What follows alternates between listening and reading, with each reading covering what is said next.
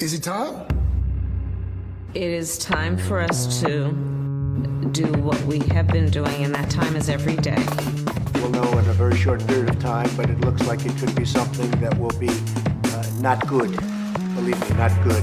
I see issue with that. And again, hey. You're not going to be able to insult your way to the presidency. That's not going to happen. I don't know who created Pokemon Go, but I'm trying to figure out how we get them to have Pokemon go to the polls. I'm Ted Cruz, and my pronoun is kiss my ass. So when you think about it, there is great significance to the passage of time in terms of what we need to do to lay these wires, what we need to do to create these jobs.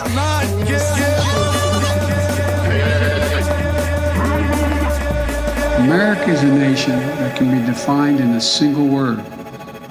I was going to Not good. Believe me, not good.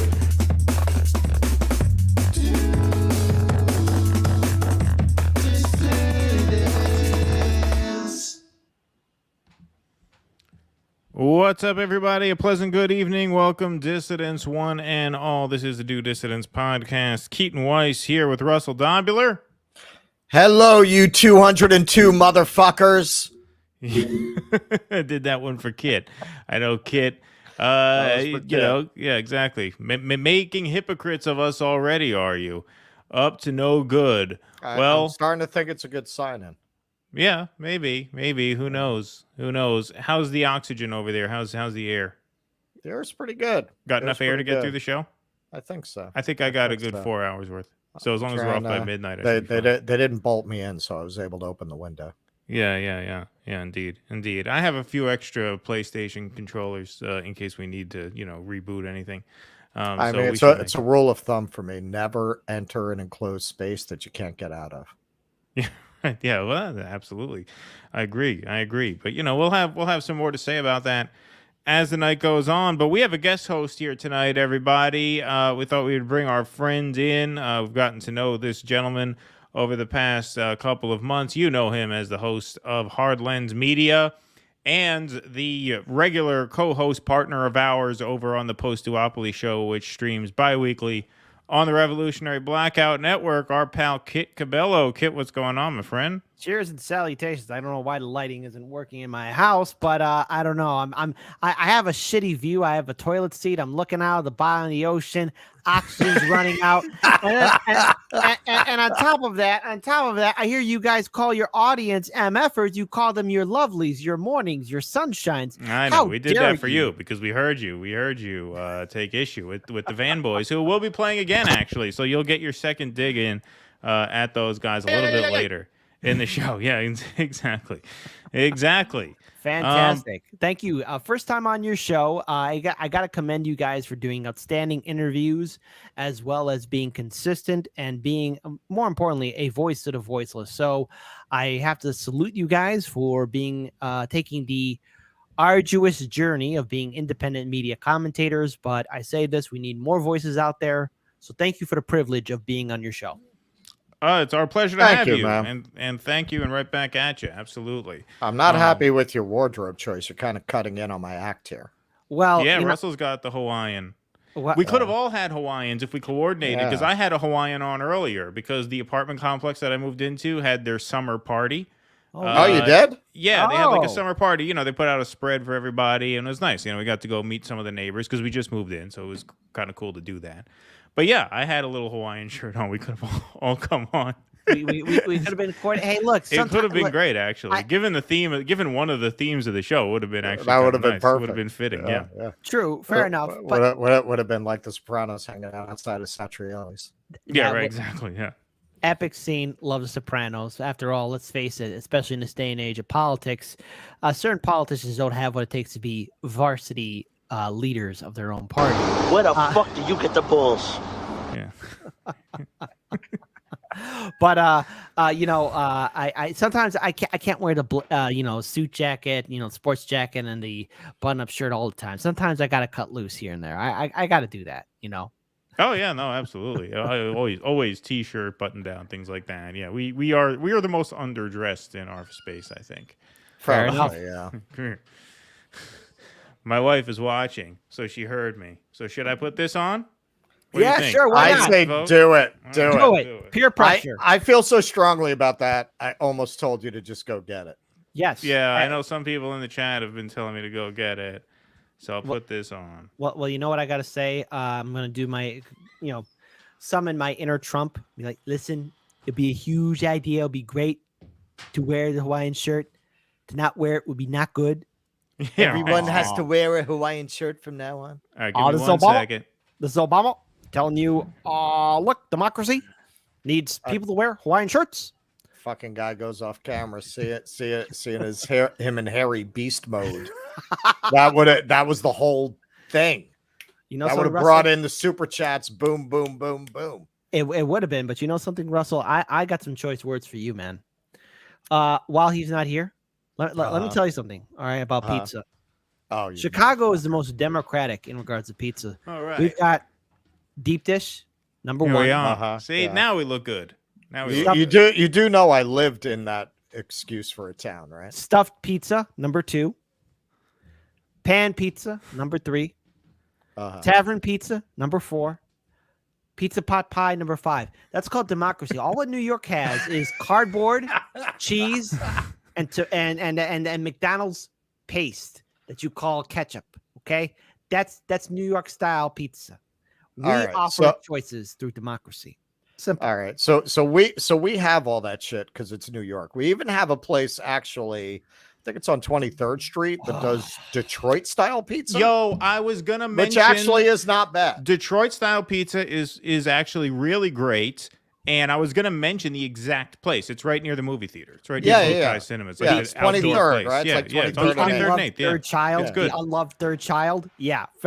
Okay, fair enough. Detroit that? What is that place called? It's called like I forget what it's called. It's like some kind of cute name. I forget, right? But I have been there. Last time I was in the city, I stopped in there because yes, Detroit style pizza is very good. I'll have to stop by New York City one day to see this Detroit style pizza. No, I won't go to Detroit to see Detroit style pizza. I'll have to go to New York City to get some Detroit style pizza. It's like a pan crust. It's thick crust. It's not quite deep dish, but it's not quite Sicilian. It's called Lions and Tigers and Squares. Okay. Yeah. It's a square pie. It's got an oily kind of pan crust, and they put the cheese right to the end of the crust. So you get that nice thing where the cheese kind of hits the pan and it gets nice and crispy. It's very good. It's very good. I'm impressed by it. Get me hungry for it. But, look, Chicago's number 1 right now. All right. And we are the princeps, the first among equals. And that's how we are. That's it. That's the place. That's right near the movie theater. I know where it is. Yeah, yeah. I mean, I was surprised because I'm a New Yorker. I'm a snob, but no, it was pretty good. I thought it was better than that slop you have over in Mud City there. Oh, you violent, racist, neo-fascist, imperialist, corporatist bastard. Yeah. Neo-fascism. Neo-fascism. Call me a running dog pig. Call me a running dog pig. Go ahead. I love Chicago deep dish. Look, I made this point on your show, Kit. It's not bad, but it's not pizza. It's lasagna. Whatever. It's like they heard pizza pie. We and have took it 5. literally. 5.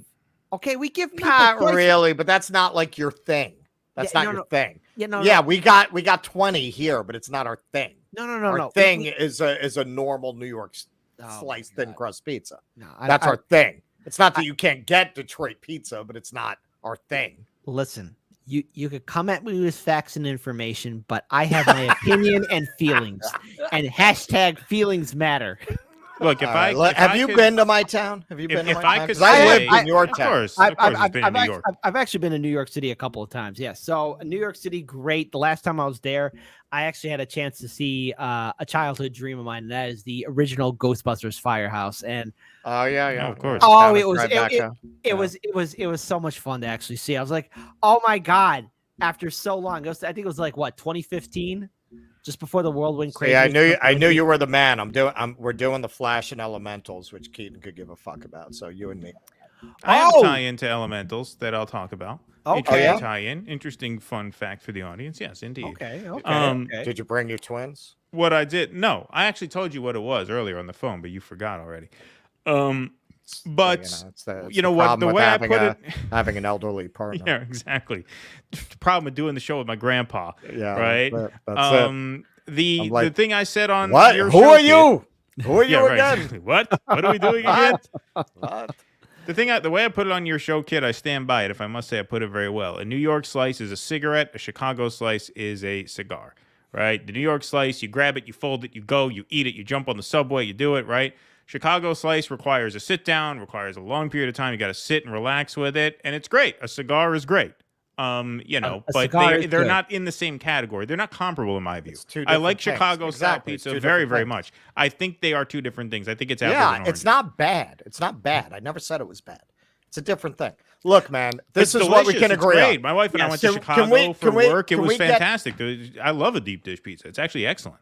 Can we get together and fuck up these pineapple duck LA motherfuckers? Can we agree on that? I'll actually go a bridge further. I read an article where someone's saying who wrote this, and this offended me. It's almost like, how dare you? The big kids are talking. Someone said, move over New York and Chicago. Portland has the best pizza. I'm like, first of all, Portland, you don't get to talk. Detroit could say some stuff. I don't think so, Portland. And number two, I think we can agree. There can be peace between New York City and Chicago because, after all, we run this joint, and that's all there is to it. Exactly. And if anyone's got a problem with it, we got the superdelegate vote. Exactly. Hey, I'll give you that, man. I never saw any of that fucking pineapple Hawaiian pizza fucking bullshit out in Chicago. They never did that. They never committed that crime. However, we still do love our Hawaiian audience. Hashtag. That's why we're standing in solidarity with the people of the great state of Hawaii. Of course. My wife is in Hawaii right now. Oh, really? Okay. Wow. I've actually never been to Hawaii. She just came back from Australia. I've never been to Hawaii. Never been there. All right. Well, thanks very much for watching, everybody. This has been our show. We appreciate it. We hope this was a productive conversation. That's it. Yeah, that's it. Enjoy. Have a great weekend. We'll see you Sunday. This has been Pizza Talk with Kit Cabello. The new sister show, a new spin-off show, indeed. No, let's get to some headlines, shall we? I know we are in competition with Sabby Sabs tonight. She's got Jimmy Dore right now as we speak, which, that's fair. Look, they want to grift off the right wing for clicks. That's their prerogative. Anybody who has Jimmy Dore on their show is just a grifter. They're just a closeted right wing grifter. And so we're glad you guys could be on the Real Left show tonight. The Real Left audience is here on Due Dissidence, because it's not like Russell, myself, or Kit have recently hosted Jimmy Dore on our show. We would never entertain the idea. We would never bring on that freaking right wing anti-vax fanatic. Yeah, right. Exactly. This is where it's at for the Real Left. This is the home of the Real Left for the evening. But congrats to Sabby. We're thinking about changing our name to the Left Mob. Yeah, right. Exactly. No, please, guys. I'll pay you the New money York not Chicago Left Syndicate. The Left Syndicate. Exactly. We are changing our schedule, guys. Starting next month, we will be on Sunday evenings, Wednesday evenings, and Friday mornings at 9 a.m. Eastern, because we have to add a third stream, and we can't be on Thursday night and Friday morning, so we will be switching to Wednesdays shortly. But is this our last Thursday? July. Nope, we have one more. We have one more. Next Thursday, 1 week from this evening. All right, let's start out with some Hunter Biden news, shall we? Russell Dobular, take it away. You found an article that is an interesting take, because I gotta say, I'm kind of starved for interesting takes on this. Like, as much as I can't stand the libs, I do sympathize with the idea that this is kind of boring. Like, we know Hunter Biden is a ne'er-do-well. We know he's getting a sweetheart deal because he's the president's son. It's hard to find something really interesting to say about this. But Russell, you said you found something, so let's see what you got. All right, Keaton. Well, this is why you didn't make it as a screenwriter in Hollywood, man. If you can't find interest in a son of a president who's hung like a fucking French bread, smoking crack and drinking vodka in Ukraine, I don't know what to tell you, man. I don't know what to tell you. You know, We've seen it already. We know it all. All right. So, well, I mean, that's the job of an artist to find the hidden subtext, right? Mhm. So I found what an you got. article that I thought had some pretty good hidden subtext that's pretty sympathetic to this fucking drunken crackhead. Many have noted this article, by the way, is Jonathan Turley. Many have noted that Hunter Biden was an implausible business associate or board member to be working with various foreign companies. He had lived a life that was a toxic mix of nepotism and narcotics, by his own admission. According to his 2021 memoir, during the period when foreign companies were clamoring to give him millions of dollars, see, this part's going to get me, he was drinking a quart of vodka a day and smoking crack around the clock. Oh my God. He kept up that self-destructive lifestyle, he said, until his father's 2020 presidential campaign began. My dad's running for president. I gotta cut down on the crack.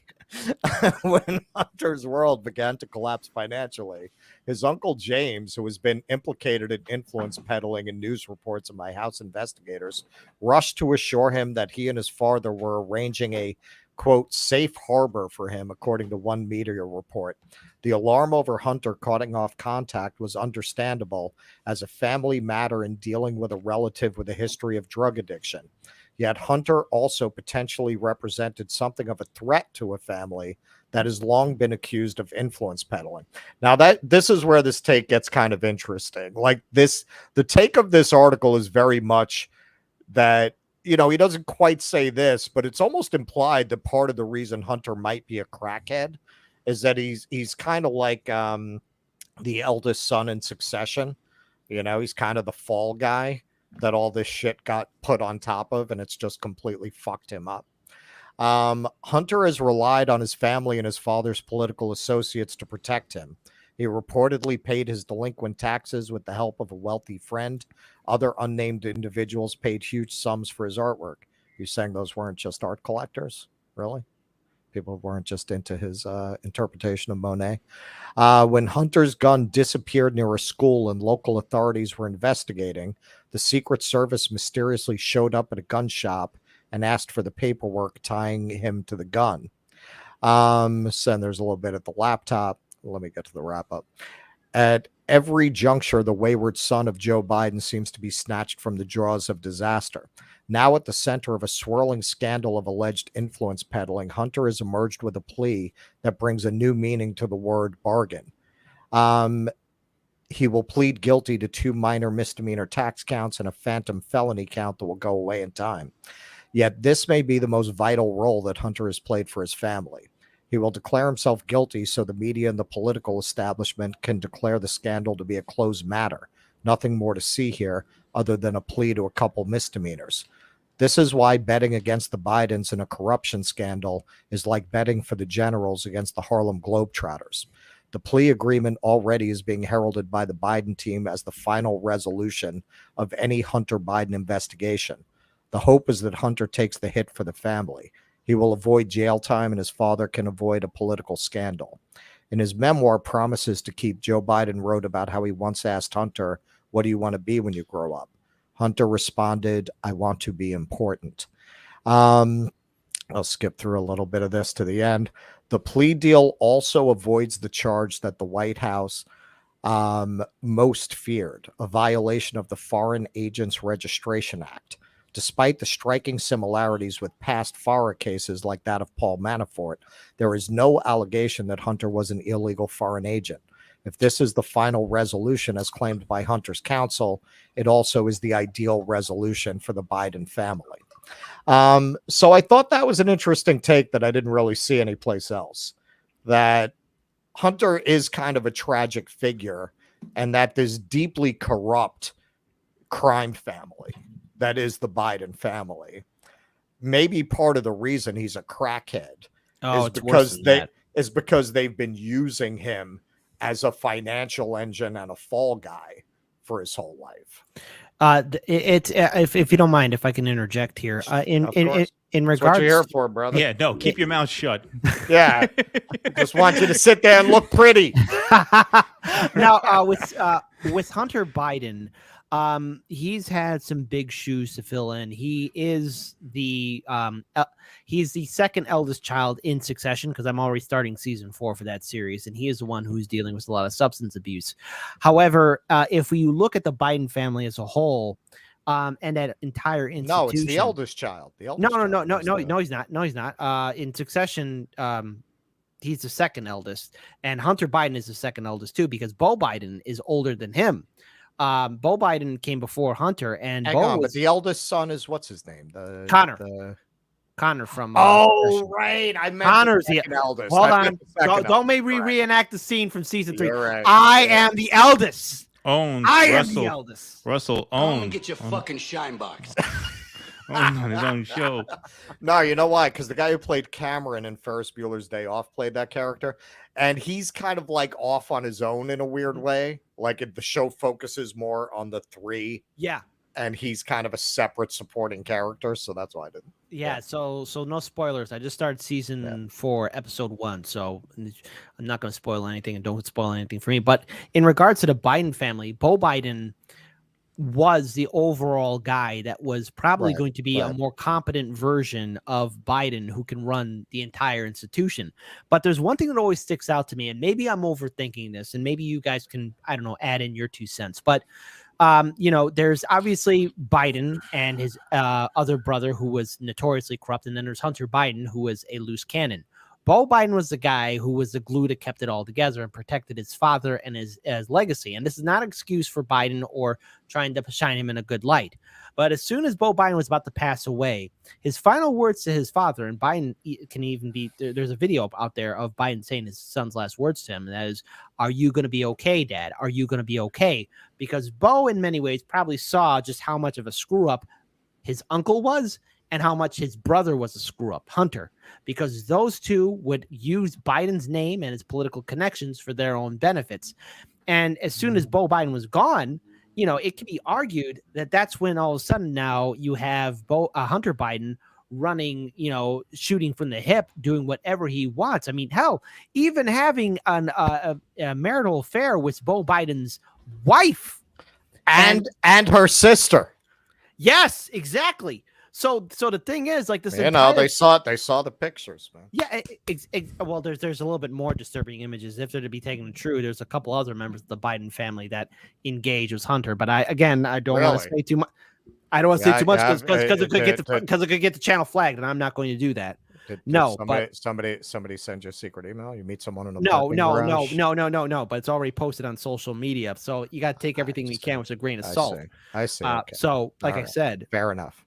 Until further evidence is revealed, if it's true, then my goodness, Hunter has no morality whatsoever. But nonetheless, this entire crime family of the Bidens, it's nothing new. We've seen this from the Democratic establishment and Republican establishment before. These dynastic political families committing unchecked corruption. So Hunter Biden's going to get away with it, and this should be a reminder to the American people, no matter what, no matter where you stand on the political spectrum, if you vote Democrat or Republican, both parties are going to make sure that their families are going to be okay and that they will be above the law. There will be no justice. There will be no accountability. However, if I was Donald Trump, and it should Donald Trump succeed in this indictment trial, this gives him plenty of political ammunition to use against the Bidens and the Democrats. Because again, if Trump is stupid and runs his campaign like he did in 2020 and not like how he did in 2016, then he deserves to lose. He should not be playing nice. And this is not an endorsement of Trump, but all of this is tailor-made for, if you want to delegitimize the Biden administration, this is something you want to use right now. And the media will do its job in trying to cover it up, like you two have said earlier. Mm-hmm. But it's right there out there in the open for anyone to use. And if you want to end the Biden-Harris administration, Hunter Biden delivered this package right there. And you could shine it to the world and say, hey, the Democrats are protecting a known criminal, and they've been doing this for a very long time. And the Biden administration approves of this because he is the president's son, after all. Well, when I was prepping for the show, I didn't get to watch the video, but the headline in the video, it was some kind of congressional hearing. The headline said that the FBI agent admitted that they had a document claiming that Hunter Biden took a $5 million bribe. So I've got to look into that more. I mean, in regards to the media covering things up, look, we're news junkies in this space. And I keep an eye on the right-wing media because as anyone who's paying attention knows, we have a siloed media, as Taibbi always talks about. So to see an investigation of Democrats, you have to look at right-wing media because you won't find it anywhere else. Even within independent media, I think because we're not inclined to look at those sources, very often things even get missed in our space. So I didn't see that until right before we went on. I didn't even have time to look at it. But I mean, if that's true, yeah, we were on generational change last night. And the question came up, well, is this going to put an end to it? And my take was, of course not. Well, because it's not Biden's call, right? As long as the Republicans have the power of investigation, it's not his call when it ends. Now, it's up to the Republicans how far they want to take it, because the rule in Washington is, don't cross the line where you start investigating people for things that you can be investigated for yourself, right? That's the sort of gentleman's agreement. Now, if Trump can overcome these legal hurdles and become the nominee, I think, Kit, you're correct. I don't think he will play by those rules. I think it's all bets are off. It's going to be scorched earth. And we'll have to see how that goes. He'll have to, because look, in 2020, for some reason, I'm still confounded by it. Again, even before Biden even sent to the presidency, there's so much video and information out there about the hypocrisy of Biden that Trump never capitalized on. It almost was like his entire campaign was held back. And again, maybe this has to deal with the people he surrounded himself with, the yes men. But see, again, that's Trump's own fault, because he surrounded himself with people of the Bush-Cheney administration who are neoliberals too. And so maybe he was playing it safe, but it was look, hey, to quote Trump, your 2020 campaign wasn't good. Not good at all. Well, it wasn't good, but it was also severely limited by the times. I mean, that was more or less a single issue election on the margins. That's not to say that the pandemic was the number one issue on everybody's minds, but that's definitely what decided it on the margins, which is where elections are won and lost. And this time, the situation is going to be different. And so we'll have to see how that plays out. But let's go on, because we got a lot of stuff to do tonight. So I'm going to be the drill sergeant in the Hawaiian shirt, keeping the show moving. Drill sergeant. Oh, no. Yeah. I'm a former Marine. We call those drill instructors, not drill sergeants. How dare you, sir? Oh, well, I apologize. But good thing you're 1,000 miles away. We're going to take a few super chats, by the way, as we're going. The first one I'm very happy to see, because, Zach, we were worried about you, my friend. You haven't been here in a while. It's good to see you. Thanks for the 199 pants down, thumbs up. You'll be happy to know, Zach, that we have started your boy's book. I found it for less than $10, and so we'll have more to say on that. We're not going to announce what we're going to do about that tonight, because I'm still finalizing the exact plans, but we will have something on that shortly. So stay tuned. But thank you, Zach, and good to see you again. We were worried about you. Because we started coming down hard on your boy there for his Rabbi Shmuley bullshit, and we thought you left, and we're never going to come back again. But thanks for being here. Patrick Donahue, thanks for the 10. We thought you were a Floyd fan, and the cognitive dissonance was just exactly getting to you. Enjoyed the Cornel West segment. Thank you, Patrick. I'm assuming you're talking about the one about Pasta's interview. That was the last one we did. Pardon me. Thought you were going to attack the person questioning him. No, we love Pasta. Pasta. No. Pleasantly surprised you didn't. You have the intellectual honesty not to blindly shield. Yeah, no, of course not. No, I thought Pasta did a great job. Shout out to Pasta. It'll never catch on. Yep, and he'll be on the show soon. Listen, man. Cornel West eats a fucking pan pizza. We're going to be all over him. Yeah, right. You leave him alone. Yeah, you lay off. Abiding. Thanks for the 99 cents, my friend. We appreciate that very much. And last super chat for now. Don't worry, we'll get to these all as we always do. And super chats, by the way, folks, are very, very helpful, as is Patreon and Substack. We'll talk more about that as the show progresses. But thanks for the $5, Tusker. This is going to lead to a split of the post-duopoly, and then someone is going to go form the revolutionary post-duopoly network. See, I knew I was going to get to use that sound drop. I'll have it for next time. I was almost going to do the Monty Python People's Front of Judea. We're the Judean People's Front. Yeah, right. Exactly. Yeah. There you go. So what have the Romans ever given us? Oh, that's a very good one to have. The roads. Medicine. It's safe to travel at night. All right, but aside from the road safety, what have the Romans ever done for us?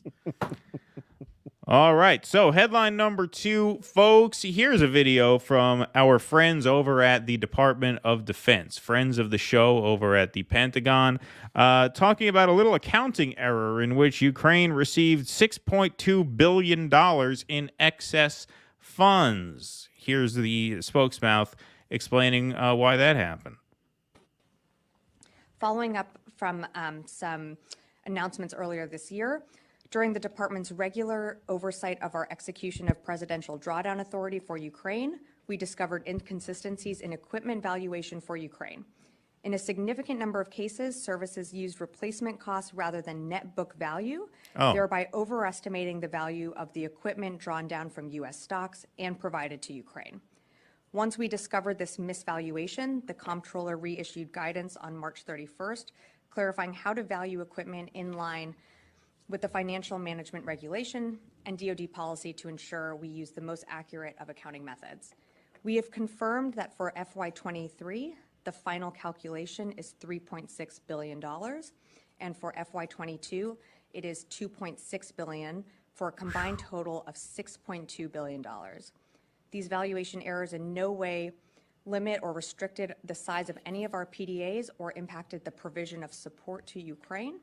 And while the DoD retains the authority to utilize the recaptured PDA, this has no bearing on appropriated USAI or Ukraine PDA replenishment funding approved by Congress. So there you have $6.2 billion. That's a lot of one-way tickets to the Titanic. $6.2 billion. Well, I don't want to see the Titanic, but maybe I want to see the Lusitania instead. It's actually a far more shallower end than the Titanic, but still, nonetheless, wow! They found all that money.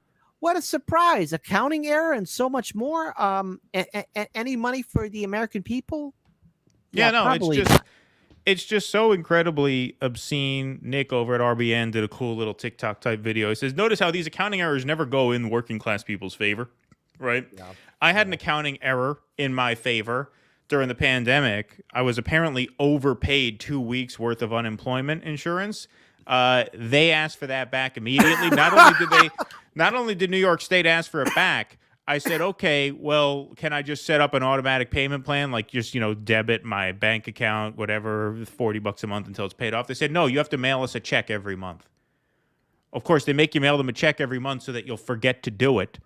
And at that point, they can garnish your tax return, which is what they did, because I forgot to do it. I mean, how do you keep up with every single month? So they didn't necessarily garnish the tax return, but they're holding the tax return. They made me submit all my materials and stuff like that. So this is how working people get treated by the government. Meanwhile, the Pentagon, Ukraine, $6.2 billion. Let me show you guys another piece of footage here. This is Donald Rumsfeld. I'm not going to put any context to this right now. I'm going to play it, and then I'm going to have a little quiz for everybody after this, okay? So pay attention. Quiz coming up.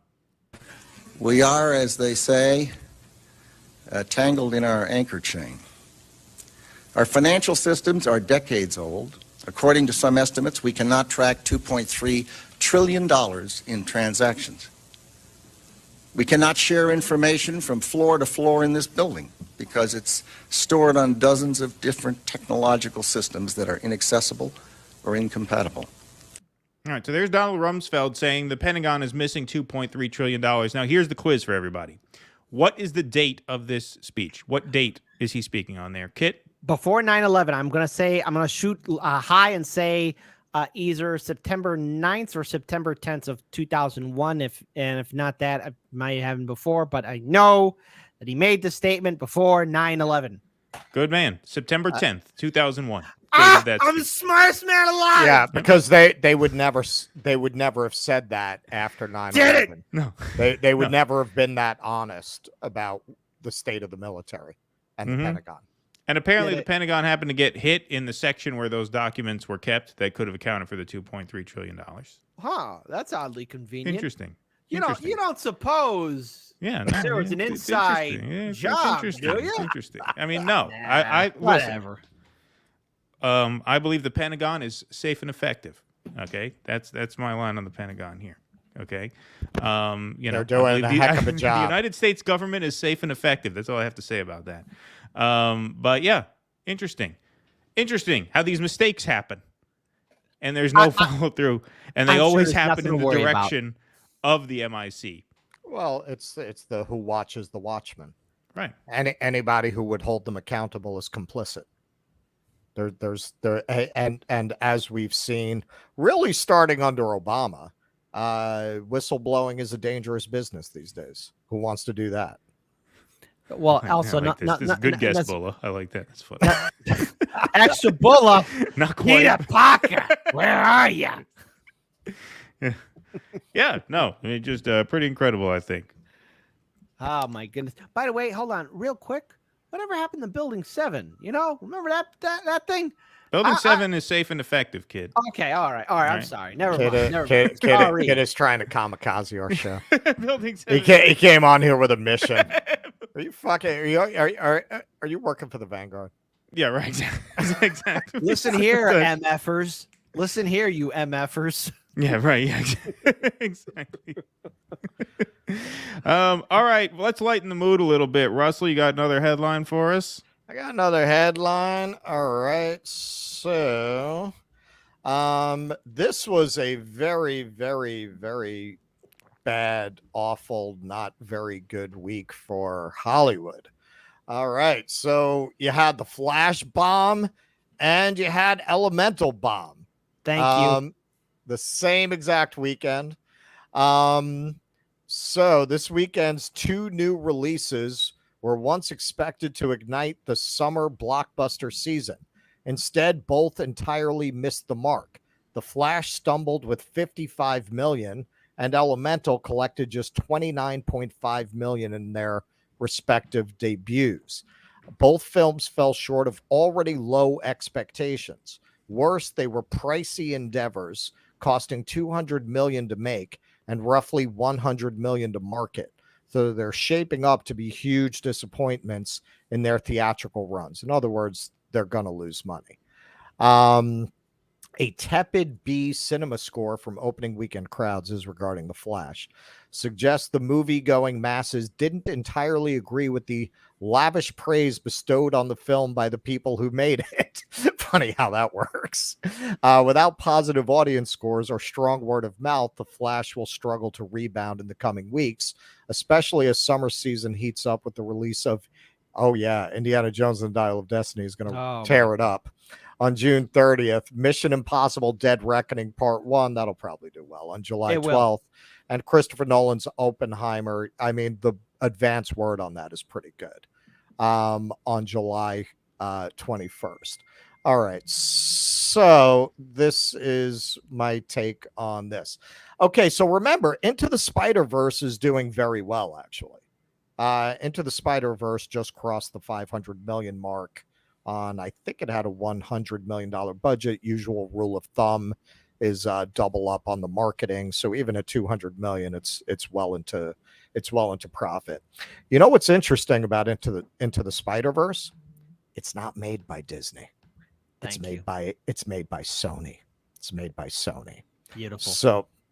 So you have so with the Flash, it doesn't help to have like the craziest movie star since Mel Gibson carrying this movie so that they can't put him out in interviews because they don't know what this fucking guy's going to say. Granted, there is some superhero fatigue. However, I mentioned Into the Spider-Verse because part of the superhero fatigue, I think, goes back to how a lot of these superhero movies have been handled. On the DC side, they just suck. And also they're labored with the fact that they've just announced that these movies are no longer canonical or relevant because James Gunn is taking over the whole DC universe. So all these movies have been struggling. Shazam's struggling. This one's struggling. No one's going to care about Aquaman. Kit, what's the other one they're releasing? There's one other leftover franchise movie. Aquaman that's coming out supposedly. There was the Flash. There's one other. The Marvels. Blue Beetle. Yeah. That's Disney. Oh my God, they're actually going to. Blue Beetle is coming out in like August. Him? Blue Beetle is coming out in August. Dude, they try to promote him when the original Superman died at the hands of Doomsday. He failed then. He's going to fail now. Well, I remember that. Well, and it's not clear whether he's going to be part of the Snyderverse or the new James Gunn thing. So they're just a mess. On the Disney side, with Elementals bombing their last animated movie, Strange World bombing, and actually most people don't know this. It's not that people aren't going out to see animated kid films. Universal has been eating Disney's lunch for 3 years. Universal's animated movies are doing fine. So what's the problem? Okay, for whatever reason at Sony and Universal, they seem to still have the idea that hating your audience and preaching to them and using your movies as a vehicle to attack them politically, it's not really a winning formula. It's not really the way to get people into the theater. So whatever your views on gender, on sexuality, look, at least half the country is conservative, and they breed a lot more than the blue state liberals with their only children, right? So you do Strange World with a kind of gay romance in it, and then with Elementals, you got a non-binary character. Guess what? Those people are not bringing their fucking children to that. Now, whether you like that, don't like that, you think it's right, you think it's not right, that's irrelevant. These people, as soon as they hear that's in the movie, they are not bringing their children to see it. For whatever reason, I don't know why this didn't happen at Sony. It doesn't seem to have happened at Universal. For whatever reason, Disney got overrun by the most obnoxious gender studies majors that Emerson ever graduated. And they're just fucking driving that company into the ground. I can go a little bit further on that too, but I don't want me to take away too much from it. But it's far worse than that, because when you have a company that greenlights the talking points of this movie was not made for you, and you keep on saying it over and over again, that's the worst thing you could do in regards to in the realms of art. Now, you two have said on your show that you have been in show business, theater, production, and so much more. And the whole idea of art is to present it to the entire populace, and the said populace, at least according to my definition of art, is for them to get their own interpretation and how they feel about said production, painting, comedy, sketch, etc. Art is supposed to be interpreted by everyone, and everyone should get their own perspective or point of view of what was shared to them. When you say it's not made for you, or you name certain groups that's not named for, that will eventually install in people's mindset of, okay, well, then I won't see it. And when said movie fails, because it's not only Disney movies, there was a Terminator franchise, Terminator 5, which is an insult to everything that was done in Terminator 2. There's, of course, the entire Disney series. It's not that there's superhero fatigue. Well, the Star Wars movies, by the last movie, they were making half the box office that the first movie made, because who the fuck wants to see you deconstruct and destroy Luke Skywalker the way they're about to with Indiana Jones? You've hired people to handle these classic characters who not only hate those characters, they hate the fans of those characters. Well, the thing is, like, I remember the Star Wars Expanded Universe, and as a kid, you know, I remember seeing the Last Jedi, not the Last Jedi. Oh my God, I can't believe I said it. Return of the Jedi, and I thought, okay, that's the end. And then all of a sudden, as a kid, I was at Borders before it got closed down a long time ago. Borders bookstore, and I remember seeing the Star Wars Expanded Universe. And I'm thinking, well, wait, they continued on the story. Luke Skywalker, finds love, has a son. Han Solo is not only has a kid, but has 3 kids and changes as a better person. Right. The Republic isn't this, the Republic goes back to how it used to be. No, they're trying to improve what the old Republic used to be. And yes, Palpatine does come back from the dead. What the new Star Wars is they threw away the expanded universe, but they decided to rehash the stories and then put in some Mary Sue characters and take away the glory that Han, Luke, and Leia and destroy those old characters. Yeah. Well, what I would say, Kid, is that it's not necessarily that art has to be for everyone. Like, I've certainly put on shows that are not for everyone, and it's not that art can't have political bent. But I think like the kind of stuff you're seeing in these new kinds of films, and it's not just Disney films, it's, you know, most stuff that passes for even like politically relevant cinema or literature now. It's that they don't really have actual politics. They act as if representation is politics, right. and it's just taken as a given. And what that creates is a vacuum where there's no actual political expression.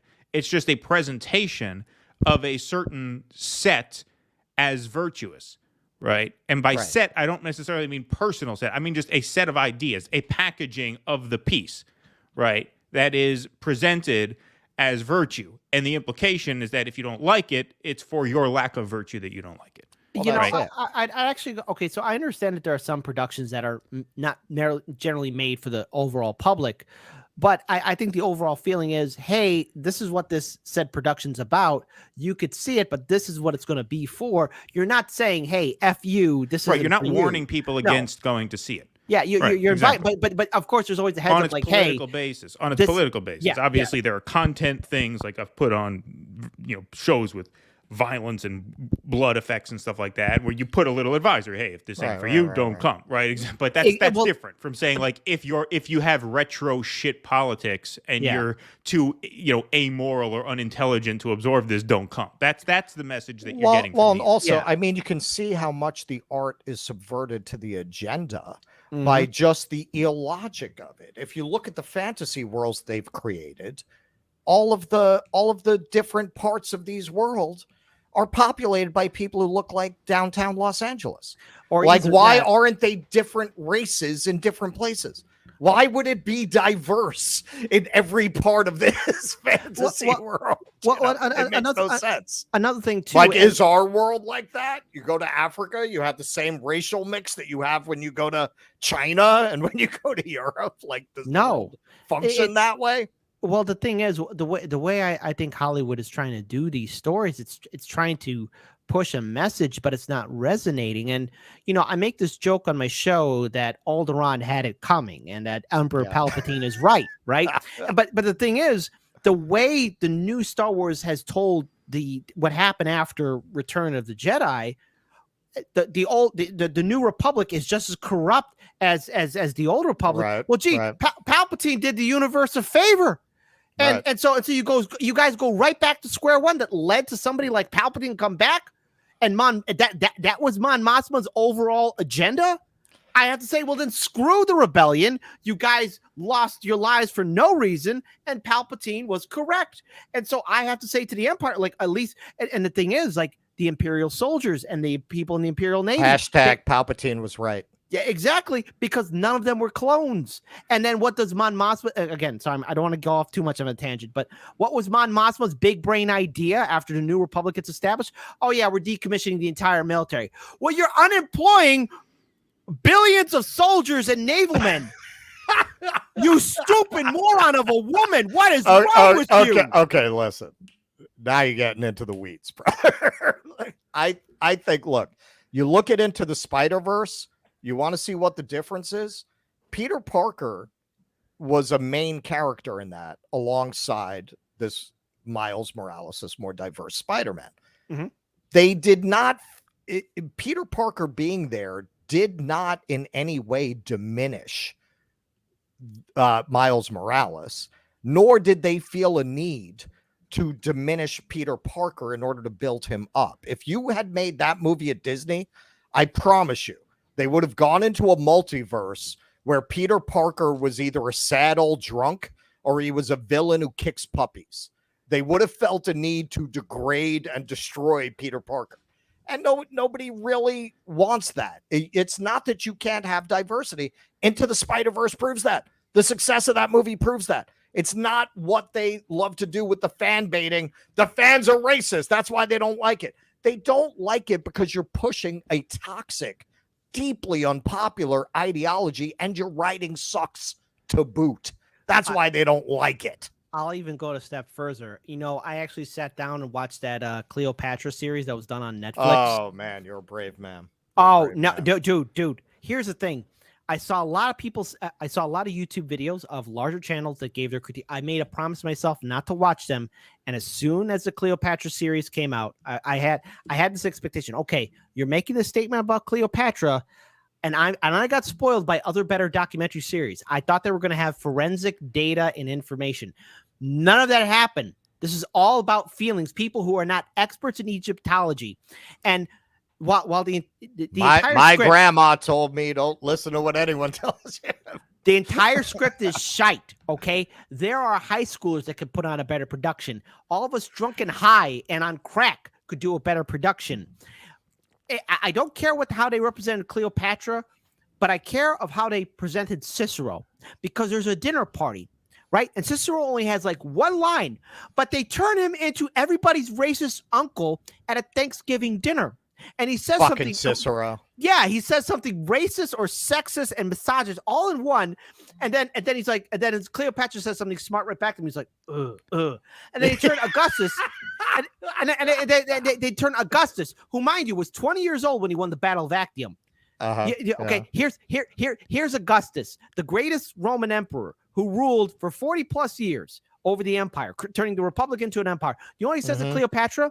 Nothing eloquent, nothing wise. He says, I'm going to take you and your half-breed children and drag them in the streets of Rome. Those lines, exactly. Well, hang on. She was banging both of them, wasn't she? No. She was banging Caesar and Mark Antony. They turned Mark Antony into a helpless simp, a drunk. And then of course Cleopatra was there by Caesar's side, and she thought, oh, he's gonna make me his wife, and we're gonna rule Rome together. Like, bitch, get the fuck out of here! No. And then her brother, because mind you, there's her brother that she married, but then there's a second brother that she married, right? He doesn't have any lines in the film. All what you see is silent screenshots of him like this. See, now you're making me almost wish that I hate watched it. I watched it, man. But look, man, save your brain cells. I'm going further than you. In order to, like, I didn't get too into the Disney thing tonight. Like, that's been like fucking the baptism scene in Godfather over there the last couple weeks, with everybody fucking fleeing the sinking ship. I'm going to subject myself to Indiana Jones. And then I will do a Disney segment hanging on a review of Indiana Jones. I might even make Keaton go see it. Don't do it. Please don't. Because I saw the trailer. I'd rather see it than sit through any more of this. I'll be honest with you. So let's move on, man. All right, look, you're the MC. I don't have that power. I'd rather see the new Indiana Jones. You're like the one with the Cicero. With the wand. All right, you have the wand. Yeah. I don't have the speaking stick. Yeah, right. Exactly. Yeah, no, I will absolutely no, hell no on Indiana Jones. I want to see the new Asteroid City, the Wes Anderson movie. That looks good. Okay. And a fun fact about Elemental. Does anybody know the comic Joe Pera? Oh, right. Anybody in the chat know Joe Pera? He was on Adult Swim for a while. He does this very subtle kind of act. Yeah, with the glasses, the blonde guy. Him. Really cool kind of persona act. I lived across the hall from Joe Pera for a year. It was my first floor mate when I moved to Brooklyn in Greenpoint. We had these 2 hole-in-the-wall apartments right across the hall. And he's a very nice guy. He is like, his personality in real life, it's like Larry David in Curb Your Enthusiasm. You know how the Larry on Curb is not the real Larry, but it's an exaggerated version of the real Larry? That's the way Joe is. And very nice guy. And God bless him, man. He was a very, very talented comic. Really funny. And he's 4th billed in that new film. So Baba O'Reilly. I love that episode where you first heard about Baba O'Reilly, and I'm just like, I fell in love with that character. He has so many great bits. He's brilliant. I think he's really, really funny. He's got a great thing going. He's been on Seth Meyers and Conan a bunch of times. Check him out, Joe Pera. I'm sure some of you guys in the chat have heard of him. In Glasgow, Scotland, thanks, Harpoon, we dip the pizza into batter and deep fry it. It's called a pizza crunch. You lot like are all fighting for second place. Yeah, that sounds like something you would do over there. You know what? There's this beer store in Newburgh where they actually have this crazy brewery that actually has pizza beer, literally beer where a pizza is lowered into the vat and they brew it. It's obviously disgusting, but they obviously just did it just to do it as a novelty. Just to say they did and it. That exists. I'll take a sip. Like climbing a mountain because it was there. Exactly. Yeah. Everyone knows Kit's in the pocket of the Chicago Deep Dish Industrial Complex, the CDIC.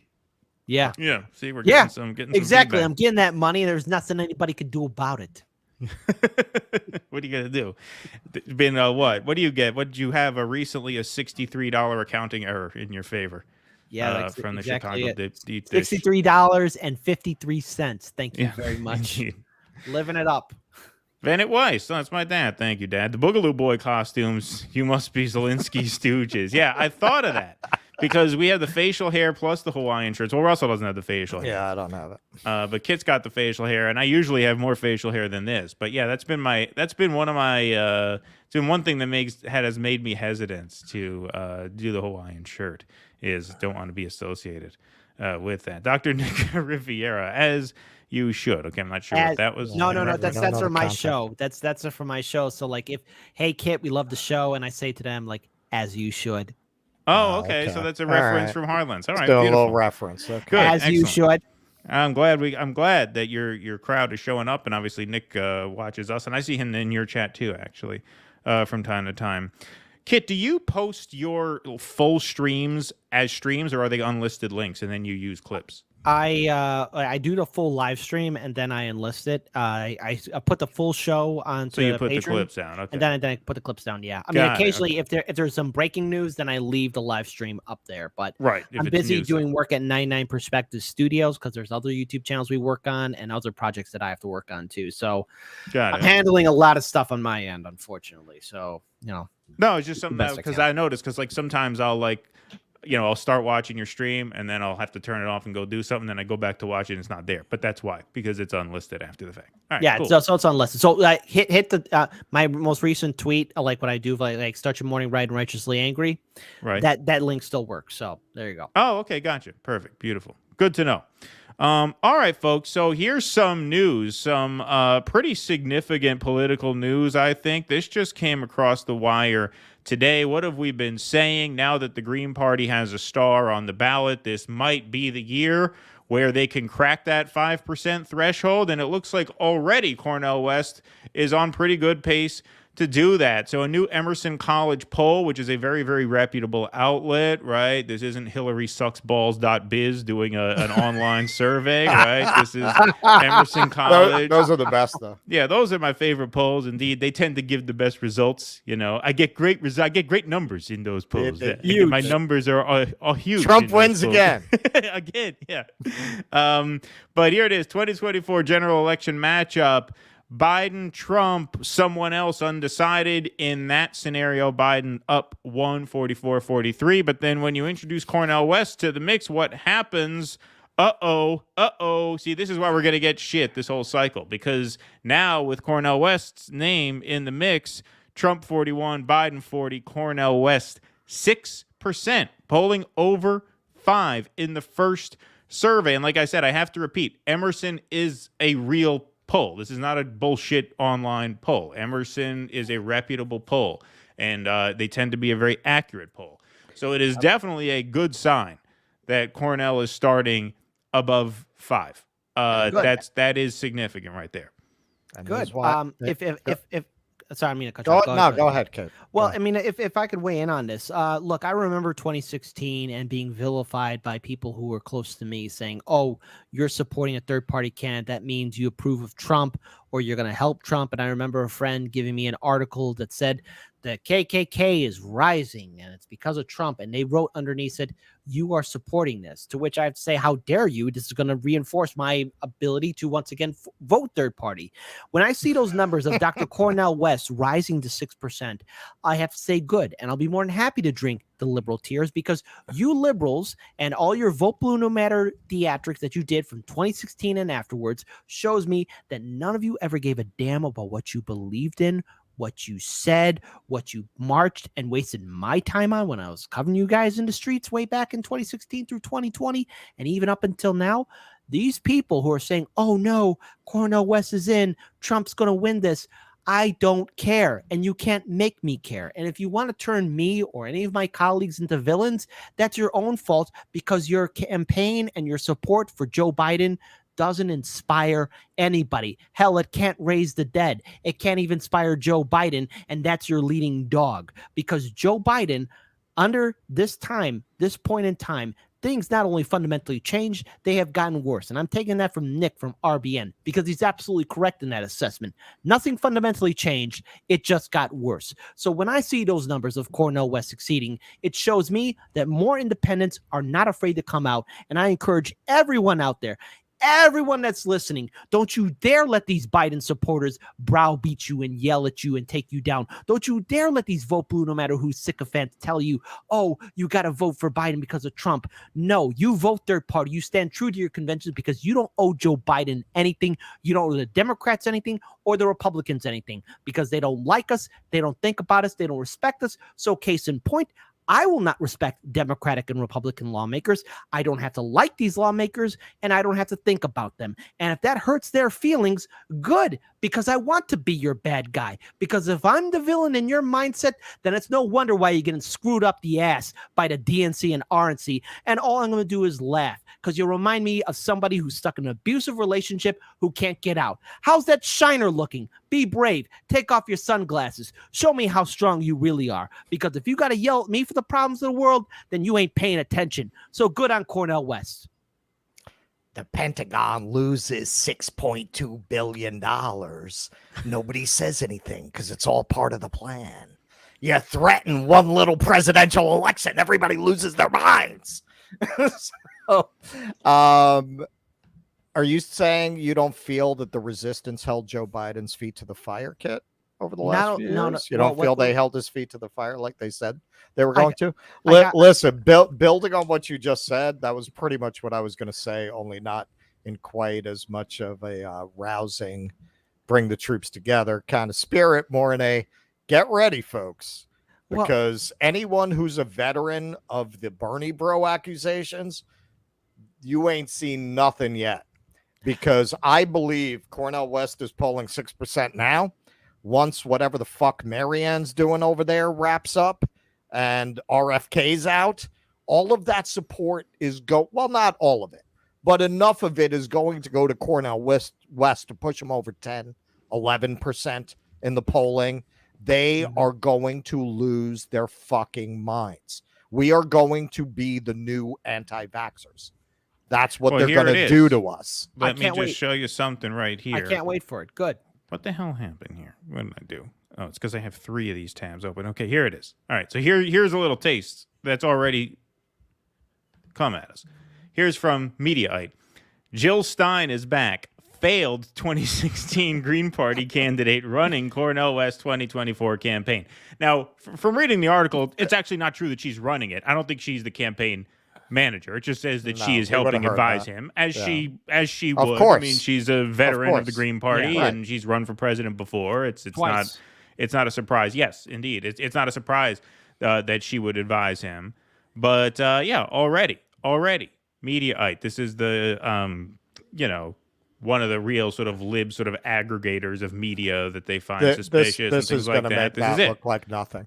Their brains have been boiling in the any threat to the Democratic Party is support of fascism and homophobia and racism. They've had their brains pickled in that fucking brine for so long that at this point, anyone who supports a third party candidate in their mind is Hitler.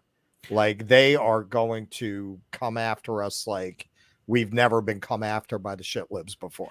I would say we embrace it, and not only that, we cause them to crap their pants. Because I'm going to say this to them, especially I'm not checking out. I'm just saying that's what's coming. Well, here's my words to the vote blue no matter who crowd. If what we say here, do dissidents, RBN, Hardlands, Jimmy Dore, offends you so much, Convo Couch, if what we say here offends you so much, good, because then we'll be your bad guys. But guess what you need to do? If we're so scary to you, you need to hide behind Donald Trump because he's the only man that can protect you. That's right. You need to hide behind the other guy that you call Hitler. I don't care how they feel. In fact, I embrace it. And I want them in their tiny little pickled brains of theirs to say, oh, it's their fault. Good. Make me the reason why you have a senile old goat. Well, that's what you need. I love that white heat. I listen. I remember watching WCW, ECW, WWE back in the day. If they want to put that white heat on me, I'll be their heel. I'll be your Huckleberry. I don't have to be their friend, and I don't have to respect them. I saw how these people sold out. You know, I have to find this tweet again, but I remember, I think it was Rational National who did it. In 2020, when Biden got elected in office, everyone was going to brunch, and they were posting their quote-unquote brunch means, and he was the one who said, I'm shuckling my own oysters. Everyone's going to brunch and doing that stuff. Fine. I took away your brunch. Good, because I'm shitting in your oysters. I'm spitting in your mimosas. I love every minute of it. I'm your bad guy. Good. I am the dude that's going to take away the world heavyweight title from you. NWO DX. That's how I am. That's how I will be, because I don't have to respect the liberals. If they want me to be the bad guy, I'll be your bad guy. But I'll revel in that low. Well, that's the only way to think of it, right? I mean, that's the only logical way to really go about it, right? I mean, if you're not willing to take that attitude, then you are eventually going to fold or eventually going to cave.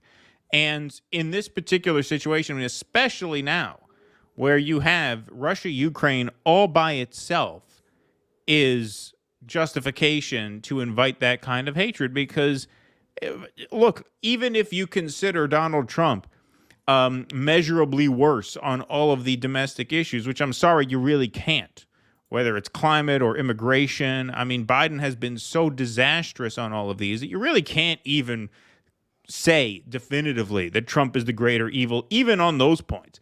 But on Russia-Ukraine alone, on World War III alone, right, you have a candidate who is promising to stop the war in a day. Now, that's Trump beating his chest. Nothing new under the sun there, but he could probably get it wrapped up in a month or two. It's very simple. You just tell Zelensky, listen, you're cut off. We can't do this anymore. It's not worth it for us. It's not worth it for the rest of the world, and it's not worth it for your people either. Come to the table. Let's work it out. That's it. That's all it would take. This is not a difficult problem to solve. And so on that score alone, you have a very reasonable retort to all these liberals who come at you panicked about this. You say, well, I believe that, you know, nuclear war is the most important issue of our time. And on that issue, Donald Trump is infinitely better than Joe Biden. And so there. Yeah, I mean, they're so brainwashed. You think Donald Trump is better on war than Joe Biden? That's what they're going to say. What about the Soleimani, right? Yeah, what about that time that we thought he was going to start World War III but didn't? Right? God damn it! I'm not religious, but Donald Trump fits the Book of Revelations like a glove. Exactly. Or either that, my most favorite one, and this is the one where I really want to call the liberals out the most.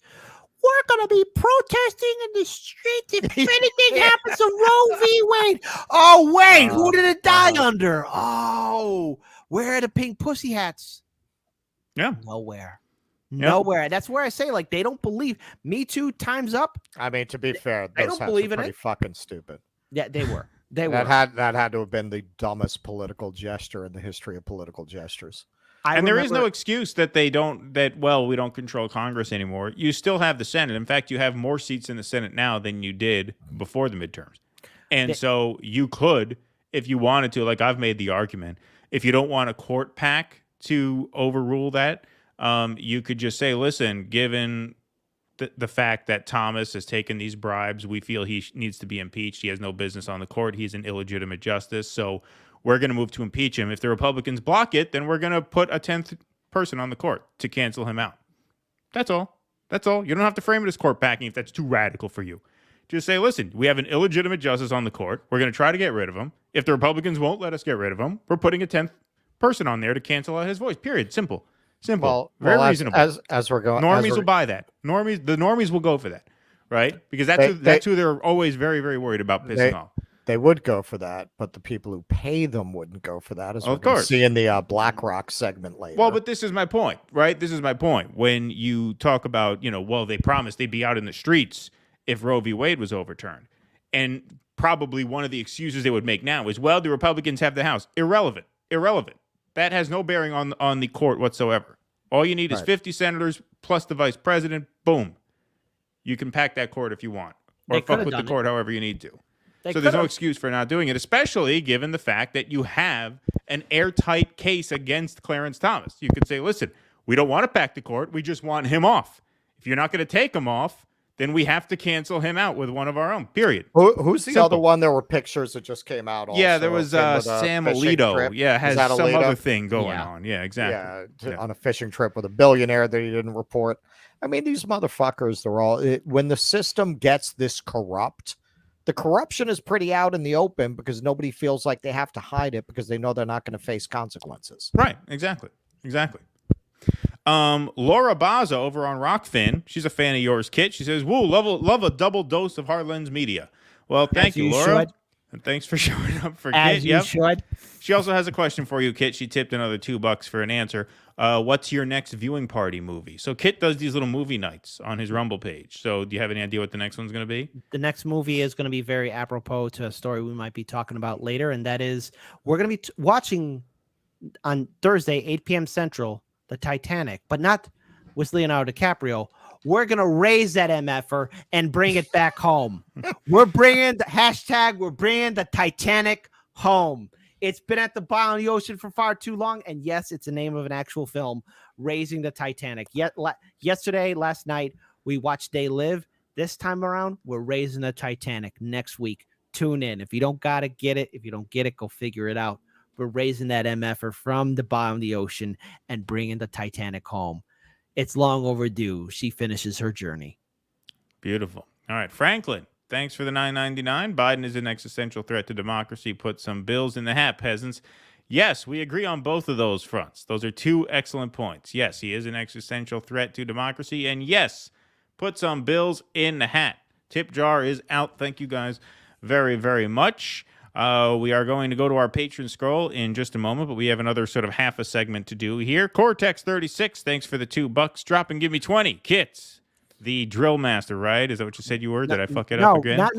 No, I was not a drill master. No, I said in the Marine Corps, we have a thing called drill instructors. In Army boot camp, it's called drill sergeants. Okay. And so I guess I got to do 20 push-ups. Is that what they're asking me to do right now?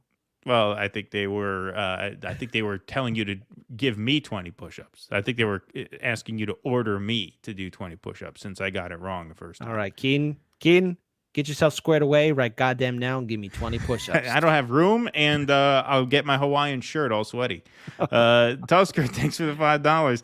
They know where that money is. Got to fund those covert operations somehow. Yeah, it's kind of hard to believe that $6.2 billion just disappeared like that. I would agree, Tusker. Thank you, Zach, for the $4.99. Appreciate that. I missed everyone exercising their red line for a lack of virtue signal, unaware what closing 800 military bases in CIA might do, like in real life.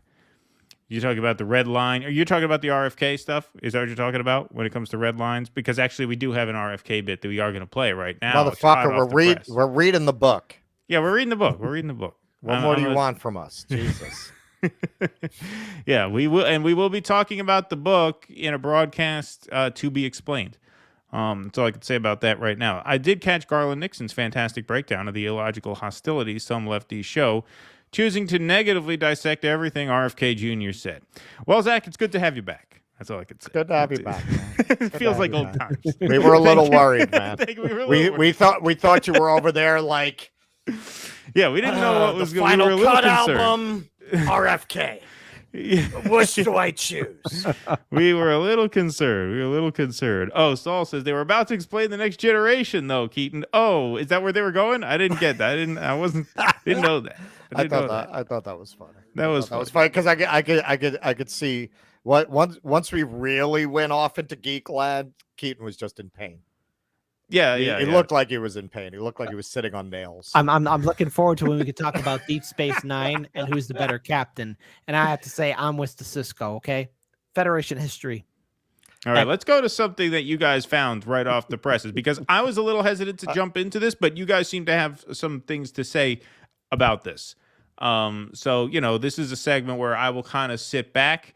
Which, given the recent history of this show, I probably you should be more hesitant to take that approach than I am. But we will play a clip right here. Zach, get ready to throw those dollar bills like a drag right, show exactly. at Sunday brunch. No, I'm joking. I do like this clip. I do find it interesting. I'm just interested to see the whole conversation. But this broke today, and it is the talk of the online left town for the evening. So we should play it and chime in on it a little bit. This is Chris Hedges on the Brianna Joy Gray Show talking about why he feels strongly that Cornel West is the stronger candidate and more worthy of support than RFK Jr. Let's take a look. And by the way, it's Picard. Oh, get out of here, Dad. Cisco punched Q once, and Q never returned back to DS9. That's all I need to know. All right, here we go. That I Picard outwitted him so far. Sorry. Cornel has a depth that I so far beyond Kennedy. I also have such a problem. I mean, there was one point in his announcement where Kennedy talked about his father coming back and saying that, you know, the rich people have the bankers and this, but the workers or something have the Kennedys. I mean, coming out of the working class, that was a pretty nausea-inducing comment. Like, we need rich people like the Kennedys. I mean, the Kennedys, both Bobby and RFK, I mean, they would not have had a chance but for the fact that they came from a fabulously wealthy family, their father, Joe Kennedy, who bankrolled the campaign. So not only is that how JFK, and then all the dirty relationships with Daley and Chicago and everything else, but people forget that Bobby didn't run until Eugene McCarthy, the anti-war candidate, got a lot of traction. And Bobby was spending, I don't know, it was his family money, $1 million a day, or I can't remember the figure, but he buried McCarthy, but it was very opportunistic. He also was as Attorney General, the person who put the wiretaps on Martin Luther King's, he hated King. He hated King. And if you read closely, neither of the Kennedys were particularly supportive of the civil rights movement, not in any real way. That's going to seem that's so counterintuitive to the narrative that we're well, fed. Of course, but that's how white people do it. They're good at it, you know. George Washington, Lincoln freed the slaves. No, yeah. Lincoln wanted to ship enslaved people off to Madagascar. There's Frederick Douglass, who, you know, was the abolitionist. William Lloyd Garrison, you know, those figures. So we write, as Zinn says, we write those, we recreate the narrative. I mean, it's like FDR. No, FDR did not give us the New Deal. It were workers who were doing radical sit-down strikes in the auto plants. It was the old Communist Party. I mean, you know, so there's always and that's how you get tenured Princeton. You know, you write big, thick books, like some of my colleagues, about Ronald Reagan or something. You know, and Bobby speaks in that language. I mean, I have my big problem with him is over Palestine. I was 7 years in the Middle East. I just won't support anyone who parrots the Israel line. I just can't. So good work by Bree there. And that's Chris Hedges at his best. At his best. Breaking it down in a really clear, concise, moral way with very direct moral vision and also a sense of, you know, he's been around for a long time. He's a witness to history. Also, we were going back and forth a little bit on this. So I just want to, I'm going to screen share this. So another thing you might not know about Bobby Kennedy worked for Joe McCarthy. In 1952, shortly after graduating from UVA, Kennedy got one of his first jobs thanks to an old family friend, Wisconsin Senator Joseph McCarthy. McCarthy, who had vacationed with the Kennedy family and even dated two of Bobby's sisters, the old dog, agreed to hire the young lawyer to work on his permanent subcommittee on investigations examining possible communist infiltration of the U.S. government. Kennedy left 6 months later after clashing with McCarthy's brash young deputy, Roy Cohn.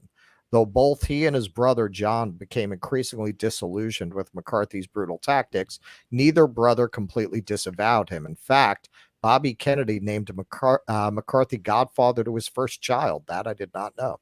Kathleen. And when McCarthy was finally censured by the Senate in 1954, John Kennedy, ostensibly recuperating from back surgery, was the only Democrat not to vote in favor of the measure. it would take 2 more years before the elder Kennedy publicly denounced one of the chief architects of the Cold War Red Scare. So I don't think he'll be mentioning that in any of his speeches, will he? No. I think there's an idea. Zach, make it rain, Zach. Make it rain. I think there's a whole idea of romanticism of heroes that we perceive to be larger than life. And, I think for a lot of people, we want to turn our kings, our senators, our presidents into these titans, these heroes of old that could do no wrong. And I could see how a lot of people can fall into that trap.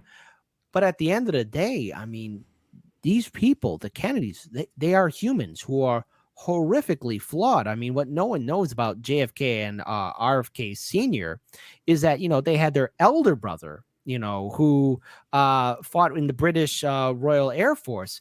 And that was the one who was really supposed to be the overall guy to lead the Kennedy family into politics. Joe Jr. Yeah. But see, him and the old man never got along because, again, he was the Connor of the family. Yeah, and like the old man and the Kennedy's elder brother, they had two different political viewpoints, because what people don't know is old man Kennedy was a big fan of this guy, first name Adolf, last name Hitler. No one talks about all these higher echelon families were fans of the Nazi. Well, that's part of why he couldn't go into politics himself. Right. Yeah. Right. And it is rather telling of the overall Kennedys as a whole, because there's this mythos around them that, they were going to bring in Camelot, and I could see the romanticism of what JFK was bringing in. Right. But as soon as he was gone, the whole entire floodgates of American politics changed as a whole. I mean, there's the good and the bad. But Chris Hedges is on point when it comes down to showing, who the Kennedys really are as people, not as gods. We can't view these politicians as gods or on a pillar that we can never ascend to. They're just like us. Right. And we have unfortunately elevated them to be at that level. Well, Hedges is a moral voice, I think. And, I think, yes, I mean, he does lay it down there pretty well. I will play devil's advocate for the RFK stands in the crowd here.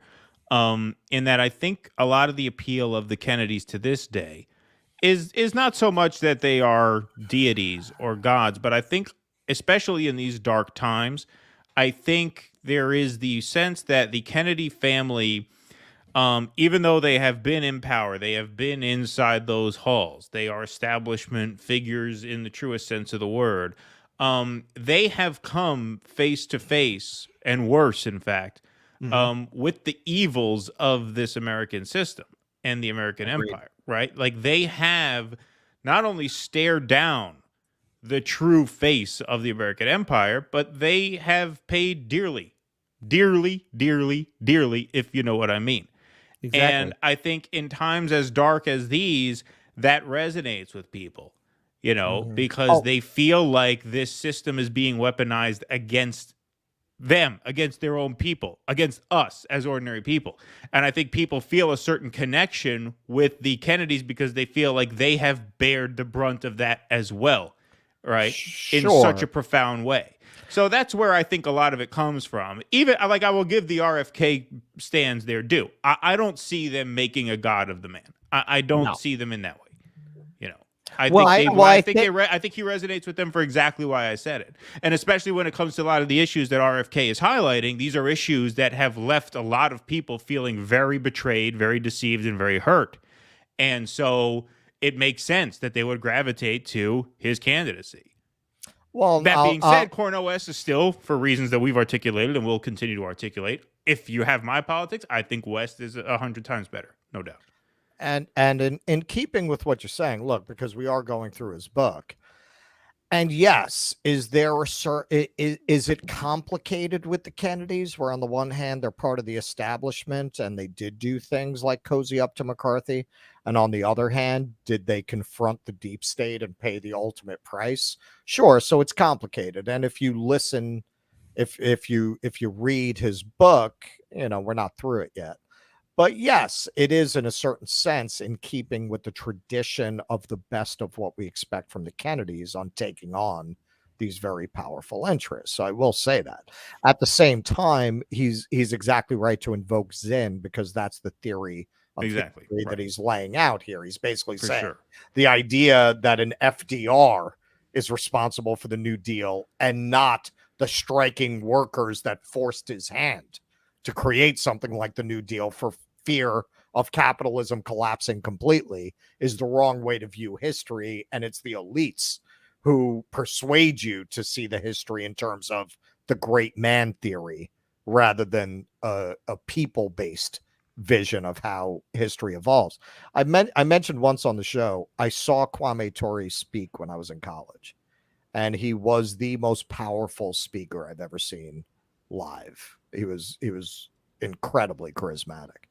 And I still remember to this day, one of the things he was talking very much like this, knocking down these heroic presidents of the civil rights era. And he said about Johnson, he said, people come to me, talk about Johnson, signed the Civil Rights Act. Well, people are burning down your city. You better sign something. This is very much coming out of that school of thought.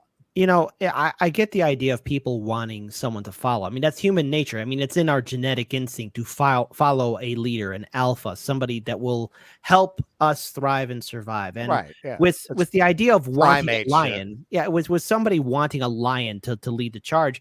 I will say this about RFK Jr. There's a lot of things I disagree with him with, but there's a lot of things I do agree with him with. I'm upset with what he did with Roger Waters, but at this point, the ink's already dry. It's already done. He's made his statement on it. What more can you do? Huck a cinder block? That ain't going to happen. But I do want to see RFK Jr. succeed in the Democratic primary. And the fact that the DNC is so afraid of him, he is their anti-establishment in many ways, even though he is in the establishment. And let's be very clear on that. But what I'm impressed about is that he's going further than what Bernie Sanders has done. And he's causing panic within the DNC because, again, this early on, 21% right now, and those numbers are rising up. He's not going anywhere. His campaign is gaining momentum. He's been on already 2 major platforms, and here on June 28th, he's going to be here in Chicago for a town hall for News Nation. Yeah. I'm trying to see if I can get in there. So far, no avail. But whatever, it is what it is. But nonetheless, he's able to do these things. So I want to see RFK Jr. succeed. I want to see him go further than Bernie Sanders. I hope to see that. That's what I want to see. What I want to see and what's going to happen are 2 different things altogether. But I want to see RFK Jr. succeed in that much. So while everything that Chris Hedges is saying, yes, there is truth to it. But in regards to this Democratic primary, which I'm not going to be participating in, RFK Jr. has gone leaps and bounds ahead of what Bernie Sanders has offered and has done because he's causing panic in the DNC, and they know they can't do anything about it. And this is where RFK Jr. can flex his power, potentially, hopefully. Again, I'm being idealistic here, and I'm probably wrong on how this will all play out, but I do hope that we do see the American people see what it looks like to actually fight back against an establishment, even though it's establishment versus establishment. We got to make that very clear. But again, this early on the election, it's something I want to see, and I hope that Bernie Sanders is paying attention because, hey, this is what you could have done, but you chose not to. Well, that's very well said. And I think since we're on the electoral politics topic, I think we should swap segment 2 for segment 1. Just put that first. Let's talk some Marianne. You're the ringmaster, motherfucker. Now that we're talking Cornel. You're the piper. We're just dancing to the tune. Just dancing to the tune. Yeah, I'm going to make an executive decision. I think now that we talked a little Cornel, talked a little RFK. We asked, and just so our viewers know, we have asked RFK to come on, but he hasn't agreed to our terms. We'll only invite him on if we can deconstruct the Wish You Were Here album. He won't do it. I also reached out. I actually got a response back from the campaign. Apparently, I am on a list. I just don't know where I'm at on the list. So you're on a fucking list. You're on a list. On a fucking list. You don't want to be on that. You don't want to be on a Kennedy list, kid. Yeah, it never ends well for people. You never know. All right, let's talk some Marianne. So there's more bad news from the Marianne Williamson campaign, and we want to give a little shout out. Our third chakra fell into her sixth. Yeah, exactly. We want to give a little shout out to our friends over at the Vanguard. They got to break some news and make some headlines. Very good. The the Woodward and Bernstein of the Ozarks out there. So let's go to them and let's hear what they had to say on a stream the other night, breaking some news about Marianne's second campaign manager having departed over the past month. Where we were really looking to see this is the time where we were really looking to see the Marianne Williamson campaign reach the next plateau. Oh, is make that some right? big moves. This is the time when we were really hoping to see her break. She was really going to break out. Yeah, this is the time we were Well done, Beavis and Butthead. Yeah, we were really looking forward to a breakthrough moment here by June 22nd, 2023. Yeah, this was the time when she was supposed to take off. Let's see how it worked out. She was going to do a roundtable with Oprah, Meghan Markle, Prince Harry, all the people the public adores. High hopes, high hopes. Some big moves, kind of elevate the campaign to a degree that we could feel really serious about. And I don't want to make any brash declarations. I want to give them their time to respond. But what I will say, given the information that I have now, which is what I've shared with you, Galvin and I are in the dark as anybody. We live in Kansas City, Missouri. We're not Washington insiders. But it looks like Rosa Calderon is out. She was there to replace Peter Dow, who's also out. You lose 2 campaign managers within that short span of time. It doesn't matter pretty much what else you do when you're polling at 6%. That's not the kind of, you got to think of a campaign as like a locomotive. And you know how trains start and they are slow, but they pick up steam. It's actually it's actually well done. And, Gavin looks like me when Russell's going on about Cleopatra, whatever. He has that look in his eye. And it's a funny thing because you get the sense that Zach just kind of, has this moment of emotional honesty where he's just really grooving and really vibing and being like, yeah, man, we thought this was going to be great. Turns out this fucking sucks, bro. Like, this thing is in shambles. It's falling apart. And he's kind of grooving, he's kind of going with it. He's kind of like, we hey, thought there was a big market for a Duran Duran cover band. We took it out on the road. And, the people just aren't showing up. She's big on TikTok. TikTok's big on thing. TikTok. We were hoping for a break. You had that TikTok vote. It's not working out. It's not working out. Running away with it on TikTok. And Gavin's like, but we're supposed to be, propping up the campaign, not trashing it down. But, he's just going where the facts lead, man. Got to give him credit. He's got his thing going. Been the most embarrassing moment in Ryan Grimm's career when he had to write that piece about Marianne's incredible TikTok presence. TikTok performance. That must have been like Alan Rickman in Galaxy Quest. By Grandpa's hammer. What a savings. Man, we thought she was going to be awesome. Turns out she sucks. If you stall, you have to start your steam again from the beginning. And then it's a slow moving thing. So, yeah, here we are. We're giving you guys the update, the painful scoop. And, that's our job here. So you didn't see it in Politico. You didn't see it on any other major show. You didn't see it on the front page of the New York Times. You heard it here on the Vanguard if you were one of the 221 motherfuckers listening. And that's a scoop for you. Shout out to everybody that listened and tuned in. You got there first. I wonder why their streams can't crack 250 anymore. Oh, my God. How did that happen? How did that happen? You call them your lovelies, your mornings, your sunshines. Don't ever, ever, ever call them MFers.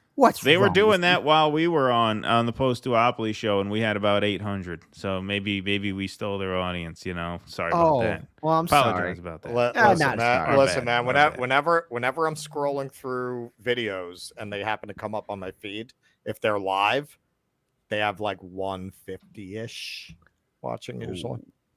Yeah, it's rough. It's rough out there. It's tough out there for a pimp. They did some more Marianne coverage, so I was tempted to watch, but then I'm like, no, because we actually have the Politico article. This is a lot quicker and a lot more painless to endure. So Marianne Williamson loses second campaign manager in 2 months. This is very, very quick here, but there is some information here that is relevant. So she's lost her second campaign manager in as many months in what has proven to be a rocky 2024 presidential bid. Who could have seen that coming? Who told you that? Who told you that was going to happen from way before day one? Rosa Calderon's These guys. departure. These guys. Indeed. Rosa Calderon's departure was announced Monday on a small far-left podcast, The Vanguard. Look at that. And independently confirmed by two sources to Politico granted anonymity to discuss internal staffing dynamics. Okay, so this is interesting because you had Peter Dow and you had Jason Call come out on Twitter and sort of give explanation after explanation without actually giving any explanation as to what actually went on because they were bound by NDAs, obviously. One person familiar with the campaign said that Calderon quit. Here's the quote that we knew was somewhere to be found. It was just a matter of time before somebody could actually say it to the press. She tried to right the ship and lead this campaign. Marianne knocked her down every chance she got. Oh my so God. There you have it. True. I mean, there you have it. This is what. Hey, Keaton, is there 30 years of reporting on Marianne Williamson being a dangerous psycho whenever the cameras are off and she's alone with her staff? Is there 30 years of that? This is what we were saying. This is what we said from the beginning, and this is what we said when Peter Dow left, and then he tried to pour cold water on it by semi-breaking the NDA, even though he obviously didn't break it all the way. He couldn't. That's the point of signing it in the first place, right? That's why they have you sign them. And so it was very obvious that this was what was going on. And now you have an anonymous source talking to the press saying, yeah, she came in, tried to right the ship, but Marianne was just impossible. Well, and that's very obvious what the dynamic was all along. It's not like I am just going to say that the Vanguard then did a follow-up the next day where Zach was just basically like the guy who was ready to suck dick for crack in New Jack City. Like he got to that line about her knocking her down. No, that didn't happen. No, that didn't happen, man. That didn't happen. There's no way that happened. Are you serious? Oh, it put the S in simp. Like you could put the big S on his chest. Like it was. It was God. Unbelievable. Like he was just like, there's no way that happened. That's just a hit piece. That's just bullshit. Like there's no way. Wow, that is okay. I gotta watch that because I gotta see a simp in action. So here's funny. A couple more. I did not watch that part actually. I thought this was all we really needed to know here, and there's a couple more details that I just want to get into. Number one, the campaign has raised less than $1 million the first quarter of 2023 and is not running any broadcast advertising. And also, Williamson has not been on the campaign trail for the last several weeks. Yeah, she hasn't done like a campaign event or a rally or an engagement since I believe April. So, this really has not been much of a campaign at all, which is what we said. She'll get a couple weeks worth of press when she announces. Since then, Fox News has brought her on a couple times as a gag, just to sow discord within the Democratic ranks. Like, there's no doubt why they're doing it. Yeah, of course, it's in their interest to, give her some airtime. Beyond that, this has been a non-campaign, and now it looks like it could be a real non-campaign sooner than later. I mean, you could run a phantom campaign. In other words, just say you're running for president so you get invited on podcasts. I guess that's one way. That's my question. But there is no actual campaign moving forward. Effectively, yes. Like a campaign in the true sense, no. Like if she stays in the race, it's just going to be this bullshit that she's doing where she goes on Twitter. She talks to a couple of fucking people that nobody's ever heard of as a rule. That's wow. I mean, that doesn't cost any money. She's rich enough to just keep claiming she's running for president and going on Twitter. I mean, shit, we could do that. We could continue to back Bola, and we could just put him on Twitter every few days. Hashtag the Rubicon Party. No matter how this plays out, we're crossing that river and taking over Rome. Bola, call us. Hey, dude, I'm more than happy to be your campaign manager, buddy. Yeah, there you go. Beautiful. It's got that fighter instinct. We should just look, it'll be like the Cornel West campaign. We're not trying to win. We're just trying to poll higher than Marianne. That'll be the goal. We can achieve that. I mean, it doesn't cost money to go on podcasts. I mean, I don't see why we couldn't. Yeah. Like if that's her only campaign, then why can't we do better? I think Bulla could do a lot better. I think Bulla has much broader appeal. All right, it'll be Pat Paulson all over again. Yeah, right, exactly. Absolutely. As long as we're out of the way come the general, then we won't hurt Cornel, Right, exactly. Yeah.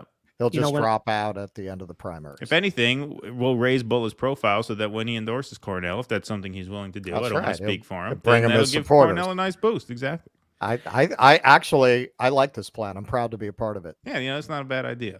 I'm sorry, Kit. Did you have something that you wanted to add for real for that? Yeah, Well, the thing is, kind of pointing back to Marianne. When I was interviewing Marcel Dixon, again, one part of that interview stands out is like after that whole big meltdown that she had towards him, here he goes ahead and speak to her in private, and all of her handlers, all her staff are apologizing to him, saying, "Hey, we're sorry."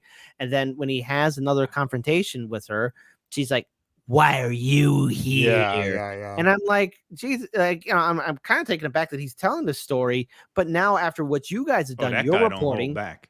Yeah, you're reporting on the fact that she has a whole history of doing this for 30 plus years. Yep. Marianne, hey, listen, Marianne, get your head in the game, because if you're not, stop wasting everybody's time. And I think you got to, break it to the vanguard. And by get your head in the game, he means get a prescription for Prozac or more than one, clozapine, something. Take it. Take all the pills. Yeah. Take all the pills you can get. And by the way, dissidents, 101 viewers to the Iron Maiden. To the Iron Maiden. Well, we got to wait for Jimmy to get done doing his thing on Savvy, right? Maybe he's off by now. We got to wait for Savvy to end. Once Savvy's show ends, we get that post-Savvy boost. Yeah. You know what I mean? Folks, you can support the show at patreon.com/DoDissidents or go to DoDissidents.substack.com. Another way to support us is right through YouTube. You can hit that join button right next to that subscribe button down below. But Patreon and Substack are very, very important. We do Patreon exclusive live streams, 2 per month. So we're going to be scheduling our second exclusive live stream very, very shortly. We will have a date finalized on that very, very soon. That will obviously be on or before the 30th of June, being it the second monthly. We always give our patrons a shout out. And, one of the things that we've been noticing a lot lately is that the censorship has really kicked into overdrive, like in a really, really big way. Perhaps not quite as bad as that initial just sort of red wedding phase, a few years back, but certainly it's been more aggressive than any time since we've been on YouTube. We're fairly new to the platform. And so the way to censor-proof this operation is to support us through Patreon or Substack. That is the way to censor-proof the operation to ensure that this show will survive whatever happens. You got to take nothing for granted on these types of platforms. And the only way we can guarantee that we can continue to do the show is by getting people signed up to support the show. Russell is a tour guide. I drive delivery. Unfortunately, we cannot afford to do the show for free. We would if we could, but we can't. And so the best way to censor-proof this operation to ensure that we stay in touch with you lovelies, as Kit wants me to call you, which I'm happy to do, the only way to guarantee we stay in touch with you is to support the show through Patreon. We've had a lot of you guys sign up recently. We're very, very grateful for that. It's very, very important. And so if you can do it, go to patreon.com/DoDissidents or DoDissidents.substack.com. Perks include your name up in lights during the streams. You also get access to the patron exclusive live streams, as well as call-in access to these regularly scheduled live streams. And it also comes with the emotional satisfaction of supporting independent media. We are starting next month doing 3 shows a week.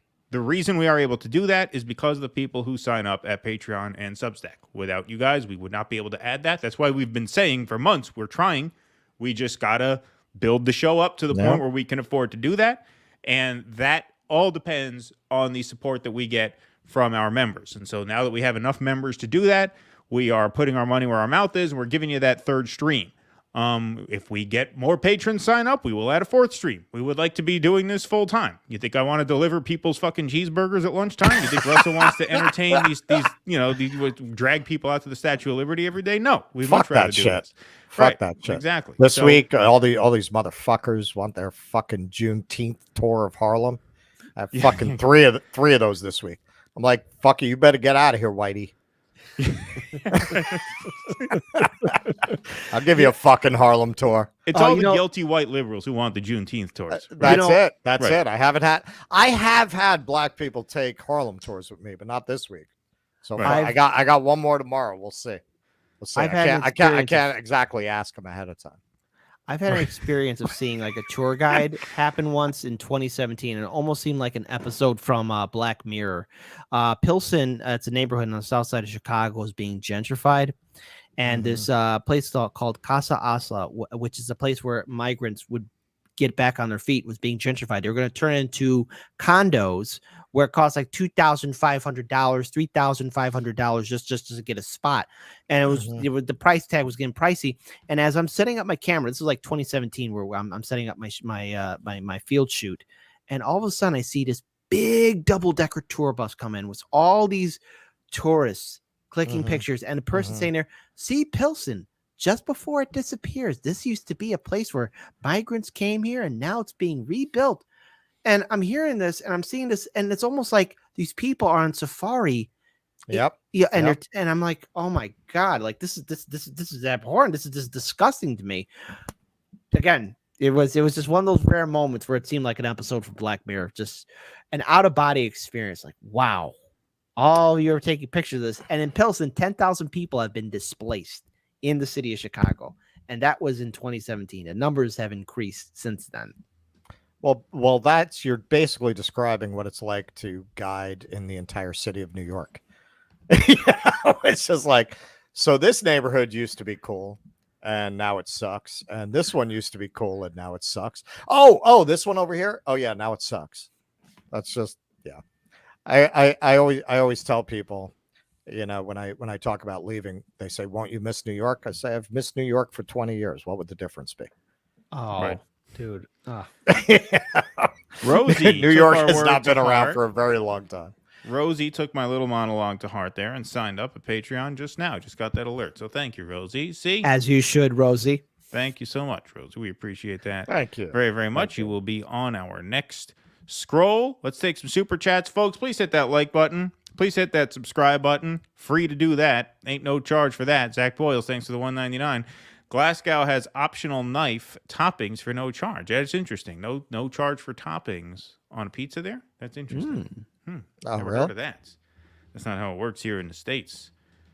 It's money, money, money, baby, here for those pepperoncinis and the sausage and the meatball. Elizabeth Marshall, thanks for the $4. The gabagool, yeah, extra for that.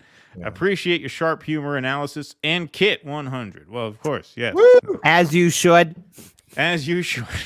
As you should.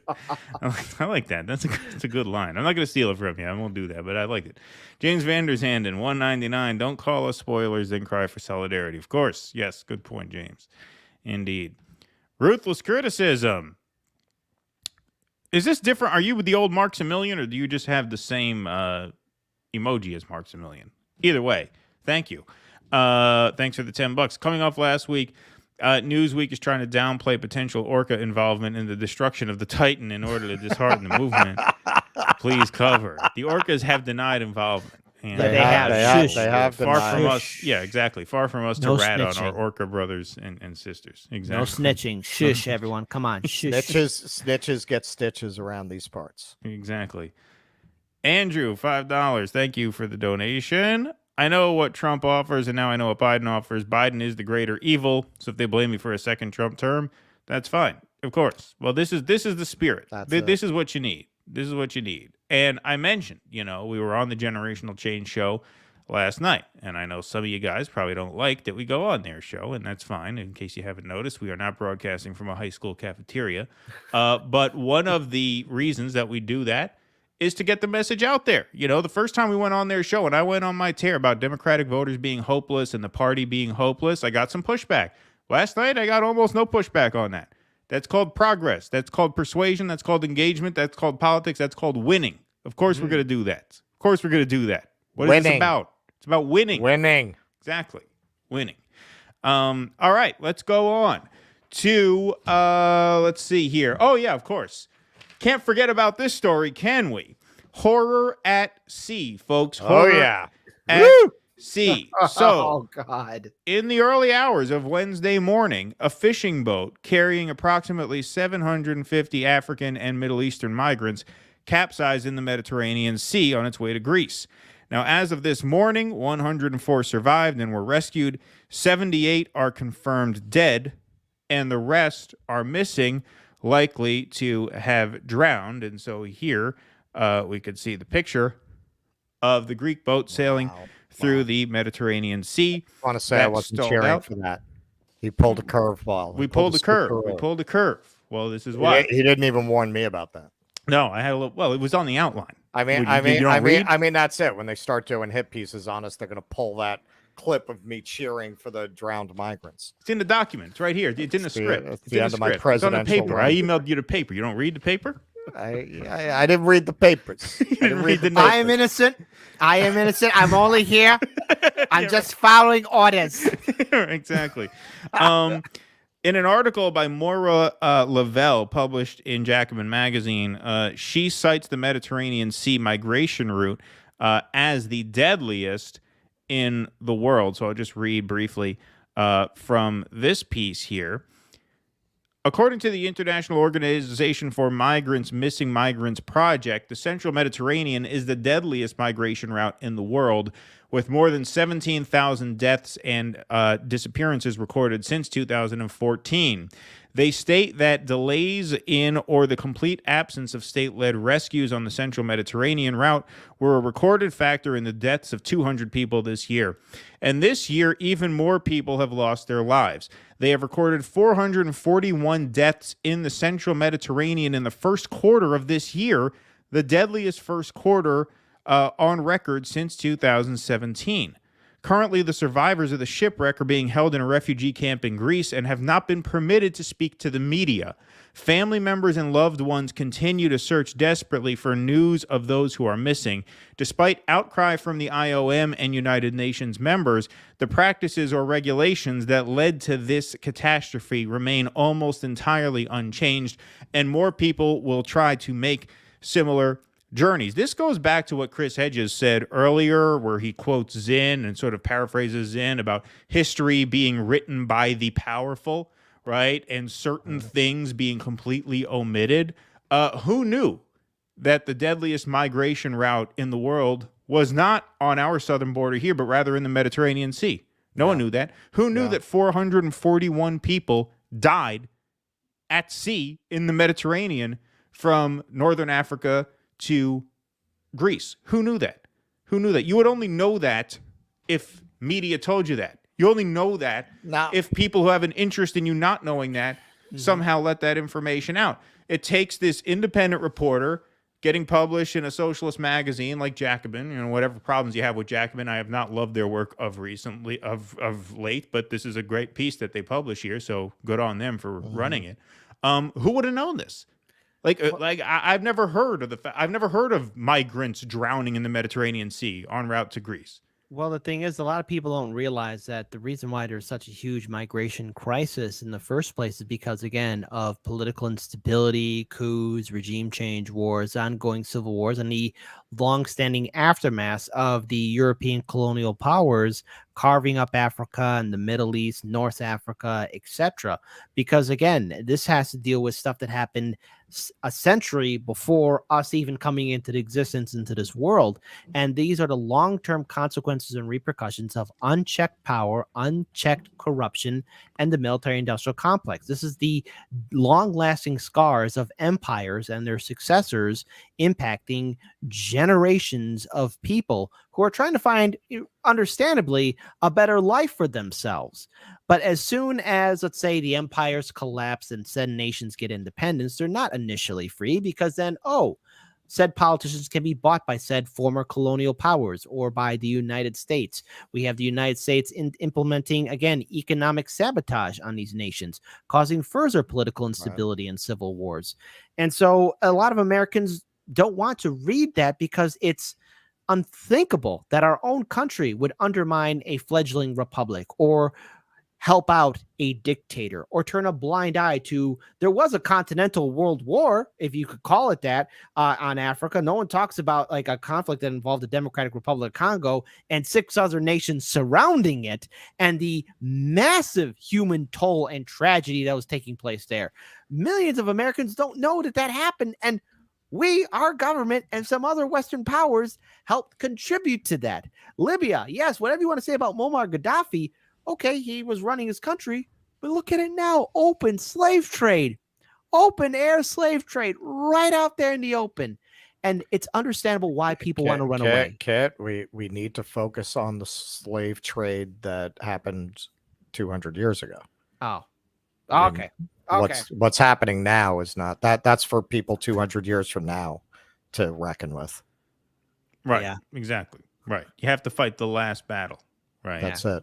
Right. Can't focus on the current one. Okay, I'm sorry. Well, that's like, you know, we have to crack down on those 18th century British slave traders. I'm anti-war in general. I'm against the wars that already happened. I'm not against the wars happening now. Right. I'm against slavery back then. I'm not against slavery now. I'm retroactively against all current wars. Right. Exactly. Yeah. Exactly. But thanks for that, kid. Yeah, because I mean, you know, and the irony is, as much as this has been kept out of, you know, mainstream knowledge, this was buried this week by the marquee Death at Sea, Horror at Sea story, which I guess I faked you guys out over. In other news, a 22-foot Russiagate submarine carrying 5 people, including 2 billionaire businessmen, or I'm sorry, carrying 3 people plus 2 billionaire businessmen, went missing on Sunday, having lost contact with the U.S. Coast Guard less than 2 hours into its 13,000-foot dive to the ruins of the Titanic. So, what do I say about rich people all the time, about these billionaires all the time? And Russell paraphrased this back to me. These are not people who are necessarily all there. These are high-risk, reckless, shoot from the hip lunatics. In my experience with rich people as a tour guide in New York City, they are very impulsive. They're crazy. They don't think about the consequences of what they're doing. You jump in this 22, just narcissistic, no real respect for the world around you. You jump in this pod controlled by a PlayStation controller and you plunge the depths of the ocean. Let's have some humility in the face of nature here, folks. Let's take a look at some of the creatures from the depths of the ocean. When you go 13,000 feet. Yeah. This. This.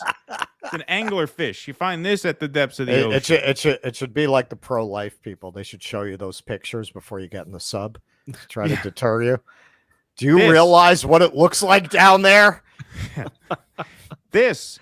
What the fuck is this thing? This looks like Nancy Pelosi's maxi pad. I don't know what that is. It's got that was rough even for this show. That's not family friendly. I always think I'm the one who's going to hit the new low, and somehow Keaton always swerves around me and gets there first and beat you through it. Exactly. God. What the hell is this thing? Look at this. I mean, this is outer space. Look at this guy. He's a little cute. I mean, his own way. He's got some personality in his face. This is 13,000 feet. That's very Moss Eisley spaceport. Right Look at this, 13,000 feet. Oh, 13,000 feet. This is what you're dealing with down there, folks. This is what you're dealing with down there. How about this guy? Look at this. He's just there chilling, working out. I mean, he looks kind of cool. He looks kind of like a Muppet. Yo, welcome. Yeah. like he runs a jazz club in an undersea cave. Hey, Kermit, welcome to my jazz club. Oh, hi, this is great. Hi, ho. Yeah, exactly. He looks friendly enough. Some of those other creatures down there, man, scary. You go down there in this, that's the what could the possibly exterior go view. Wrong? No. You do it like this. What could possibly go wrong? You do it like Here's this. Oceangate CEO Stockton Rush. Go wrong. Yeah, no, amazing. So here's the CEO of Oceangate, Stockton Rush, explaining how this thing here is controlled. So let's take a look inside the vessel and see how you are going to navigate the unknown depths of the Atlantic Ocean. How is this vessel controlled? Let's take a look inside. You press forward. If you want to go back, you go back. Turn left, turn right, go down, go up. And it's Bluetooth, so I can hand it to anybody. And it's meant for a 16-year-old to throw it around, and super durable. We keep a couple of spares on board. What do you mean you can hand it to anybody? First of all, what do you mean hand it to anybody? Shouldn't one person... Well, anybody who's not a 50-year-old white guy. Right, yeah, that's the other thing. You didn't want 50-year-old white guys. Shouldn't the person who knows how to navigate the thing be in charge of it? You just pass it around. Oh, yeah, anybody could drive. Anyway, yeah, here, you try it. What do you paid $250,000 for the experience. You're worth $10 billion. Here, drive it. Drive it. We're only 13,000 feet under the ocean. It's not like anything bad can happen. And he says, we packed 2 extra controllers in case one of them breaks. And he throws it against the wall. In case this PlayStation controller from 1999 breaks when we're 13,000 feet under the ocean, we brought 2 extras. We got this at GameStop. Right, exactly. It's high quality. Not like we're irresponsible or anything. It's not like we have accounted. It's not like we haven't accounted for things maybe going wrong. We got 2 extra controllers here. It's Bluetooth. It's foolproof. Bluetooth. Half the time, my fucking phone doesn't connect to my headphones via the Bluetooth. You gonna count on Bluetooth? 13,000 feet under the ocean? Well, apparently, every time this thing went out, they lost communications. There's more to that story, because here's the thing. All right, this guy liked to cut corners on everything and was very critical of the regulations that was put in place. And the reason why there was the loss of signal and why it was acceptable for one of the, I think they did 2 test dives on it, is because he didn't want to be bothered by the people on the main ship for keeping communication, which is, dude, you should be concerned. If you can't talk to the people at the bottom of the ocean, that's a problem. But he told them, I don't want you to worry about that. Stop annoying me. Stop calling me on the radio. I want to be in the what ocean that's and like play. when someone you don't want to talk to calls and you check who's calling, right? So Yeah. he didn't want to deal with that. But he's writing their checks. And in regards to who designed the ship, he didn't want to have all these veterans who were like 30 or 50 years in the business. Yeah. And that is downright insane. He did this whole woke virtue signaling thing. Yeah. Where he gave this whole interview saying, you see these guys who are usually in this business and they're ex-Navy submariners and they're all 50-year-old white guys. And I didn't want that. I wanted a younger team, a more diverse team.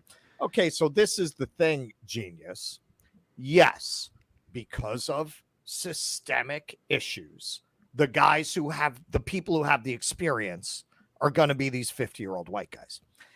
You have to wait a generation for people who are qualified to do this, to cycle through the system, to have the experience those guys have. So this is not like you're trying to diversify your fucking production company, genius. You want experts when you're bringing people 13,000 feet down in the ocean. There is a video of one of the people he hired. It's this girl, maybe 25. I just got hired by this company that goes down to look at the Titanic. I just can't. And then she puts out another video about how she got them to go to a drag club while they were in port. Yeah, well, okay. Maybe the diversity was not as important as the 50-year-old white guy who told them in 2018, who they fired, that this fucking thing is dangerous, that the carbon fiber that they were given was actually defective, that they made it out of, and that it was very likely to shatter and implode, which is exactly what ended up happening. There was only one way in and one way out. So in other words, there was no way out. They get bolted in. Yeah. Get out once. Yeah. So that's what I meant. Like there was only one way in, one way out. So like as soon as they shut it in, they bolted. So even if they were floating to the surface, they better have that socket wrench or whatever they need to get them out. But that didn't happen. Plus, that window, the Cyclops window, it only can withstand, I think, pressure from 1,500 meters. The Titanic is 3,700 meters in the ocean, I believe. 13,700 feet, I think. Feet, So that's That's that. Again, this man was reckless. He didn't want to follow regulations, and he led not himself, but 4 other people to their demise. A very unhealthy, crunched up, juicy ocean demise. Look, all I'm going to say is if you're like me, you've probably amused yourself on occasion when you're feeling down. You probably like to go on the Darwin Awards website every now and then. And, it's always these fucking dumb hicks who, decided to, stuff a potato into the tailpipe of a fucking V8 engine or some shit. If they do not put this in the Darwin Awards, I'm calling classism. It has to be. And the thing is, what I find really shocking is that there were numerous attempts to stop this man from launching this submarine and this failed campaign. And $250,000 for a ticket, $250K for an experimental product, and you're waiving the rights knowing that you're going to something doomed. The individuals who went on it, probably thrill seekers, not even taking any respect into the ocean. You go in there, you have a wireless. Again, that's not even a PlayStation 3 controller. It's a knockoff version of a PlayStation 3 controller. It's not an actual PlayStation. They got the cheaper version of it. It would have been funny if they had an Atari controller. The lighting that's inside the submarine is something you get from a camper store. That's what he said. That he got it from some like Campway or something.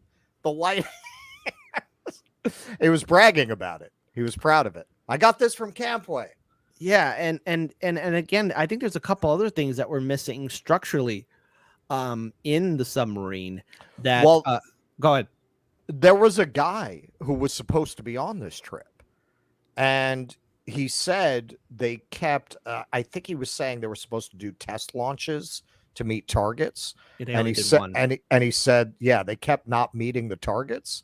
And he said, and then he looked into the equipment that they were using, and it didn't seem safe to him. So he backed out and got back his deposit.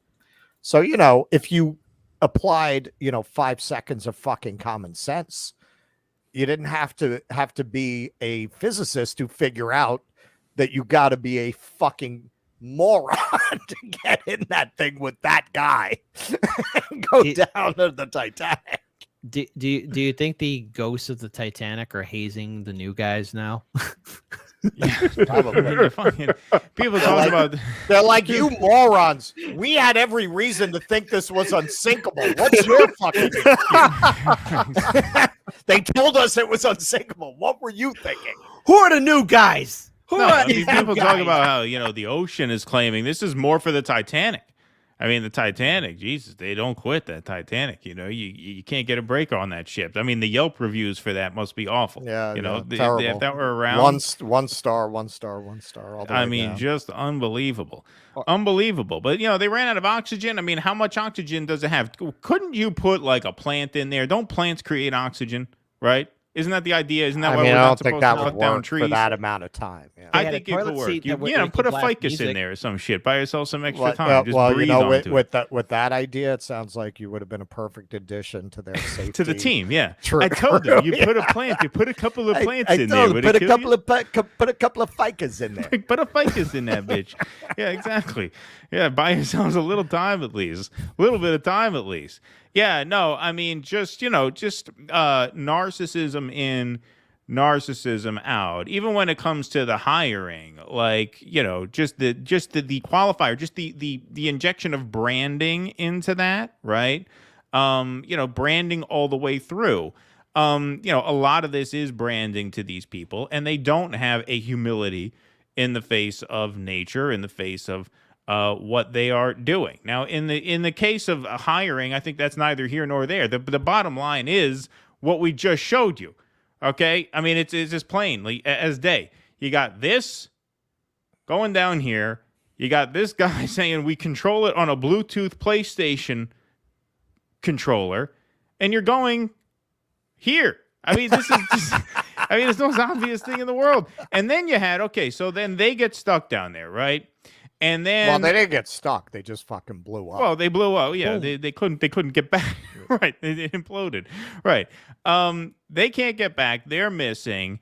And then here you have the stepson of one of the billionaires, goes to a Blink-182 concert and starts hitting girls up on their OnlyFans while his stepfather is at the bottom of the ocean, probably dead. There's a search and rescue underway, and this guy's just living his best life.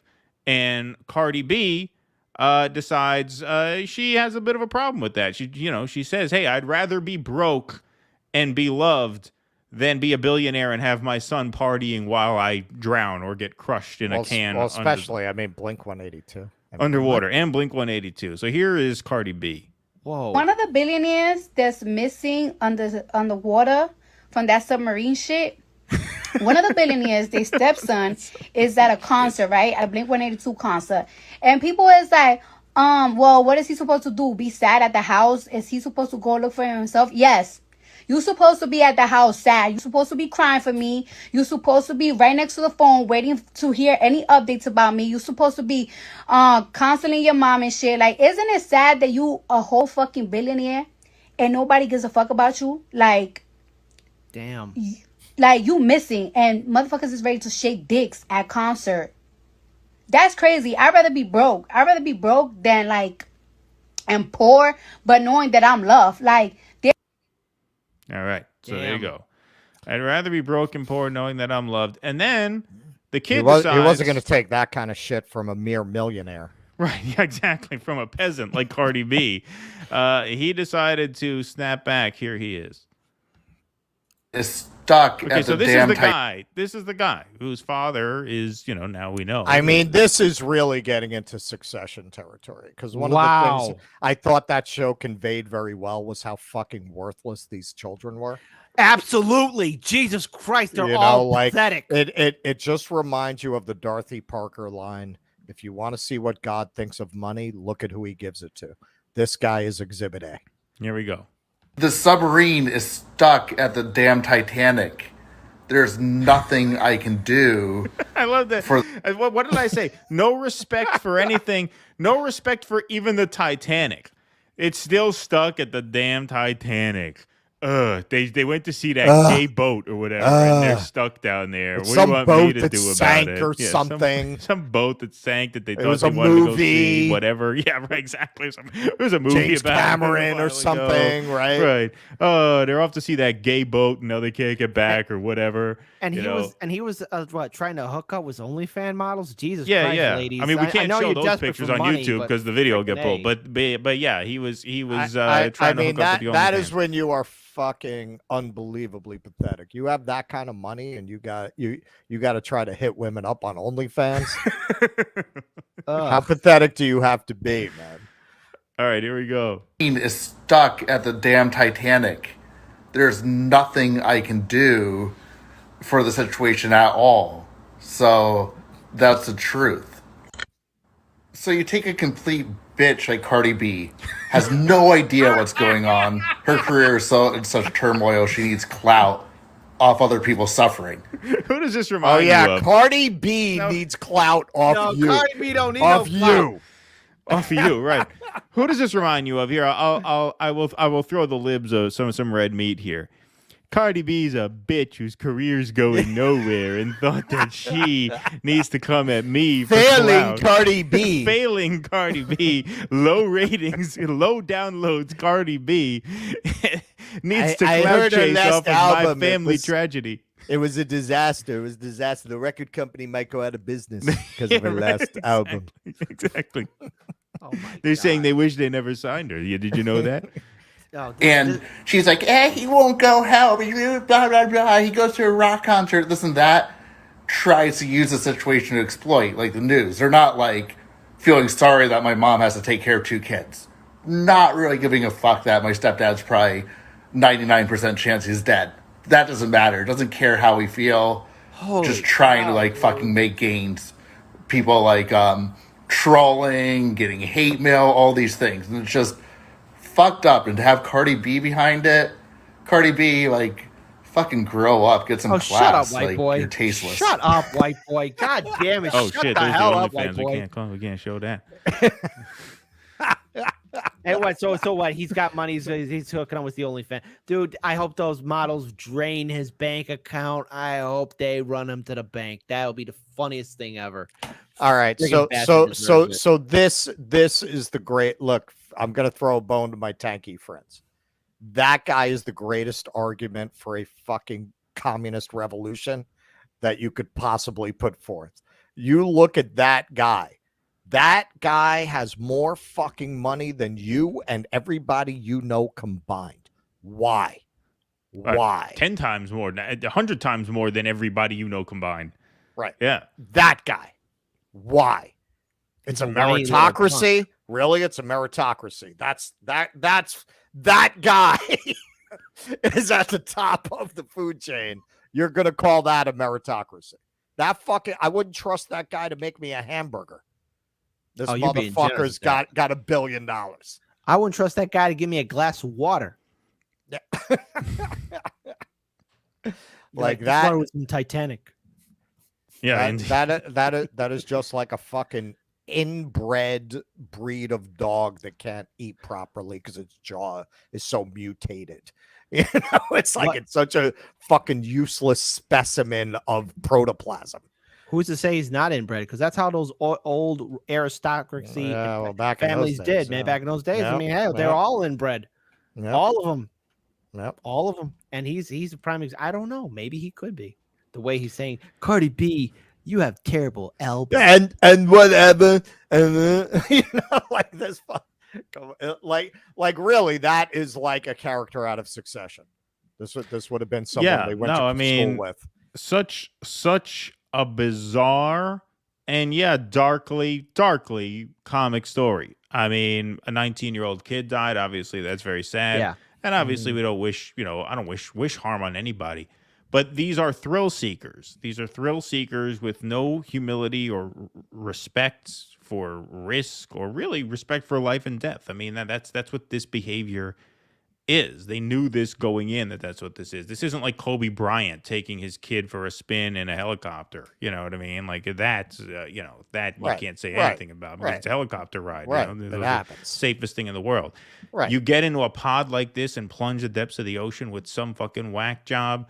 Who with 3 USB PlayStation controllers. I mean, my God, that's the sorry. kicker. Like that. If that's not a hit and a half for your ass, what is a game? If that didn't scare you off, what would? Exactly. What would? Like if the guy fucking piloted it dressed as SpongeBob, would that make you decide rethink it? Like what would be too over the top for you to get in that fucking sub? You know, it was my bare knowledge of going underwater. There's a couple things to factor in. You got the currents, you got the pressure, you got salt water, which can do damage. Temperature. Yeah, and the temperature too. People who did it, who fortunately for them, did it before the fucking sub blew up this time. They said once you get down there, you had to put layers on because they don't have a heating system that can handle that. Exactly. All right. We have a lot of interest in this segment, so we're going to break our rule where we usually don't take callers until the end. We're going to take some callers now. We got. Are we going to do the memes? Yeah, we will. But we have some interest here, so I'm going to go in the order that you called. Win a 2 Livre, you signed out. I was going to take your call, but if you want to call back, you can. But we got to make these quick because we have 2 more segments to do. But since there's such interest in this, we'll go. Virtuoso, you're on the air, my friend. Thanks for calling. Hey, Keaton, Russ, and Kit, nice up, to my meet man? You, man. Hey. Okay, so, hey, man. So I got to push back real quick, man. All right, not to sound like I'm a fucking defender of a corporation, not that I'm a shareholder of Sony, but that is not a fucking PlayStation controller. Me being a fucking tech geek, that is a Logitech. That is a fucking off-brand Xbox controller because it got that ADXY mapping on the buttons. No, it's a good point. It's a generic Xbox controller. I used to have one. And listen, man, this is No, I thought it was an Xbox controller. No, I thought the same thing because I remember when I was a kid, I had a PlayStation, and my PlayStation couldn't change discs. If the game had 2 discs, I couldn't change discs. I couldn't finish the game. There was something wrong with the PlayStation. So I called tech support as a kid, and they said, "What kind of controller do you have?" And I said, "Well, I'm using the off-brand generic controller because, Right. You know, I of course didn't want to spring for the name brand, that I am. Yeah. And so they said that's probably the problem. That probably screwed up the PlayStation. And so I noticed that. I said, this is a knockoff controller. It's not even a name brand. They didn't even spring for the name brand PlayStation controller. PlayStation I mean, 3, no less. this is just like, yeah, I just got to say this. This is another case of just dollars exceeding cents. See what I did there? And these people just didn't know what the fuck they were thinking. I mean, that has to scare you that you have to go inside an overgrown Stella Artois can with a fucking controller that requires 2 batteries. That should scare you enough. I mean, how did they not read on it? They thought they were invincible, man. They thought they're rich. Right. It's a fucking it's not joke. gonna happen It's to all a me. game. Won't happen to me. Look, man. Plus, rest in these peace to people those gamble people. with other people's lives all the time. That's how they get that rich. You don't get that rich unless you're willing to gamble with other people's well-being. And so, you know, these guys get like how do you bring, even if you want to do this, that's your choice. You bring a fucking 19-year-old kid. Yeah, that's even. Like, what do you That's think? American. Well, that's why. That's, you want to talk about the Kennedys, man. Fucking John Jr. killed his wife and his sister-in-law, taking them up in fucking weather that experienced pilots wouldn't go up in. Yeah, they got sued. They settled out of court with the family for fucking wrongful death. All right. Thanks, Virtuoso. Appreciate it. Yeah, I just want to say real quick, like, rest in peace to those people. But like, if they have opulence to buy them enough space to not give a fuck about people's regular problems, man, then I have a right to feel, cynical about their deaths. That's the next thing we're going to get into. That's the final angle of this story. Right. The sociological component here. All right. Thanks, Virtuoso. Appreciate it. Thank you, man. Thanks for that update. Thanks for calling us out. Hey, we got another caller. I don't know if you want to turn your mic on. If you do want to say hello, Snow Himbo. Are you there, Snow Himbo? Do you want to say hello? Or no, are you just watching? All right, your mic is muted. If you want to talk, unmute your mic. And Justin was on the line, but he hung up. So if you call back, Justin, we will be happy to take your call. But yeah, so there is a sort of French Revolution vibe in the air. Oh yeah. With all of this, we just it's strangely all centered on the ocean. Yeah, exactly. Here's one meme that is circulating around. Sorry, I have to get rid of some of these. My apologies, because I have too many slides, too many graphics up tonight. So we just selected 3 of these memes here. Jerry Seinfeld, we should go easy on these billionaires. They're under a lot of pressure. Then you have this one here, which I thought was good. It's loading up right now. Sorry, is that one not cooperating with me? All right, that one's not cooperating. You're done. You're off. That's it. I'll give you one more chance.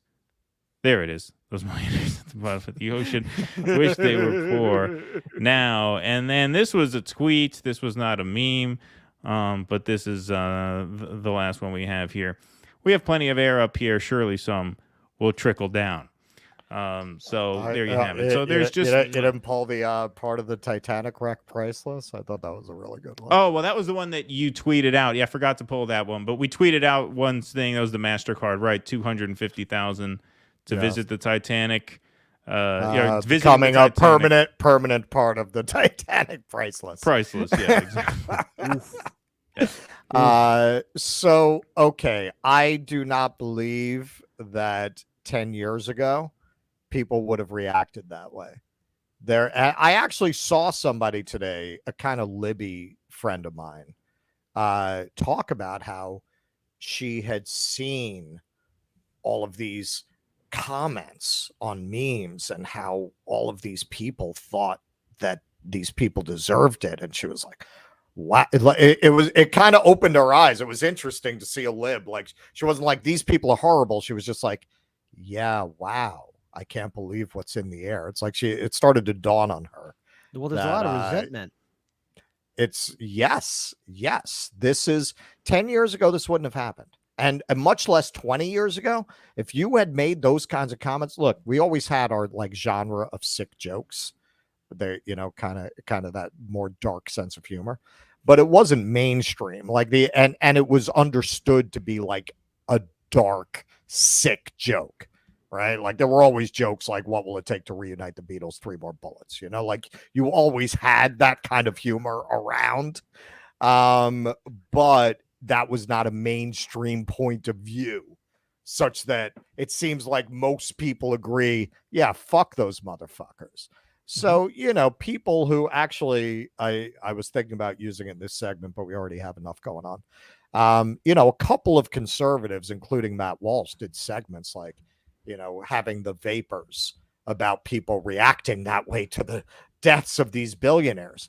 Well, you know what? People are facing such horrors and deprivation and death from lack of health insurance, from lack of proper wages, from lack of proper nutrition, from lack of safe neighborhoods, that, yeah, they do feel like, fuck you, motherfuckers, because it's because of you extracting all this wealth that you use to buy your spot on that sub, that my friends down the block are dead, that my friends died of cancer, that my family members are in prison. It's because of people like you and the wealth that you extracted from people like me. So they're seeing that direct connection. Like, how did you pay for this? It's the same thing people were saying when he didn't die, but when Bezos went up to the moon, right? Who's paying for these billionaires to go have this fun? It doesn't feel, in America, whether it was valid or not valid, the general perspective tended to be, well, they're rich, they earned it, and there's enough for me to have my chance. And even if I don't get rich, if you work hard and play by the rules, you'll do all right. That was the mentality. So you didn't have, even if it wasn't true, there was enough wealth in the society generally to not have such an absolute fucking hatred and resentment of people who can just drop $250,000 to take a trip like this. Mm-hmm. I would even say, in regards towards people's anger, it's been building for some time now. It's always been there, but the opportunity to really share it vocally was always restricted. And now, with so much utter hypocrisy in our face, it is reasonable and completely rational for individuals to say about these billionaires. And even, look, I don't wish that on anybody, to say, they deserved it. I don't care. Right. It's just a bunch of rich people. But even with the means of community, like, look, you had other means of communication. True. Like that. Unless it was, you know, the pamphlet you got from the socialists at Union Square. Yeah, man, that kind of rhetoric was just not as prevalent. Like, you know, man, you had your punks and your anarchists who would have been like, yeah, fuck the rich, man, right? You know, but that was not. Now it's like everybody. Mm-hmm. Right? Like now you're hard pressed to find somebody who's sympathetic to them. Right. Mm-hmm. Indeed. Justin, you're on. We got a couple minutes before we move on to our next segment. Thanks for calling back. Hey, yeah, no problem, guys. Great to hear from you. And Mr. Kit, what's up? Hey, what's shaking a bacon? Oh, you know, I have a question for the panel here. Sure. I was wondering if orcas now can dive down 4,000 meters and take out submersibles. Justin, shh. Come on, man. Stop saying the quiet part. Ixnay on the orcas nay. Orcas nays. Okay. Come on. Come on. Orcas cannot survive that far down, so they couldn't if they would. You see, let me tell you something, okay? Well, actually, damn it. I deleted the slides. If you notice, a lot of the wildlife that I showed you down there, they're translucent, right? And their skin is extremely thin. That's how they survive under such pressure. I know a little bit about this now because my kids are really into animals, so we learn about, you know, ocean life and all this stuff like that. And yeah, an orca would crush like a can down there, just like we would. The fish down there, the skin is see-through. The jellyfish, right? The maxi pads, they can survive down there because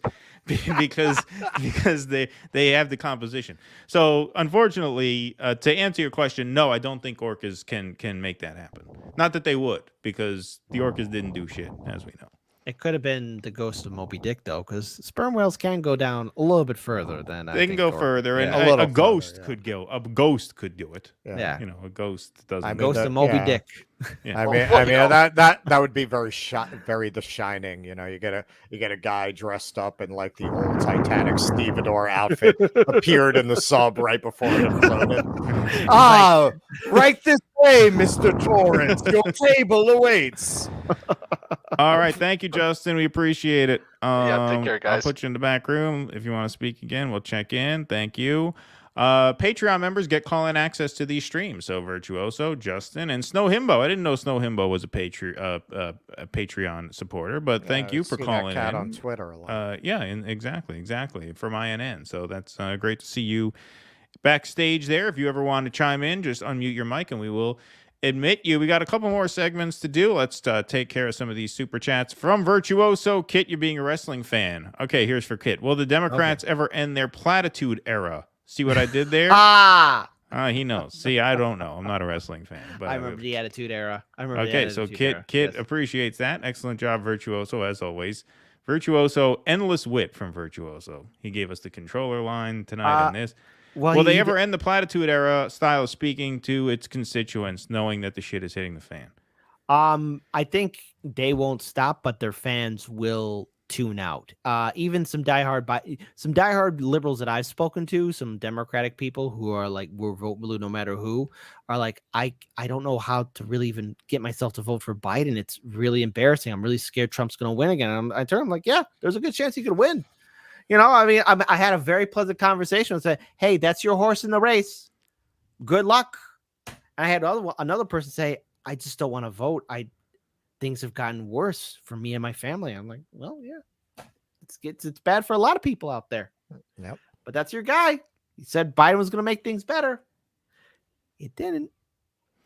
All right, here's Zach. Chris's interview with JD shows he lives in 2016. I actually thought his interview with Dore was pretty good. I'm pretty sure I saw all of it. I think he was on for about a half an hour talking about Julian Assange a bit and talking about Cornel West. The big difference, obviously, between Bernie and what Cornel is doing is that Bernie ran as a Democrat and promised to endorse the nominee if and when he lost the Democratic primary. That was one major criticism that Hedges always had of Bernie, is that he was too tied to the Democratic Party. See, Hedges never bought the independent line. He said Bernie is, for all intents and purposes, a Democrat. Right. And the fact that he will never cross them in a way that really threatens them is why they allowed him to ascend as far as they did.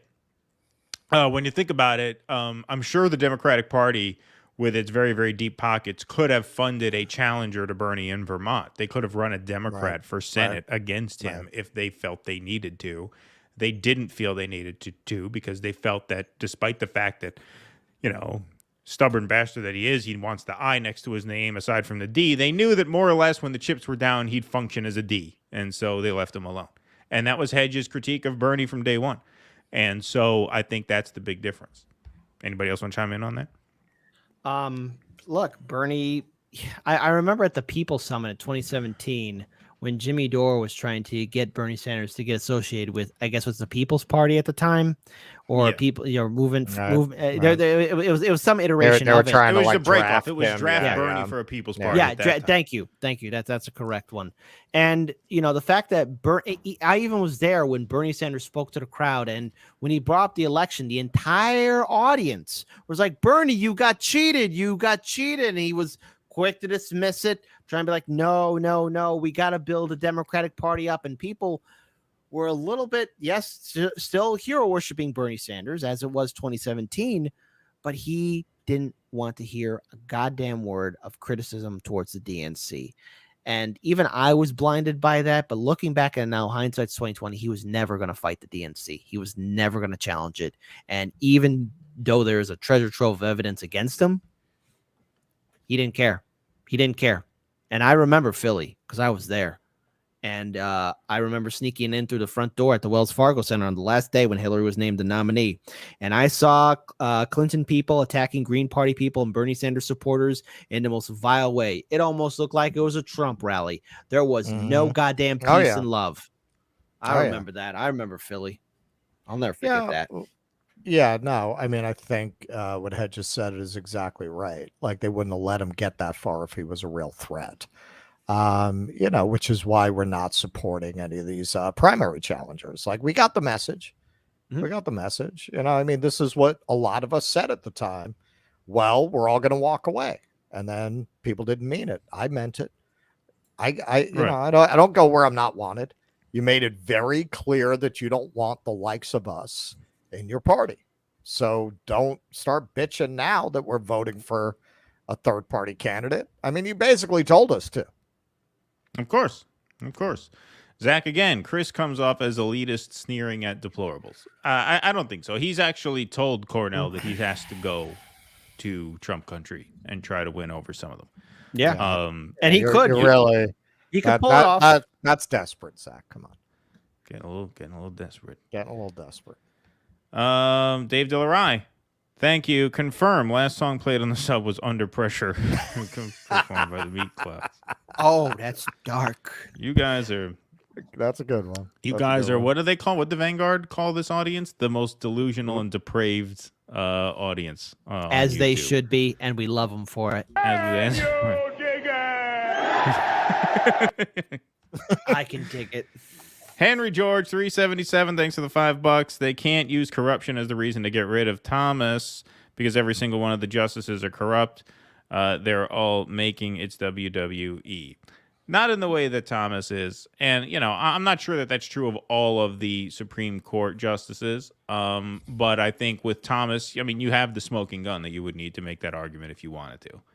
And it's an argument that everybody in the Democratic base would be very, very comfortable making that argument, right? It's not even a left argument, really. It's just an anti-corruption. And basically, it would be an excuse to say, listen, he doesn't belong here. We're going to impeach him.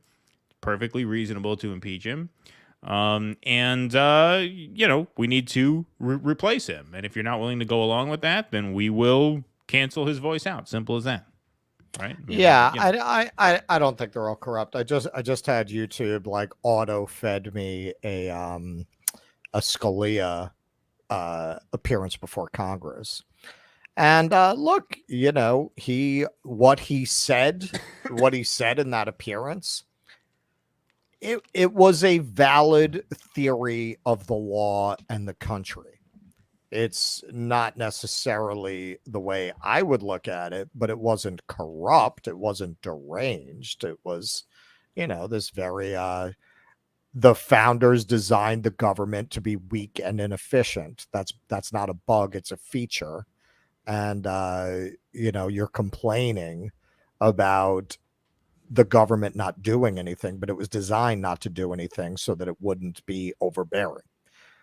Okay, he's not taking into account that in the world that we live in today,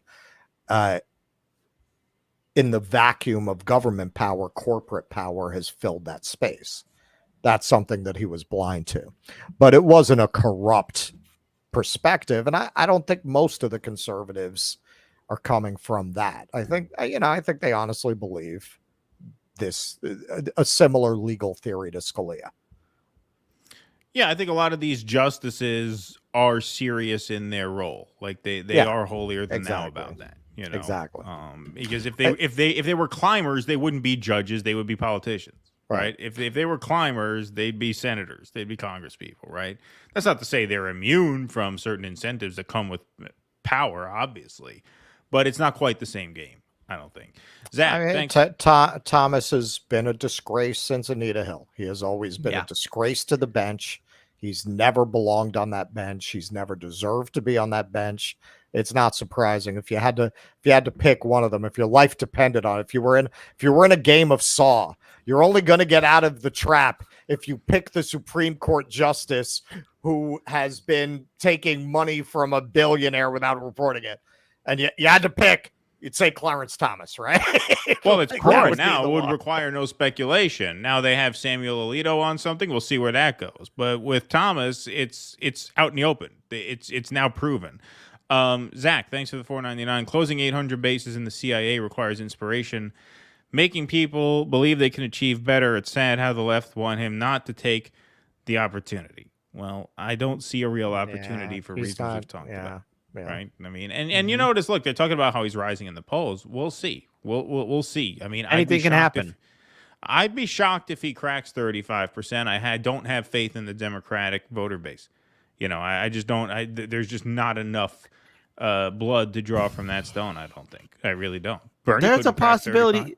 There's a possibility he could pull it off, and there's enough people who might consider, like, I'll register Democrat one last time, third time's the charm, just to do it, just to go through the abuse again. I could see it happening. I will not. I think a lot of conservatives might register as Democrat because they prefer him to Trump. I mean, we're already seeing some conservatives switching their party registration, which gives the DNC the ammunition that they will no doubt invoke.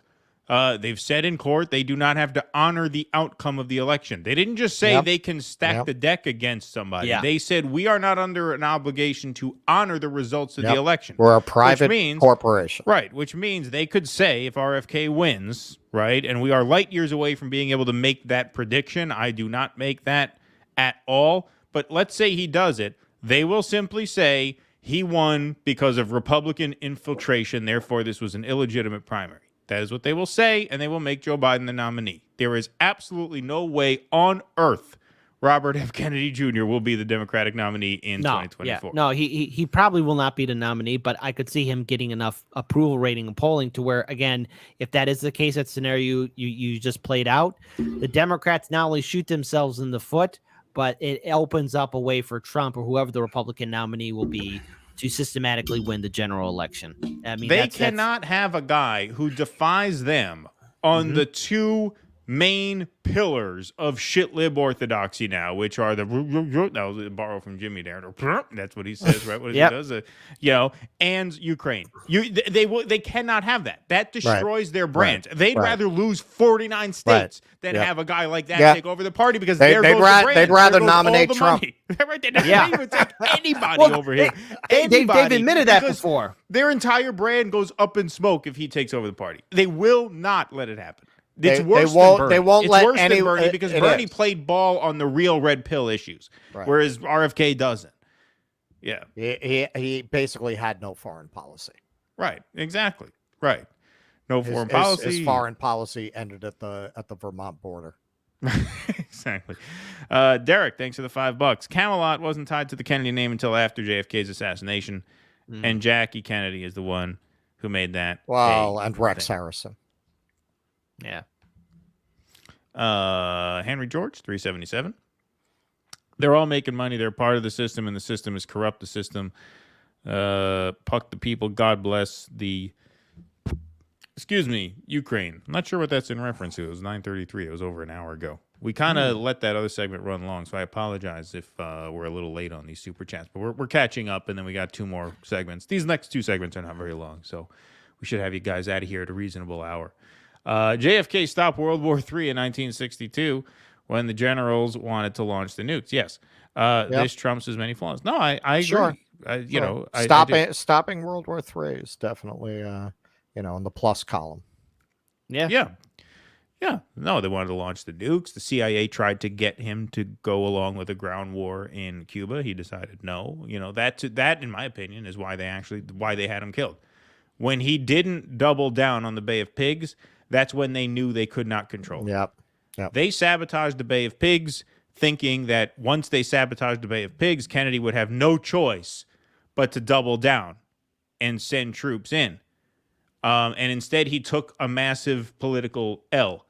And once they realized that he would rather politically self-destruct than give them the war that they wanted, they knew they were dealing with someone who was outside of their right, who they could not control. Well, and this is where if you were not frightened by what they did to Trump, you weren't paying attention, because Trump had a foreign policy. He was probably the first person to hold that office who did not have a foreign policy that was in lockstep to the deep state, perhaps since Kennedy.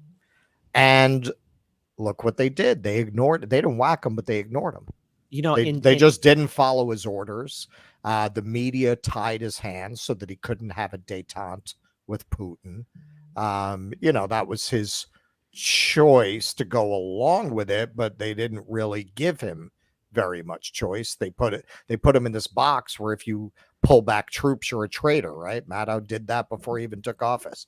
We're about to find out if this presidency is a Russian op. Like, they did everything possible to limit his freedom of movement in the only area where a president really has authority that they can exercise without going through Congress. Right. You know, in the summer of 2019, there was that big escalation where there was fighter bombers heading to Tehran in Iran. That's had to deal with the drone strikes in the oil tankers. And Trump at the last minute, at least as a quote, it's not fully on, but he basically said, "I don't like this," and called it off at the last minute. Done and done. He didn't want to have an Iran war on his presidency, and that's probably for his own ego and vanity. But he probably saw the whole picture play, and I was like, "Oh wait, I'm being set up for this." Listen, as Trump's a Queens guy, I'm a Queens guy. My read on him, as far as his foreign policy regarding war is, it's a waste. It's a waste. It's a very commonsensical kind of, what the fuck are we doing over there? What are we doing over there? We got enough problems over here. Wow, we're going to fucking commit people and lives and treasure. It's a fucking desert. Fuck it. Let them deal with it. Fuck that shit. I also think, I think that's part of it. And I also think, as a real estate guy, you know, as a business guy, as a guy who deals with some very tough people, as he says, you know, he's used to pushing people as far as he can without things getting violent, whether that's dealing with the Bonanno crime family or Iran. You know, I think he has that instinct where, like, he has an instinct for how far he can take it without blowing the deal, as he would say, right? Ruthless criticism, thanks for the $20. The state will never discover the source of social evils.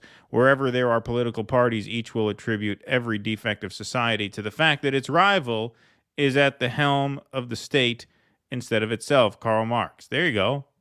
Little theory being quoted for us tonight. Thank you very much, Ruthless Criticism. We appreciate it. Thank you for the generous donation. Darren, thanks for the $5. I like Chris Hedges 99% of the time, but he is a Presbyterian minister with some uptight views regarding sex. We all have a few blind spots. It's okay. He's anti-pornography. I don't know if he's anti-sex. I'm not sure about that. We'll ask him that. I mean, his book, America: The Farewell Tour, he does have an entire segment about the company out in San Francisco, what they call it, Kink Inc., I think they're called.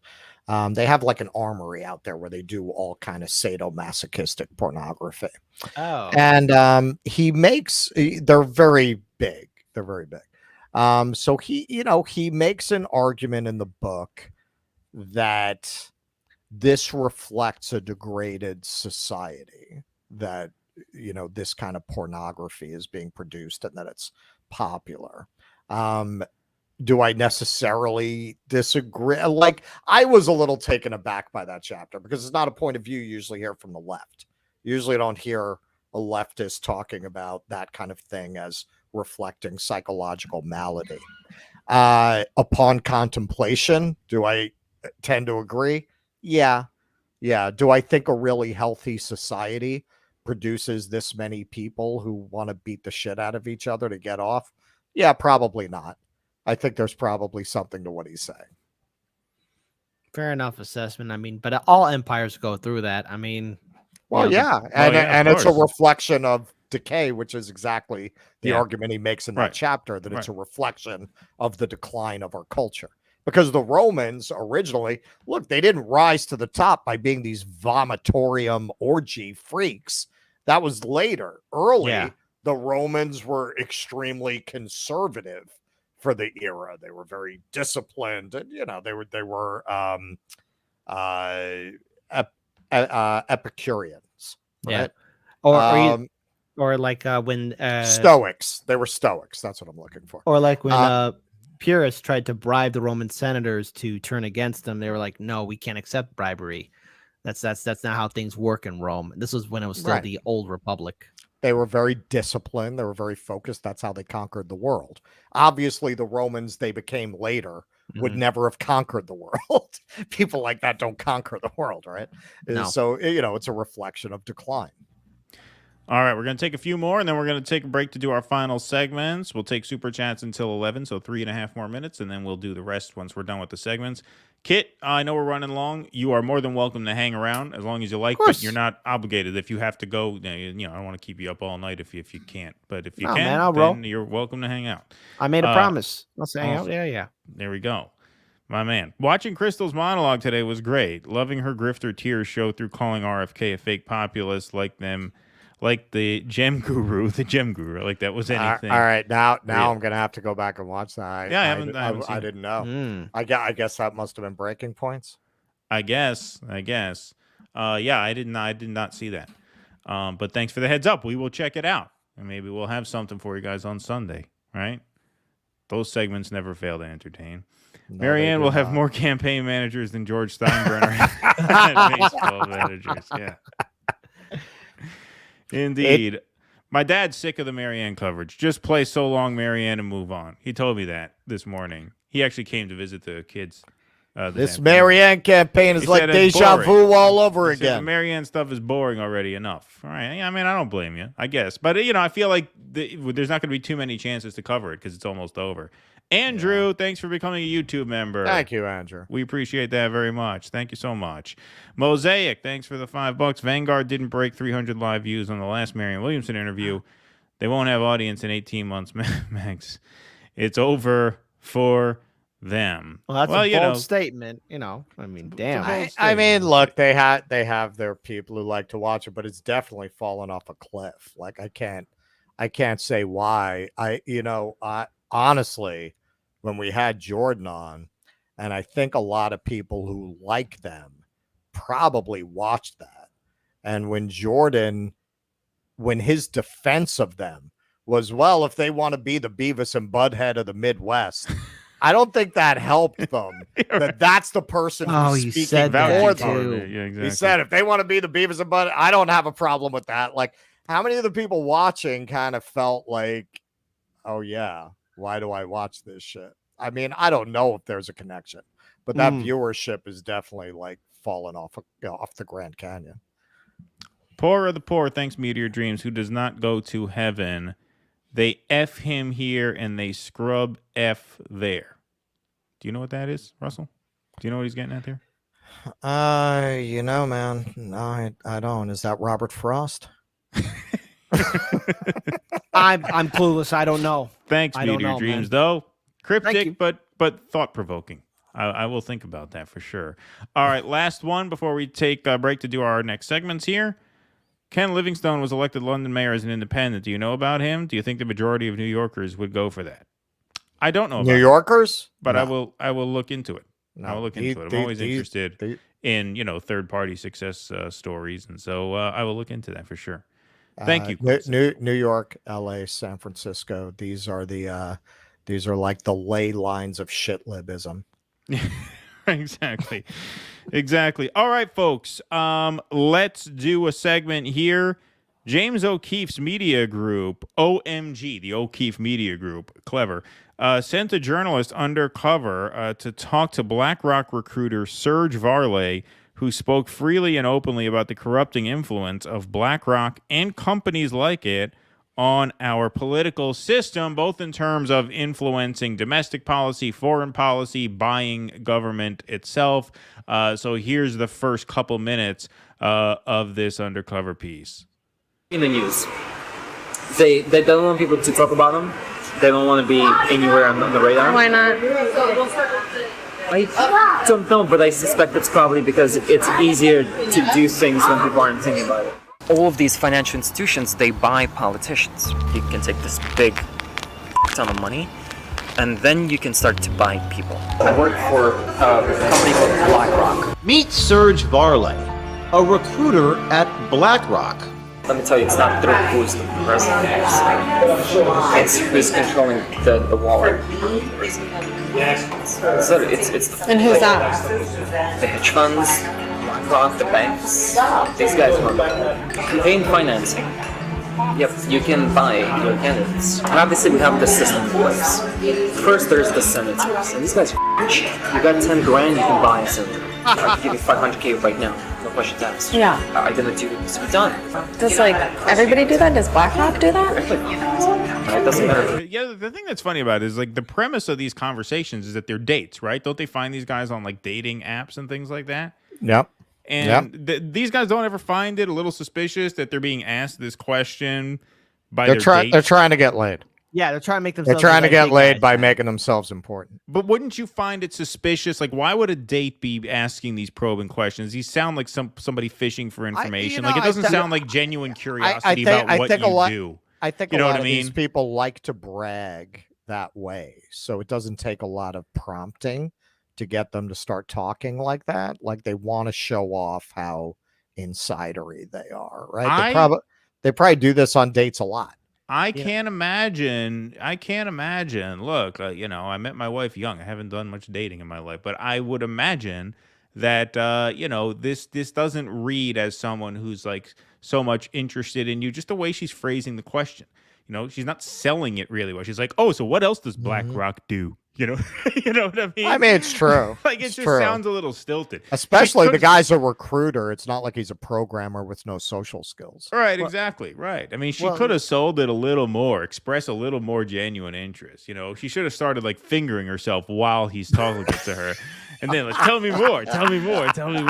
If she make did a kink out of it. Yeah. If she did that dude would have given her the access codes, the bank accounts. Yeah, and you would have gotten else. everything. You would have gotten everything, and you would have had real blockbuster video. Yeah. So here we go. You're still right. They're in my pocket at this point. Here's Serge Varley on how good war is for BlackRock's business.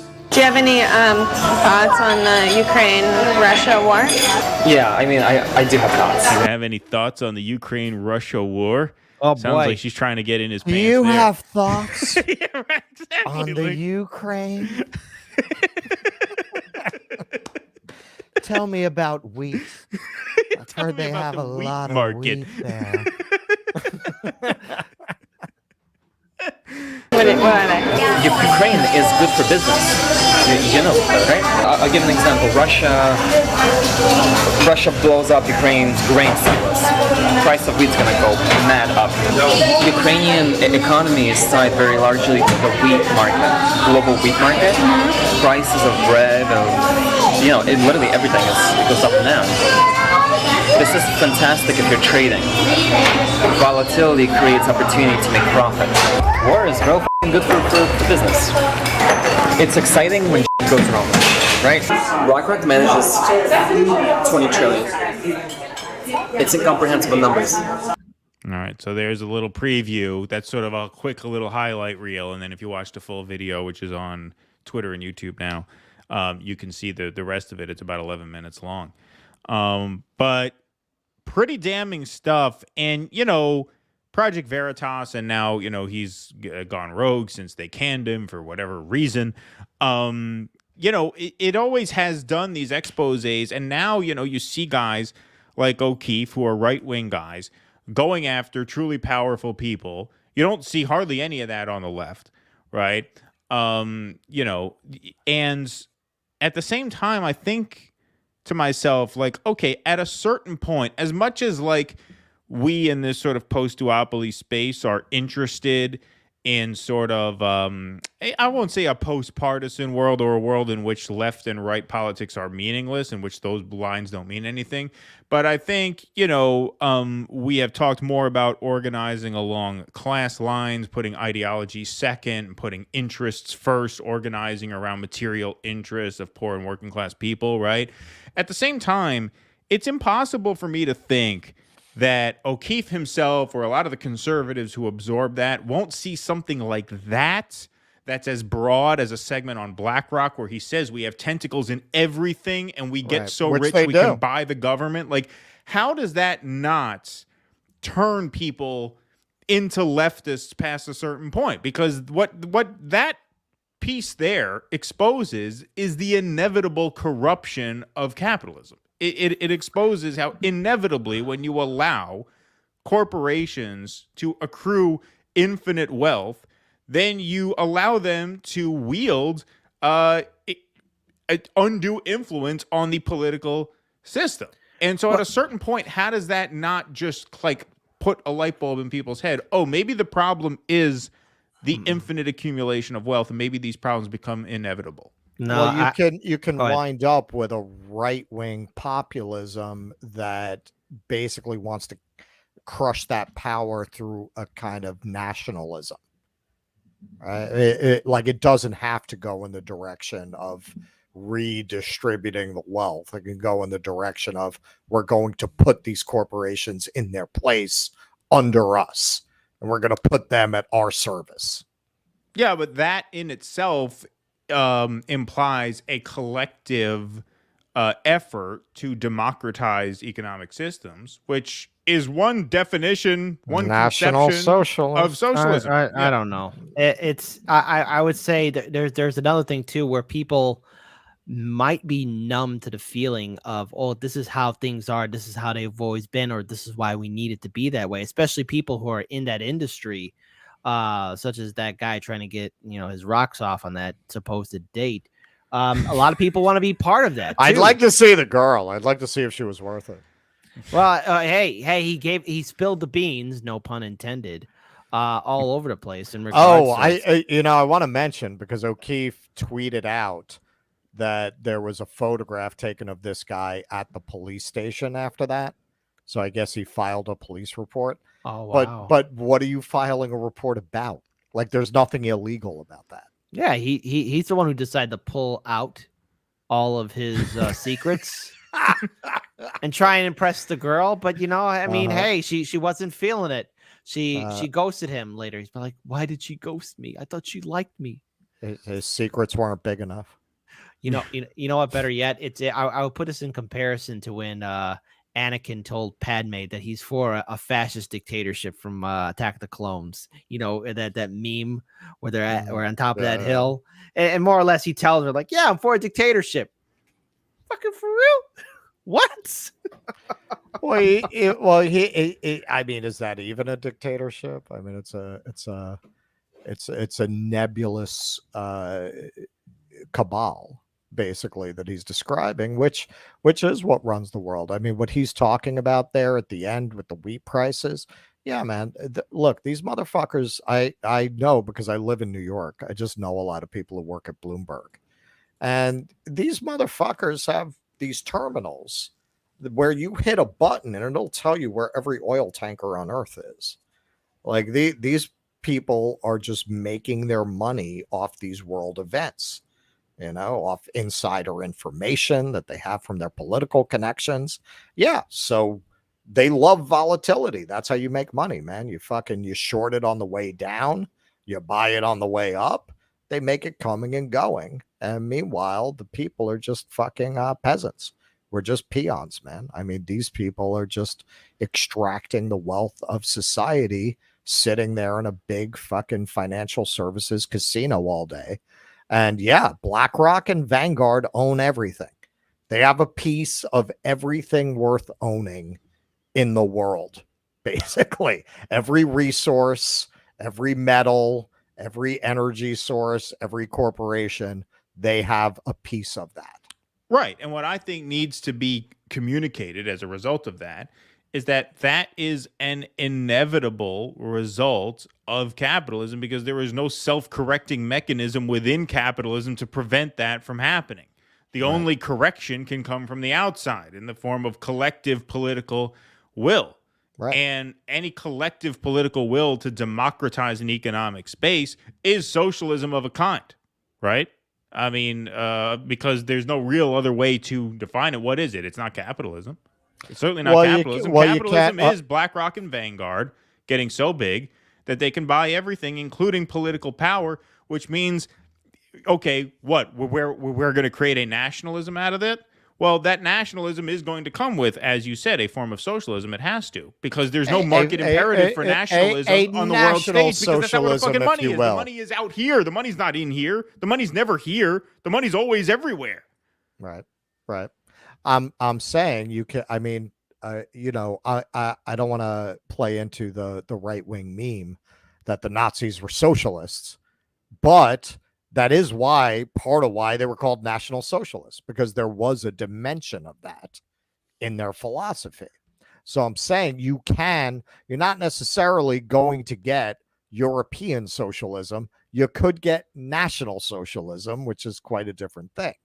Yeah. Oh, sure. I also want to add on here too, again, with a lot of Americans, I think for most of the populace who haven't been aware as what the audience or all of us have been talking about, some people may not even really understand the whole idea of democracy or trying to end this system, because people will be asking, well, what comes next? It's always been around. It's too gigantic. And to which, again, not falling into the right-wing talking points, but I'll give conservatives and the right wing this: when it's time for them to organize, they deliver, they show up in mass, and somebody like Trump can get them all together and do something and have follow through, which is something far more successful. And maybe I'm adding my own bias, far more successful than anything I've seen from the leftist movements here in Chicago, when all they do is set up somewhere in downtown Chicago and then protest in front of Trump Tower.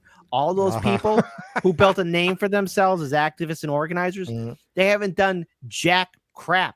And all the quote unquote progressives or socialists in the city of Chicago government, they have done some things good, but not enough to really change the whole foundation. If anything, if there is to be a change, as nightmarish as this could be, the right wing has a far more better starting point to get things done. And I don't want to give this analysis, but our whole job is to give commentary and analysis and who can organize better.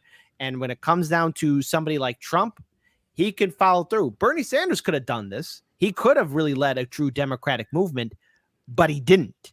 However, Trump, he's going to keep his people and do whatever he can to not only inspire them, but for them to follow him to whatever end. And so, to your point, Keen, yeah, I could see that. But Russell, I mean, a right-wing movement, that might be the answer to that. Well, that opens up a whole other can of worms. Well, I've mentioned this a lot on the show. There was an article in Vanity Fair called The New Right that I urge people to read that really paints a picture of how much intellectual ferment and organization there is on the right amongst a young generation of conservative intellectuals. Steve Bannon is kind of the godfather of this movement. J.D. Vance is definitely a part of this movement. And reading that article, what will strike you if you're on the left and you're to be honest, is there is no equivalent to this on the left. There is nothing this intellectually vibrant and focused on the proposition that, okay, this system has failed. They're already there. They're assuming this system cannot be redeemed. They're already thinking ahead to what's next. They're already thinking ahead to how you seize power and what you put in place to replace it. And the left is not serious like that. Only the commies. They're the only ones who are talking and thinking like that. Most of the left is not.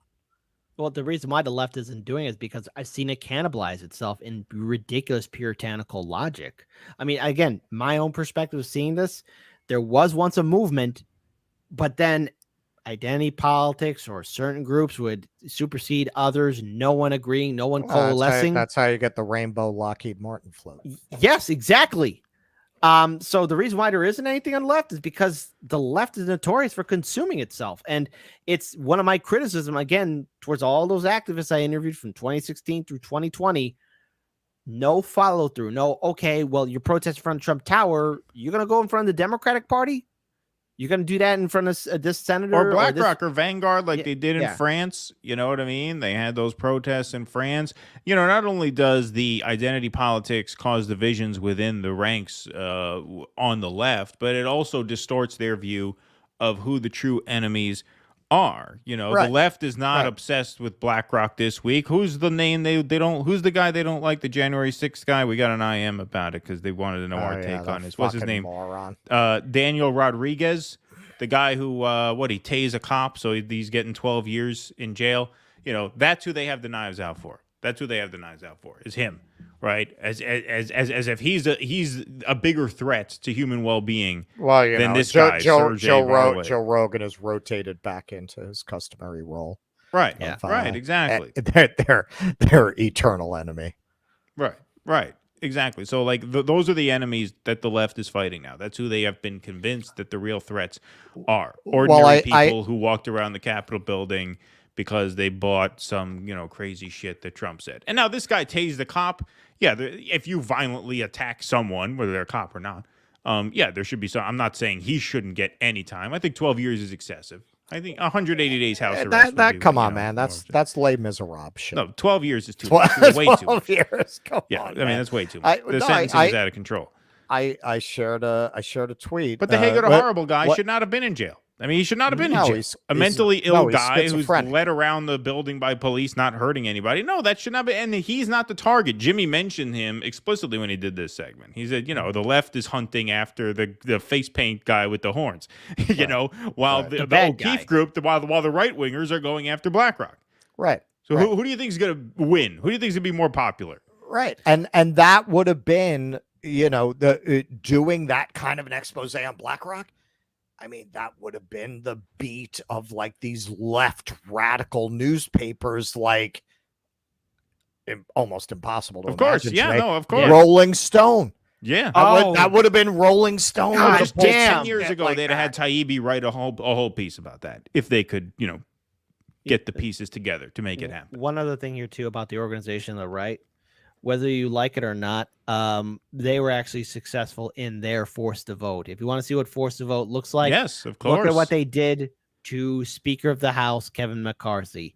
I mean, they got that guy by the balls. The Freedom Caucus, unlike the Congressional Progressive Caucus, the Squad, they can't organize on it because, again, when Jimmy Dore and so many others, I think even Jordan Chair was part of force to vote, too. I think even Kyle was, and there was a point when Cenk and even Sam Cedar were for about a week, and then they then they flipped on it. Can you imagine if we were actually successful in really following through with force to vote? That would have been a huge victory for the left. And even if we couldn't get Medicare for all for a House floor, it would have been enough political ammunition to say, all right, these Democratic and Republican lawmakers at the height of the pandemic will not give us Medicare for all. But that didn't happen. But in 2023, we saw force to vote work. And it was the conservatives and the Republicans, the Freedom Caucus that did it. Well, because they understand that they're fighting a war. Yeah. And they want to win. Warren Buffett said, sure, there's a class war, and my side is winning it. Right. The left doesn't understand that they're in a war. Kinky said in the comments that when I talk about the left here, I'm talking about Democrats. No, I'm not. Not in this context. The left is completely disorganized, unfocused, has no real theory of change, has no plan for the world after. And I don't think most of the left has accepted the idea that this system is irredeemable.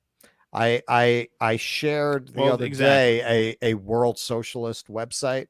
These motherfuckers are up there jumping into the Hedges thing on the establishment side, attacking RFK, attacking Joe Rogan.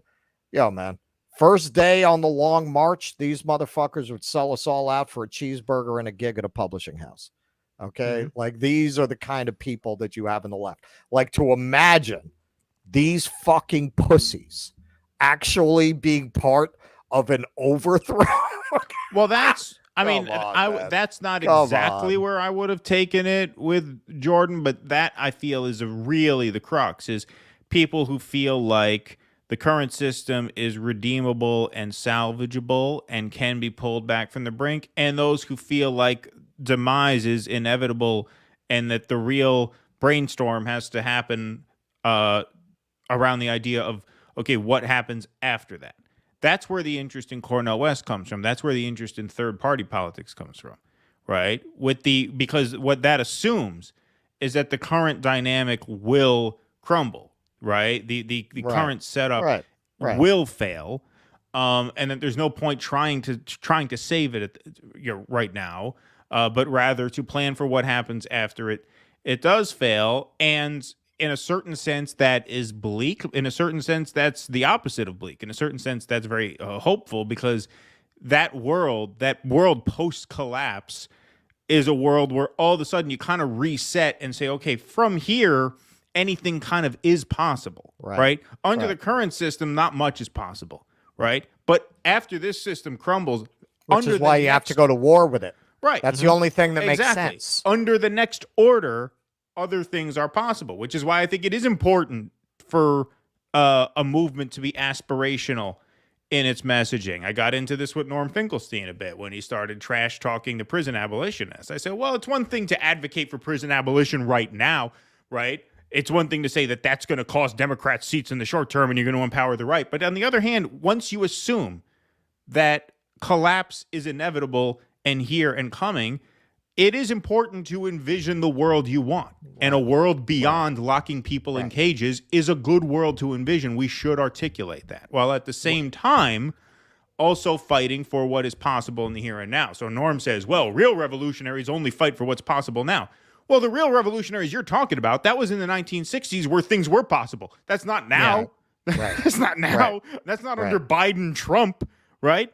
You know, it's a different world. Anyway, let's take a few more super chats, and then we got one more segment, shall we? And then he said the N-word 6 times. Yeah, right. He was very nice about not saying it. He doesn't say it maliciously, but he says it to quote, he says it to quote things, but still, we can't. And I don't want to. Jax Page, thanks for the $2. Excellent show. Much love and respect to you all. Much love and respect to you, Jax As you Page. should. Thank you. Grazie. Grazie. Nicole Vance just got home from work. Sorry, gentlemen, got to catch up. That's okay, Nicole. Long show tonight. Lots of catching up to do. Thank you guys very much for being here. Hit that like button. Hit that subscribe button. Go to Hard Lens Media. Subscribe to Kit's channel as well and catch his streams. He streams every morning, 10 a.m. Eastern, 9 a.m. Central. Chicago time. Man that he is. And so be sure to tune in to his streams and subscribe to his channel for sure. Rick Bungle, thanks for the $2. Hi, Russell and Keaton. Love your show. Thank you. And make sure to check Kid out as well. As you should. As you should. You like my maxi pad joke, huh? Maxi pad, well played. Thank you, because that's keep us sane. Thank you very much. Appreciate that. I'll be here all week. Sammy Halam, thanks for the $5. I read that the U.S. Navy detected the implosion at the moment the sub lost contact, but news outlets didn't feel it was definitive enough to report. Is that true? I didn't hear that. That's interesting. Hear that. That's news to me. That's interesting. I mean, I feel like, that search and rescue was this thing where, like, I guess you have to try to say you tried, but what could they have done? Could they have even pulled, like, you can't pull, what did that thing weigh? Like 30,000 pounds, 20,000 pounds? 20,000. They didn't even have the equipment to pull it out. There was only one like ship looking that for the could have sub done it, was though. like busy work. Yeah, but they didn't have that ship there. Yeah, no. But no, actually that ship was decommissioned. And what it was a in the 1970s, the U.S. had a ship that had a huge magnet to get up like a Soviet submarine, and it worked until the sub broke in half. So technically, there was a device, but that ship was decommissioned. Right. So what they were doing was never going to rescue that sub. That was never going to happen unless it had been on the surface. That was the only way they could have rescued these people. Black Freud, thanks for the $5. Next time, take Bezos, Gates, and Schwab on the 3-hour tour. That was one of the memes that we should. Okay, so that's the song parody we should do next. This is a tale of our castaways. Went to see the Titanic. Like if we really want to be savage, we want a shot at getting savaged by conservative media. We should totally do a Gilligan's Island parody song about this sub. About this. Oh, you should do it. They'll be all over us. Thanks for the $1.99 Ocean Gate subs. Yeah, safe and effective. Right. Exactly. Exactly. What? It's got ocean right in the name. Yeah, it's ocean. Right. Exactly. We know what we're doing here. Roy Asteria. Macona should be legal in Brazil. Join the movement. I don't know what that is. Do you know what that is? I don't know. Is that weed? Is weed it not legal? Is it like ayahuasca? Is it some kind of drug? Yeah, I would assume. Roy Asteria, thank you very much for the donation. Oh, yeah, it's cannabis. Cannabis, that's what I think. Because I know weed is not legal in Brazil. So I had a feeling it could have been that. In Brazil, of all places? Yeah, really? That's what I mean. Cannabis. Yeah, exactly, yeah. Whoa! Yeah, Lula's got to get on that. I don't know. I mean, I've smoked a lot of Brazilian. At least we're getting it. I guess Thanks, that's why you can't have it. We need it. Yeah, right. Thanks, Comrade Russell. I did like your Long March comparison better, though, from Tusker. Well, thank you, Tusker. All right, let's do... All right, we're getting through these, sure enough, here. Adriana Ramos, thanks for the $4.99. Poor are the poorest. If they don't go to heaven, they screw them here, and they screw them down here. Okay, okay. I get it. Okay, so thanks for translating. That was the Meteor Dreams quote that I just couldn't get because the abbreviations. But thank you, Adriana. See, we have a very attentive chat. They really pay attention to what's going on. They're on it. As they they're should. on it. They're on it. Very, very vigilant. Virtuoso, thanks for the $5. I have to say this tragedy ironically got regular basic people to talk about science. That's a win for the grand subjects. Yeah, man. I mean, the ocean is worse than space. I mean, it's right. Yeah. It's really, really not where you shouldn't be there. I mean, Now, why you gotta, yeah. So this is funny. So this is ironic timing because finally, after years and years and years and years and years of buildup, Virgin Galactic is finally launching its first space tourists next week. As soon as this happened, the stock started to collapse. We're like, what are the odds that doesn't blow up next week? Yeah, their launch window is between the 27th and the 29th. So they're launching rich people into space next week. Wow. Although they're also bringing but space is way safer than the 13,000 feet under the water. It is. Hold on. Things can always go wrong. Someone the screenshot Italian government.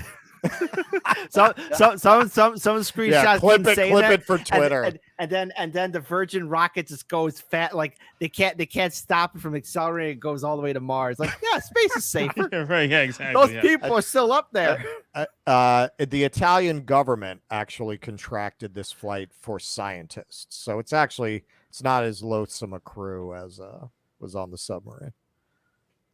Right. But knowing rich people, they cut corners. Rich people are the cheapest people there is. From Casino, great line. Rich people are cheap. I mean, but apparently this ocean exploration is kind of unregulated. This is covered by the FAA. I remember one of their test flights deviated from its planned course and they were grounded by the FAA, but they had to explain why they went off course. But apparently for this, part of the reason this was possible is because there is no regulation. You can do whatever the fuck you want in the ocean for some reason. Zach Boyles, not desperate. He couldn't even say one good thing. What about the deplorables? If you're referencing the Dora interview, I'll have to go back and watch it. I thought I watched the whole thing. And if you're talking about the Brie interview, I haven't watched the Brie interview yet. We just saw that piece that we showed because it just showed up right before it went on air. But I will watch it. I watch most of what Chris Hedges does. So I will watch it and get back to you, Zach. Just make sure you're here on Sunday. It's been too long. Rodrigo Mendez, thanks for the $1.99. Chris Hedges has his flaws. He liked Howie Hawkins. Yeah, look, I got it backwards. I didn't vote in the general election in 2016. I just sat it out. And in 2020, I voted for Hawkins just so I could say I voted so that the people wouldn't bother me for not voting. It turns out I should have just done the opposite. I should have voted for Stein in 2016 and not voted Hawkins in 2020. But look, I don't sweat it. A lot of people are very, very sacred about their vote. I'm not. You know what I mean? Like if there's no one to vote for who can win, and there's no one who's getting the 5%, and there's no one like the Hawkins. That 2020 environment was just not ripe for third party. It just wasn't the kind of environment where a third party was going to get anywhere. No. Yeah, all that stuff and Trump with the second term. Yeah, there was just no way that a third party was going to get any momentum there. Whereas in this environment, this is ripe for a third party. That's why Cornell's already polling above 5%. Yes. But thank you for the question. If that's Hedges reaching out, he comes off as an ass. Well, I will watch both interviews. I thought I watched the whole Door one. I don't know if that's what you're referencing. If you're watching the Brie one. Cornell doesn't have your vote, Zach? I have not gotten that. Yeah, no. You're not joining up with the Cornell campaign? Well, in the general, this is your part of your theory of the case, Russell, is that some of the RFK people, given the fact that RFK is not going to be on the ballot in November, might go to Cornell.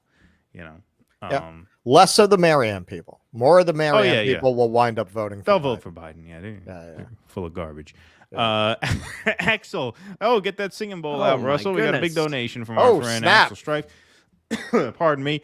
Missed a whole big chunk. Gonna catch up tomorrow. Some singing bowl tidings for 60% of the post-duopoly block. See, he did that just for the singing bowl. There we go. $50 donation or more gets you some good karma courtesy of Russell's singing bowl. Thank you very much. Yeah, that was a long one. That was a good one. Got his money's worth. Perfect. Very good. They showed their hand. That's a good thing. Okay, thanks, Zach. Okay. All right. Michael Cohen looks like Ross this from is Friends. becoming non sequitur. Michael Cohen looks like Ross from Friends. Yeah, I can see that kind of. Yeah. He's got a little bit of a Schwimmer thing going. Thank you for that. I feel like my math teacher was this Irish guy who in high school I had him all 3 years because he taught 10th, 11th, and 12th grade math. He was a great guy. He had a great sense of humor, and we used to, make fun of each other. We had a good little frenemy rapport. And he said something that came to my mind with this comment. Michael looks like Ross from Friends. He was putting together some equation on the board, and I just kind of blurted out because I thought it was important to the equation because the number 11 came up or something. And I said, but wait a minute, 11 is a prime number, isn't it? And he stops what he's doing. He says, yes, it is a prime number. I'll be sure to call on you again next time I need information that's completely irrelevant. That's what he told me. And that's kind of what came to mind about this. Michael Cohen looks like Ross. Thank you. That's your take. We'll be sure to go to you again next time we need something that's irrelevant to the conversation. But thank you for the donation. We appreciate it. It was just a really funny line because I thought it was relevant, but I was wrong. He's like, yeah, it is a prime number. I'll call on you again next time I need something unimportant. All right, one more, and then we're going to do our last segment. Actually, we'll save these until the end because we're almost through. And then Snow Himbo, if you're on the line, we will take your call after this segment. It figures to be a short one, but it is getting late, so we want to be able to take care of this last one here. So yesterday, the House of Representatives, in a party line vote, censured Adam Schiff for alleging collusion. Adam Shit. Between, I left it to you Adam to say Shit. that. Yeah. Called Skiff. Shit. On this show, he is Adam Skip. Shit. Adam Shit for Debbie Wasserman Schmuck and Adam Shit. Yeah, those are Russell's two names there that he likes: the Schmuck and the Shit, for alleging collusion between Trump and Russia in 2016. They censured him. Here is the way that vote went down. You saw some of the Democrats didn't take it too well. On this vote, the yeas are 213 and the nays are 209. With 6 answering present, the resolution adopted. Without objection, the motion to consider is laid on the table. House will be in order. Notice how angry they get when one of their colleagues is being insulted in a way that's ultimately meaningless. He's not being impeached. He's not being removed. He's totally fine. He's being censured. He's being formally scolded or chided, as he should. I mean, he alleged he had proof of collusion between Trump and Russia, which he obviously did not have. Gun. Right. He had a smoking gun. I mean, he promised this. He had a smoking turd. That's what he had. Yeah, exactly. But, they got pretty angry, and the Democratic electeds were not alone in being very indignant about this. Obviously, the libs took to Twitter. They were very angry about this, too. Harry Sisson, from Palette Management. Adam Schiff is an American patriot. He's effective. Here, I'll read it as him. Adam Schiff is an American patriot. He's effective, honorable, courageous, and that's why the Republicans feel threatened by him. I stand with Adam Schiff from Harry Sisson. Spazoid. Yeah, here's Rob Reiner. No, I didn't have to see the name. It's Fat Boy Rob Reiner. Hang on, kids. We'll get you out of those cages. Does this kid know what he's doing to his prospects of getting laid in college? Yeah, not good. Not good. Believe me, not good. Today, the Shit House, that's interesting. The Shit House censured Adam Shit for telling the truth of what was clearly spelled out in the Mueller report. Donald Trump colluded with Russia in the 2016 election. It specifically knocked that down. Yeah, it specifically said there was no evidence of that. There was no evidence of collusion that rose to the level of anything prosecutable, and it said there was no proof of collusion that wasn't prosecutable. Well, what I love about that is these are the ones who will post memes about how they're the ones who believe in facts. We believe in science. We believe in changing our minds in the face of evidence. A motherfucker. This whole report came out, and you're still sitting there to go, the Mueller report said exactly the opposite of what it said. Yeah. Mueller time, or as TY used to point, it's Mueller time. Like, God damn it. Just absolutely extraordinary. And one of the things that came to my mind, and I'll probably make this point again when we talk about the Trump prosecutions and the indictments and the trials, it should have been obvious the tack they were going to take against Trump when they tried to make the case, and they have done this repeatedly since. This wasn't just a campaign tactic in the moment. When he said during the 2016 campaign, he says, Russia, if you're listening, maybe you can find the emails. When they tried to sell people that he was actually seriously inviting them to do it, as opposed to just making a sarcastic joke about the fact that, hey, maybe somebody could find these emails because she deleted them, that tells you all you need to know. That tells you the lengths they were willing to go to get this guy. The fact that you so clearly take what was so obviously meant as a campaign joke throwaway line, right? And tried to make that a crime, treason, right? That should have told you everything you needed to know. That was a real cards on the table moment. Okay, we are going to go after this guy in a way we would never go after anybody else. Those words out of the mouth of anyone else would have been taken for what they obviously were, which was a benign wisecrack on the microphone during a campaign press conference. Well, this is why I was saying last night on Generational Change. Now they've opened the floodgates. Now the Republicans are going to do this to them. Yep. Look, Thank you. Adam Schiff he should be impeached from Congress. The amount of disinformation that he spread in order to boost his own political fortunes and profile, like he does not belong in any legislative body. So I don't think, yes, he completely deserves the censure. He deserves more than the censure. But back in the day, they just didn't do this kind of thing. Right? Like, they bitch about it on Meet the Press or something. But they didn't take it to this level. But now the Democrats have made this the way the game is played. Okay, so fine.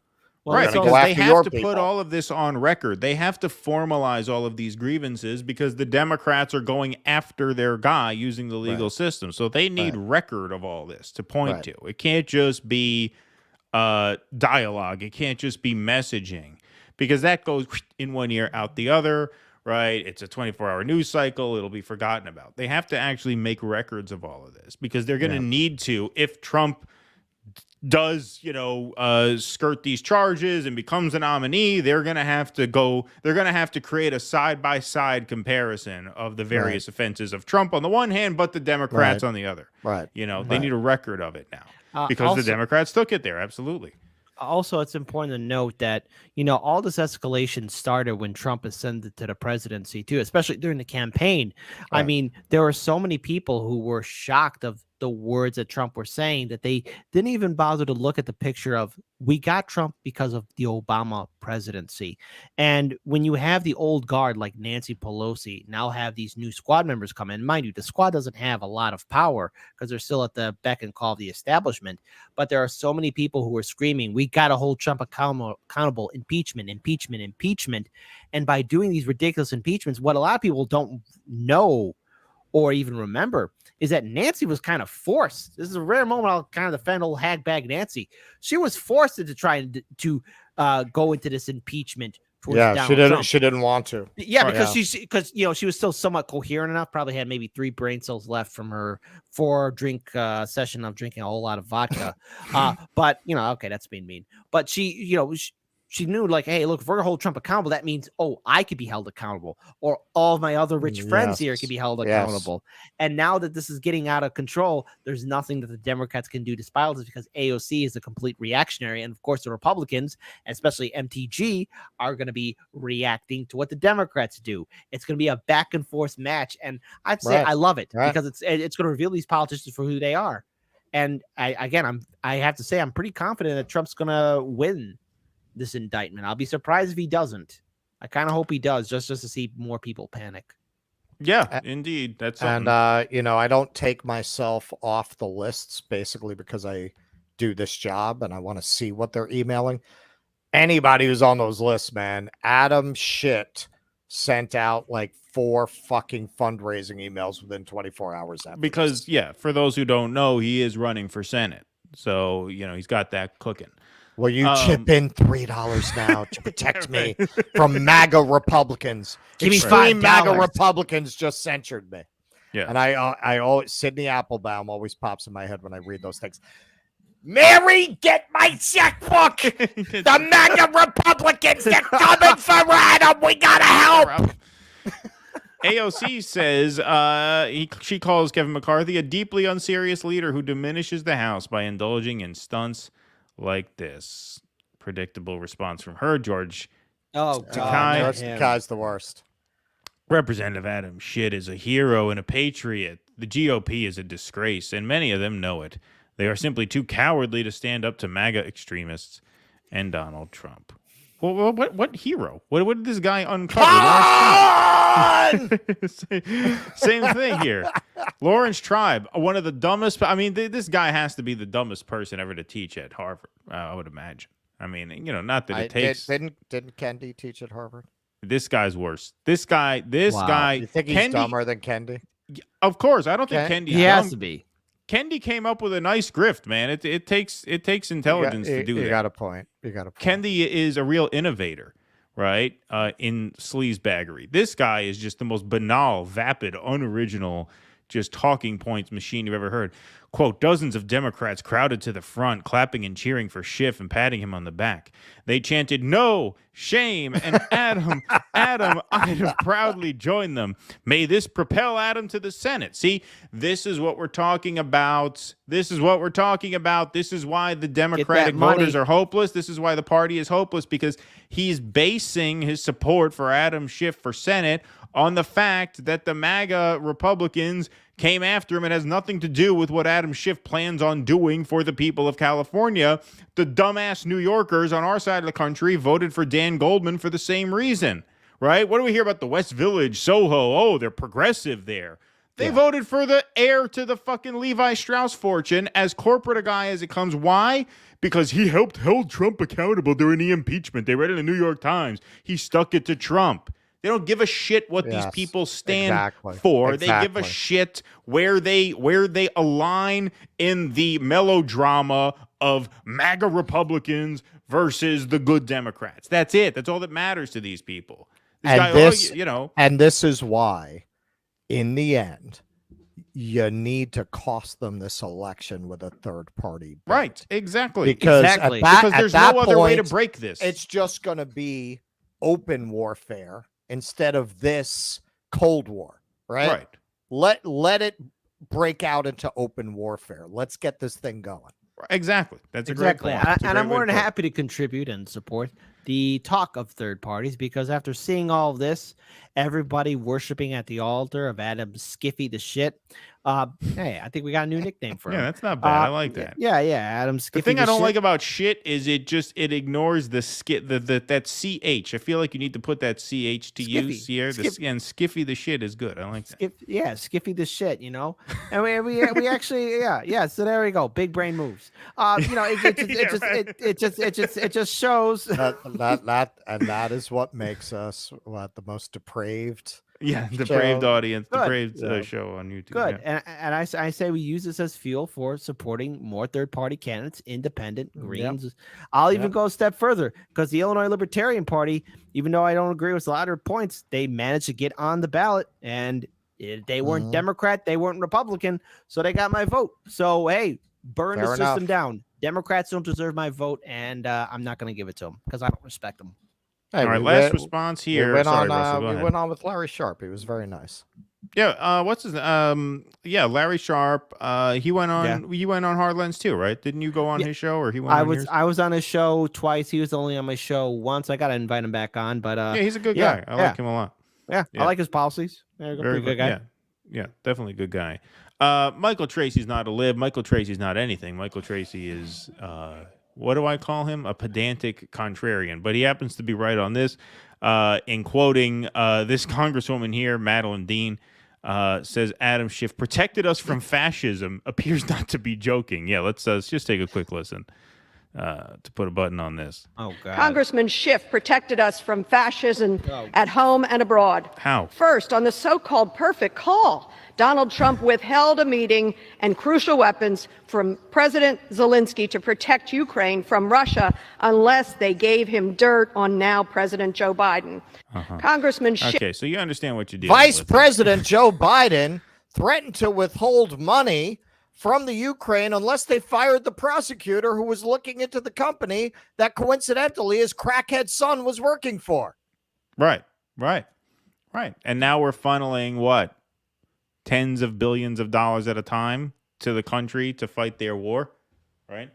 No, nothing to see there. A war that was provoked that could didn't have been warrant avoided. any investigation whatsoever. All righty, folks, we're gonna wrap up soon. Snow Himbo is waiting with his mic on. Snow Himbo, you're on the air. Thanks for calling, man. I didn't know you were a patron. Are you a patron under a different name? I have no idea.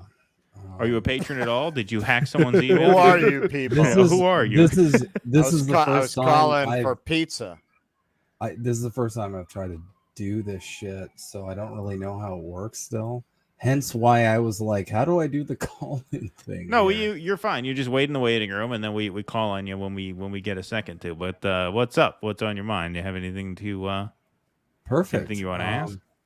Yeah, I just wanted to say that obviously a fan of the show. You guys As are getting you should funnier, of course. And Kit, I love you. You are entirely too handsome for your own good. Thank you. But yeah, it's the slightly Dave Grohl kind of anyway. Yeah, it is a Dave Grohl kind of look. Yeah, that's true. Right?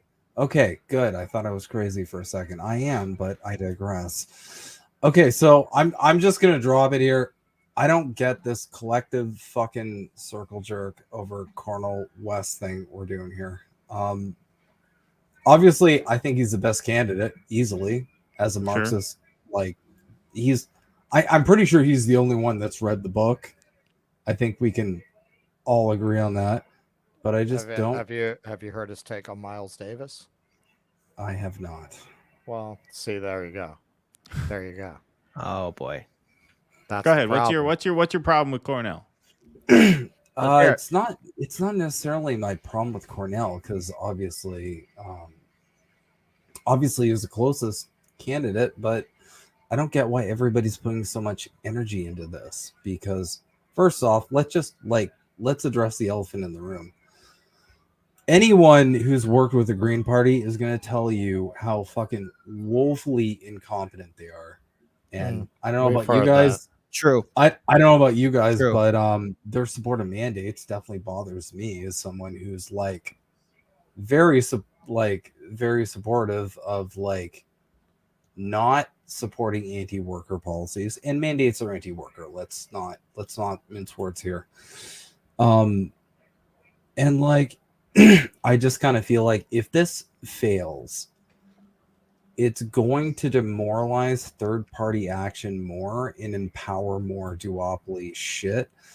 Because if the Green Party drops the ball, and from everybody I've talked to, and I know a fair bit of people who've worked with the Green Party, if they don't have a solid plan for Cornel, they're gonna drop the ball, and we're gonna see these sexy polling numbers just kind of tank.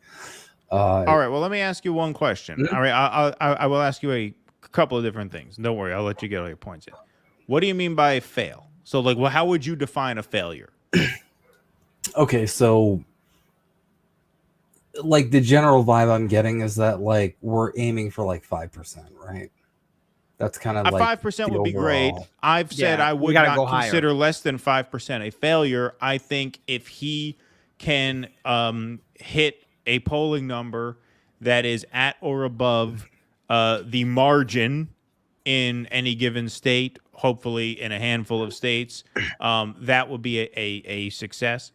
Obviously, 5% is the goal, but I would be satisfied with polling at 2% in a state where Biden's up by 1 or Trump is up by 1, right? Like, polling at big enough numbers to make the establishment panic. That's what I would consider a success. It's having 5 a would be stick great. to 5 wield. is the goal. Obviously, 5 is the goal, but I wouldn't put less than 5 necessarily as. I wouldn't say that's a failure. But anyway, It's basically as voters doing what the squad would do if they hadn't sold out 5 minutes after they got to Washington. You don't need a lot of people to stop Congress from working. Yeah, there are enough of them to do that now. They just won't. That's it. If you have 2%, you have enough to fuck the whole system. What needs to happen, and I hear what the caller's saying in regards to the Green Party being screw ups, because I've seen them screw up here in Illinois. Oh and yeah, in no, Indiana. I'm not. I don't doubt that at all. What they'll need to do again is really build up a strong infrastructure, which is what they should have done in 2016.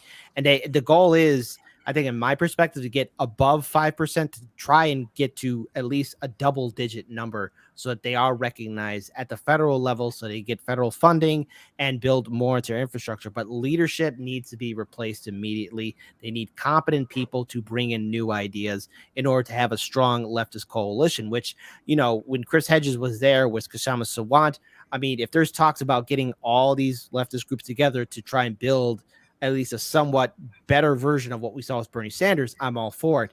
Because the Illinois Green Party at one point was recognized in the state, and then they lost it in 2010 because the Greens have that record of having something and then screwing up. So my perspective is the Greens need to get to double-digit numbers so that Cornel West can be on the debate stage as well. That's what they like. The overall idea of a third party winning the presidency, that's the fool's errand. The goal is to be recognized, to be ready for future battles. Okay, so you're saying yep. No, sorry. No, that's okay. Go ahead. I just wanted to set that up. Okay, so you're saying you would set the bar at around 5%. I'm saying the goal is 5%. What I would consider a success is enough polling to cause panic in enough swing states. Yep. So anyway, now that we've set that up, go ahead. You can keep going. Okay. Okay, so Green Party, you don't trust them not to fuck it up. That was the other point that you made. I think Kit kind of addressed that. I think that's a valid concern. But what I would say to that is that now that you have someone as dynamic as Cornel West in the race who's already polling at 6%, what that reflects is an influx of people into the Green Party. Right? Like the Greens are a small enough organization where you can actually go in and change the organization. You can't do that to the Democrats because the Democrats are a blob. The Democrats are gigantic, right? There's no way that a ragtag army of even 1 million Bernie volunteers could go in and actually change it because it's just too big. The Green Party's not that big. If the Green Party polls at 6%, what that means is that for all intents and purposes, the Green Party is 3 times bigger this cycle than it was in 2016 even. 12 times bigger than it was in 2020. Right. So what that reflects is a possibility to actually go in and change it from the inside because it's a small enough organization where you can actually do that. And it's not, we said this in the last show, that's not to say that there aren't going to be some, jealous functionaries who are going to look at all these new people about to come in and displace them from power. No, might try to sabotage it. It sounds to me like Howie Hawkins is a jealous functionary who, has sour grapes over this Cornel West thing, and he's going to get rolled right out of there. Jill Stein's on board with Cornel West. Baraka's on board with Cornel West. They'll roll that guy right out of town because they can. Because he's not Hillary Clinton, right? He doesn't have this army of money and interest behind him. He's a schmuck who couldn't get 9 people to show up to a street corner in Albany when he had a rally in the summer 2020, right? So that's the difference. Anyway, was there another point they had? Just to push back on that a little bit. Sure. The people I've talked to who have interacted within the Green Party basically state that the Greens from the inside won't allow any kind of like change in like regime or like organization within the organization. Holy fuck, that's redundant. But it's getting late. No, exactly. And I took too long to do this. But my second main point here is basically like, okay, let's say perfect world, right? Cornel gets 99% of, sorry, he gets 99% of the votes. We're living in some fantasy world where a third party candidate wins because these elections are totally not just phony as fuck. Okay. They definitely. All right, so he wins. Okay, all right, so he wins. This dude seems to be clueless. And then he turns into General Zod, and he makes us all kneel. Yeah. He seems to be clueless about the World Economic Forum, which I'm sorry, that's weird. And despite them having a direct quote of his on their materials, mind you. Do they? Yeah, they do. Really? They have a direct quote of his. Favorably? Well, yeah, sure. They like to use that kind of cover. Yeah. And if memory serves, they would definitely have to be in communication with him to do that, right? They can't just attribute. No, they could quote you. No. What do you mean? Of course they can pull a quote from him. Why wouldn't they? It's not. You can't copyright a quote. No, but the point. Look, I understand the point you're making, and I think it's fair. And I think it's fair to say that electoral politics is limited in terms of what it can do anyway. But when you start talking about if he becomes the president, you talk about that as a best case scenario. Yeah, I mean that's not a real scenario, right? That's not going to happen. Right. So what you have to look at is what can be accomplished through a campaign like this, right? And rather than get involved in a hypothetical of what would happen if he became president, you say, well, what would happen if we did the thing that is actually doable, which is cracking 5% and securing federal funding for an alternative to the Democrat and Republican Party. Those are huge, huge game-changing wins, right? Yeah, and so that's what I would say. What is it going to result in? You're going to get 4 more years of red or blue fascism regardless, right? So, but we're getting that no matter whether he runs or not. I would say you're getting that no matter whether he runs or not. What I would say is that if you can secure federal funding for a third party, not only is that good for the Greens, but it's good for any other third party that wants to jump in, right? That's good for breaking the entire system. Which is a noble goal in my view. And it's the only goal that can be pursued through electoral politics at this time. Now, if you don't think that's worthwhile, then that's your right to think that that's not worthwhile. But I'm telling you why I think it is worthwhile to run an electoral campaign that has a real shot at breaking the duopoly's hold on the process, not just their hold on power. You're not going to break their hold on power right now, but you are going to fundamentally change the game if you can get him over 5 points.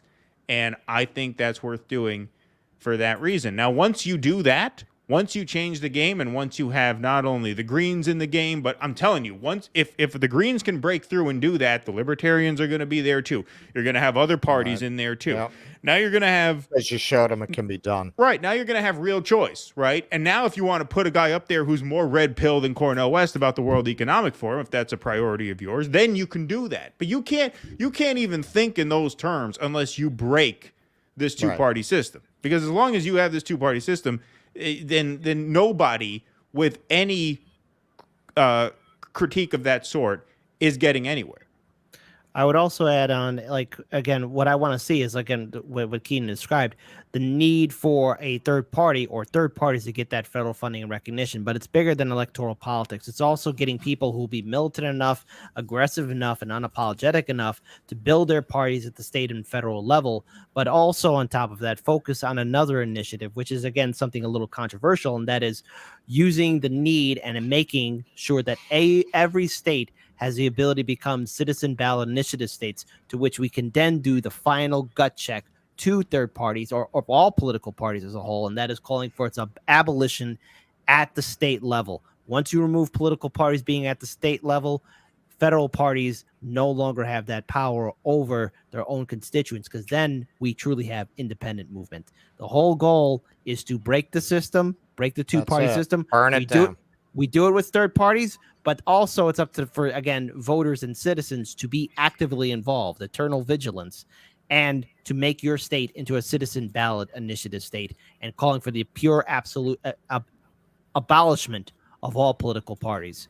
Maybe I'm going a little bit too far with my perspective, and it's a little bit idealistic, but the first step is getting people who have it within them to go that extra mile and to really be vocal about it, because the Green parties can be taken over. I've seen the Indiana, Illinois Green Party, and it's not impressive. It can be taken over. It's just you can see why people could be disheartened on not getting involved in politics. So, yeah. All right, Snow Himbo, I got to leave it there for now because we have one more caller online behind you. Okay, so listen, I know people keep thinking this is Jordan. This is not Jordan.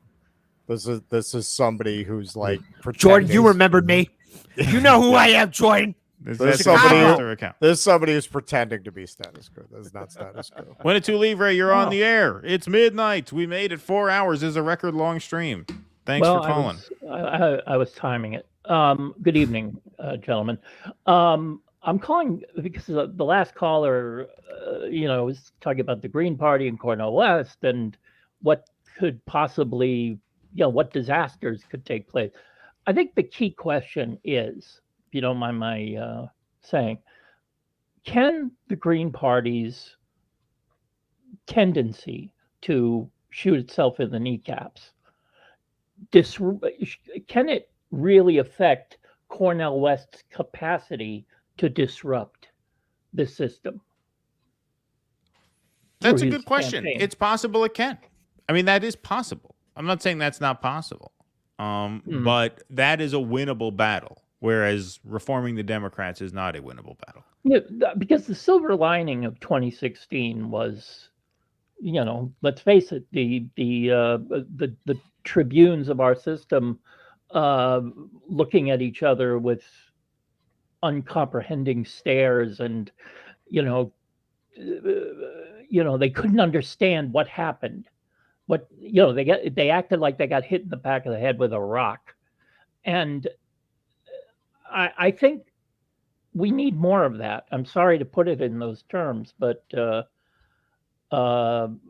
elites need to know that it's over. Well, okay. Who amongst us has never watched a supercut of Hillary voters crying? Of course. I love those. No, they're great. Those are the best. I still watch those. Chicken soup for the soul. But look, to your point, Javits Center. To your point, I thought they did undermine their credibility in a huge way after the 2016 vote when Jill Stein pulled that bullshit with the recounts. Right? Raising money for these recounts in states that Democrats lost narrowly. There were states that Trump won. There were states that Clinton won by narrower margins than the states that she lost, and Jill Stein didn't fund recounts in any of those. Clinton won Nevada and New Hampshire by smaller margins than she lost Pennsylvania, and yet Jill Stein didn't find the need to investigate that. She only put her money, a lot of money, by the way. That Michigan recount cost almost $1 million. A lot of money into putting recounts on in states where Clinton lost and the Green Party was taking a lot of the blame. Like, that was a really chicken shit move. I did not like that at all. And so, yes, are there red flags within the Green Party? Of course there are. Of course there are. There's no doubt about that.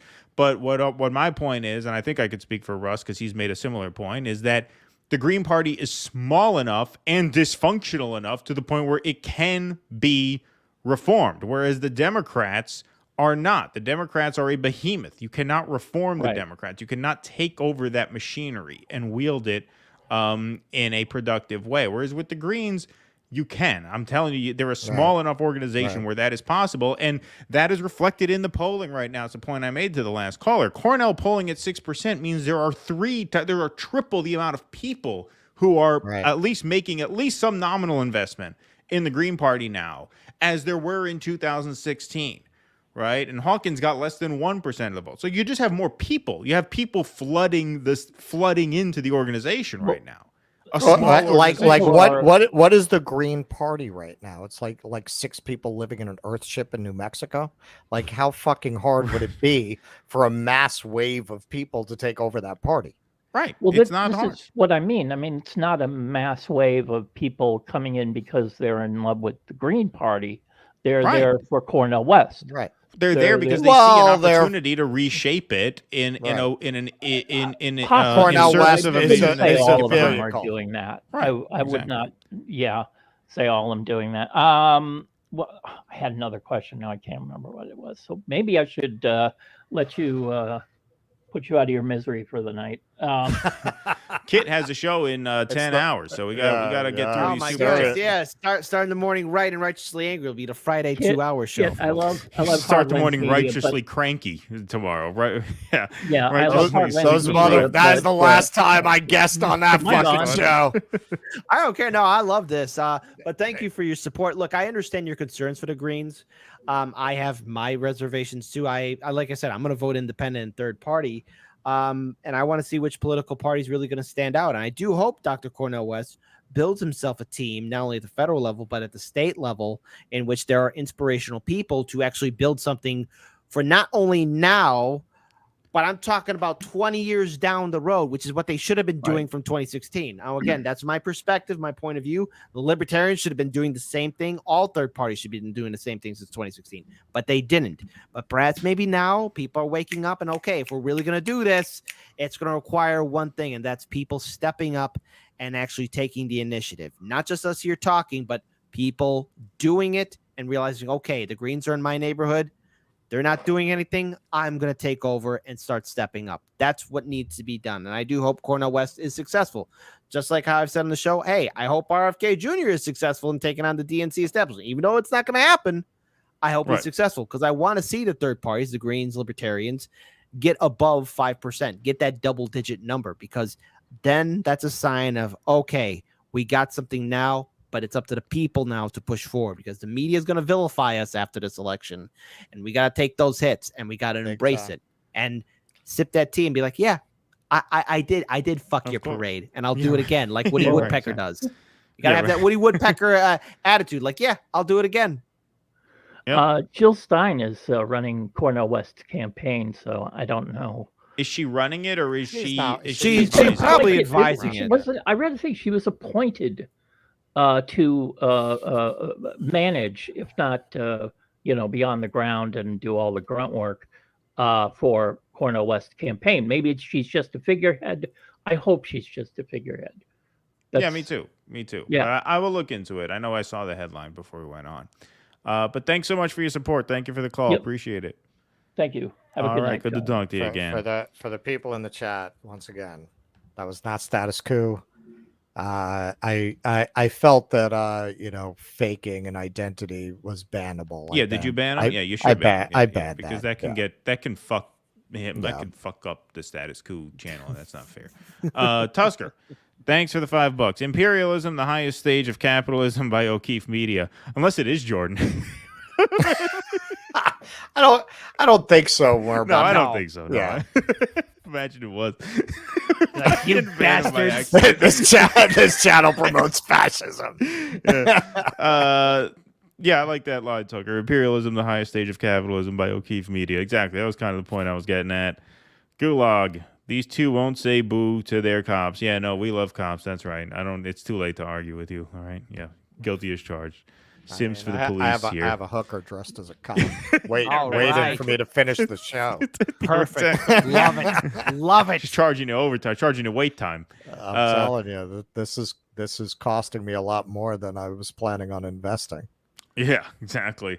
Love West, but can't get past his brother Biden. Listen, I know he voted for Joe Biden. He calls everybody his brother. The bottom line is he is willing and is going to be on the ballot against Joe Biden in November when it counts. So that's that. I mean, to me, that's all that matters. Like, you are willing to cross Joe Biden if you're willing to be on the ballot against Joe Biden on the day that it matters. Not in a primary where you're going to lay down your arms and say, okay, now we make nice. No, if you're going to be on the ballot in November against them, that's what it's all about. The Biden tongue bath is a red line. All right, well, you got your red lines. We got ours. Stay tuned. Gray Ghost, thanks for the $10. We appreciate that very, very much. Axel, thanks for the $5. The Dems cried about the fall of America when the 16 coronation was interrupted, but crapped the bed with Biden.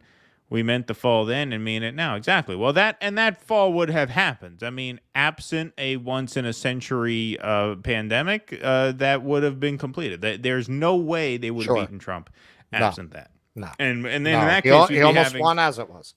Exactly. A completely different conversation. Mason Stone, callers right about the Greens and the mandate being anti-worker. That's why I registered Republican and will vote for DeSantis in the primary. Interesting, Mason Stone. There is told you. DeSantis. Yeah, told you. Russell for the win. Yeah, I like that. You can't copyright a quote. Copyright 2023. All rights reserved. Wow, thank you guys for your generosity for staying up with us. We appreciate that. Thank you, folks. Janice Anderson. Yeah, third parties don't need to win to impact legislation. Reps and Dems both adopted planks from Perot's platform after he lost in 2000. You know, it's interesting. This is a point that people have made, which is that they're talking about, like, I heard even Jimmy talk about this, about how Ralph Nader made it a point to poll high enough to extract concessions from the Democrats. Or I want to poll at 10% so I could be a kingmaker, right? So I can say, okay, Democrat, I'll give you these voters if you do what I want. That would not be acceptable to me at this point.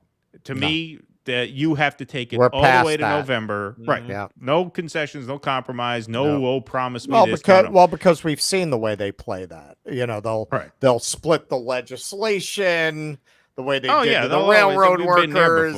Yeah, man. They'll find a way around it. Yeah, no. It doesn't matter what they would promise. Not be you can't acceptable trust to me. them. And actually, if we do get to interview Cornel, I would ask him that. Like, are you gonna? I'm not interested in you being a kingmaker. That's not what I'm interested in destroying the Democrats. That's it. That's my goal. If you're up for that, great. If you're not, from the heart of hell, I spit at thee. Exactly. Zach Boyles, thanks for the $4.99. We appreciate it again. Dem stealing from RFK right in the open would have the exact effect, more so than a third party. I don't believe that's true. I don't see that. No. I don't see that. We've been there twice before. I know you think RFK and Bernie are two different animals, and they are, but in that way, they are the same. Those two dynamics would play out the same way. The Democrats will get away with doing whatever they want because it's their party and it's their people. That's it. And it's their voters, right? And so that's it. You have utter conformity in that space from top to bottom. Also, you know, I've made this point with the DeSantis-Trump thing, and I'll make this point with RFK too. People say all kinds of shit 8 months before they're going to vote. They like to feel themselves, right? Oh, yeah, no, I'm for RFK. I'm for RFK. In the end, Democrats will vote for whoever the fuck MSNBC tells them to vote for. Sure. Right? Whatever RFK is polling now, that doesn't matter. When it actually comes to voting, they're not going to vote for it. Right. I guess anarchists registering D are not post-duopoly. No. No one who participates in a Democratic primary is post-duopoly by definition. I understand you think you're going to go in there and you're going to create change from the inside. We've seen this movie, and we just cannot, in good conscience, get people's hopes up for an outcome like that. To put it in terms that some people will understand, we're non-binary. Yeah, right. Janice Anderson, thanks for the $2. All right, folks, Before we leave, I have one more favor I must ask of you, and that is I want you to flood the chat with clap emojis for our friend Kit Cabello for staying up with us for 4+ hours, and he's got a show tomorrow. Is this the longest non-election show? It is the longest non-election stream we've ever done, and so I want to make sure that you do that. Justin, you got 1 minute, my friend. We got to get out of here. What's up? Yeah, Keen's got children. Justin, you there? I got a hooker dressed like a cop over here. You there? Yeah, come on. Got that hooker. Are you there? Or did you hit that by accident? I don't think he's there. All right. Maybe it was an accident. All right. Janice, you misunderstand. DNC RNC took his planks to prevent him from challenging them again in 2004. Oh, yeah, it's true. Oh, I understand what you mean. I mean, look, not to open up a whole thing, but I keep mentioning I'm reading Tom Frank's book. We want to have him on to talk about it. I mean, that did happen with the original People's Party, Theodore Roosevelt and FDR. I mean, basically the two Roosevelts realized the ideas that the People's Party put forward, but the system was nowhere near this completely broken back then. Yeah, right.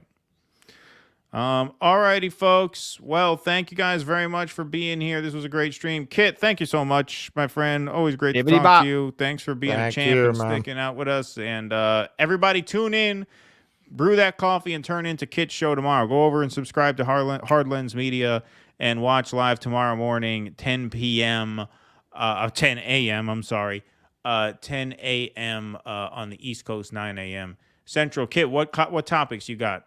In the morning? That's always a secret for my lovelies in the morning and sunshine. So oh, there okay. you so go. you don't drop it on them until no, they get it when they get it. They get it. You got to surprise them.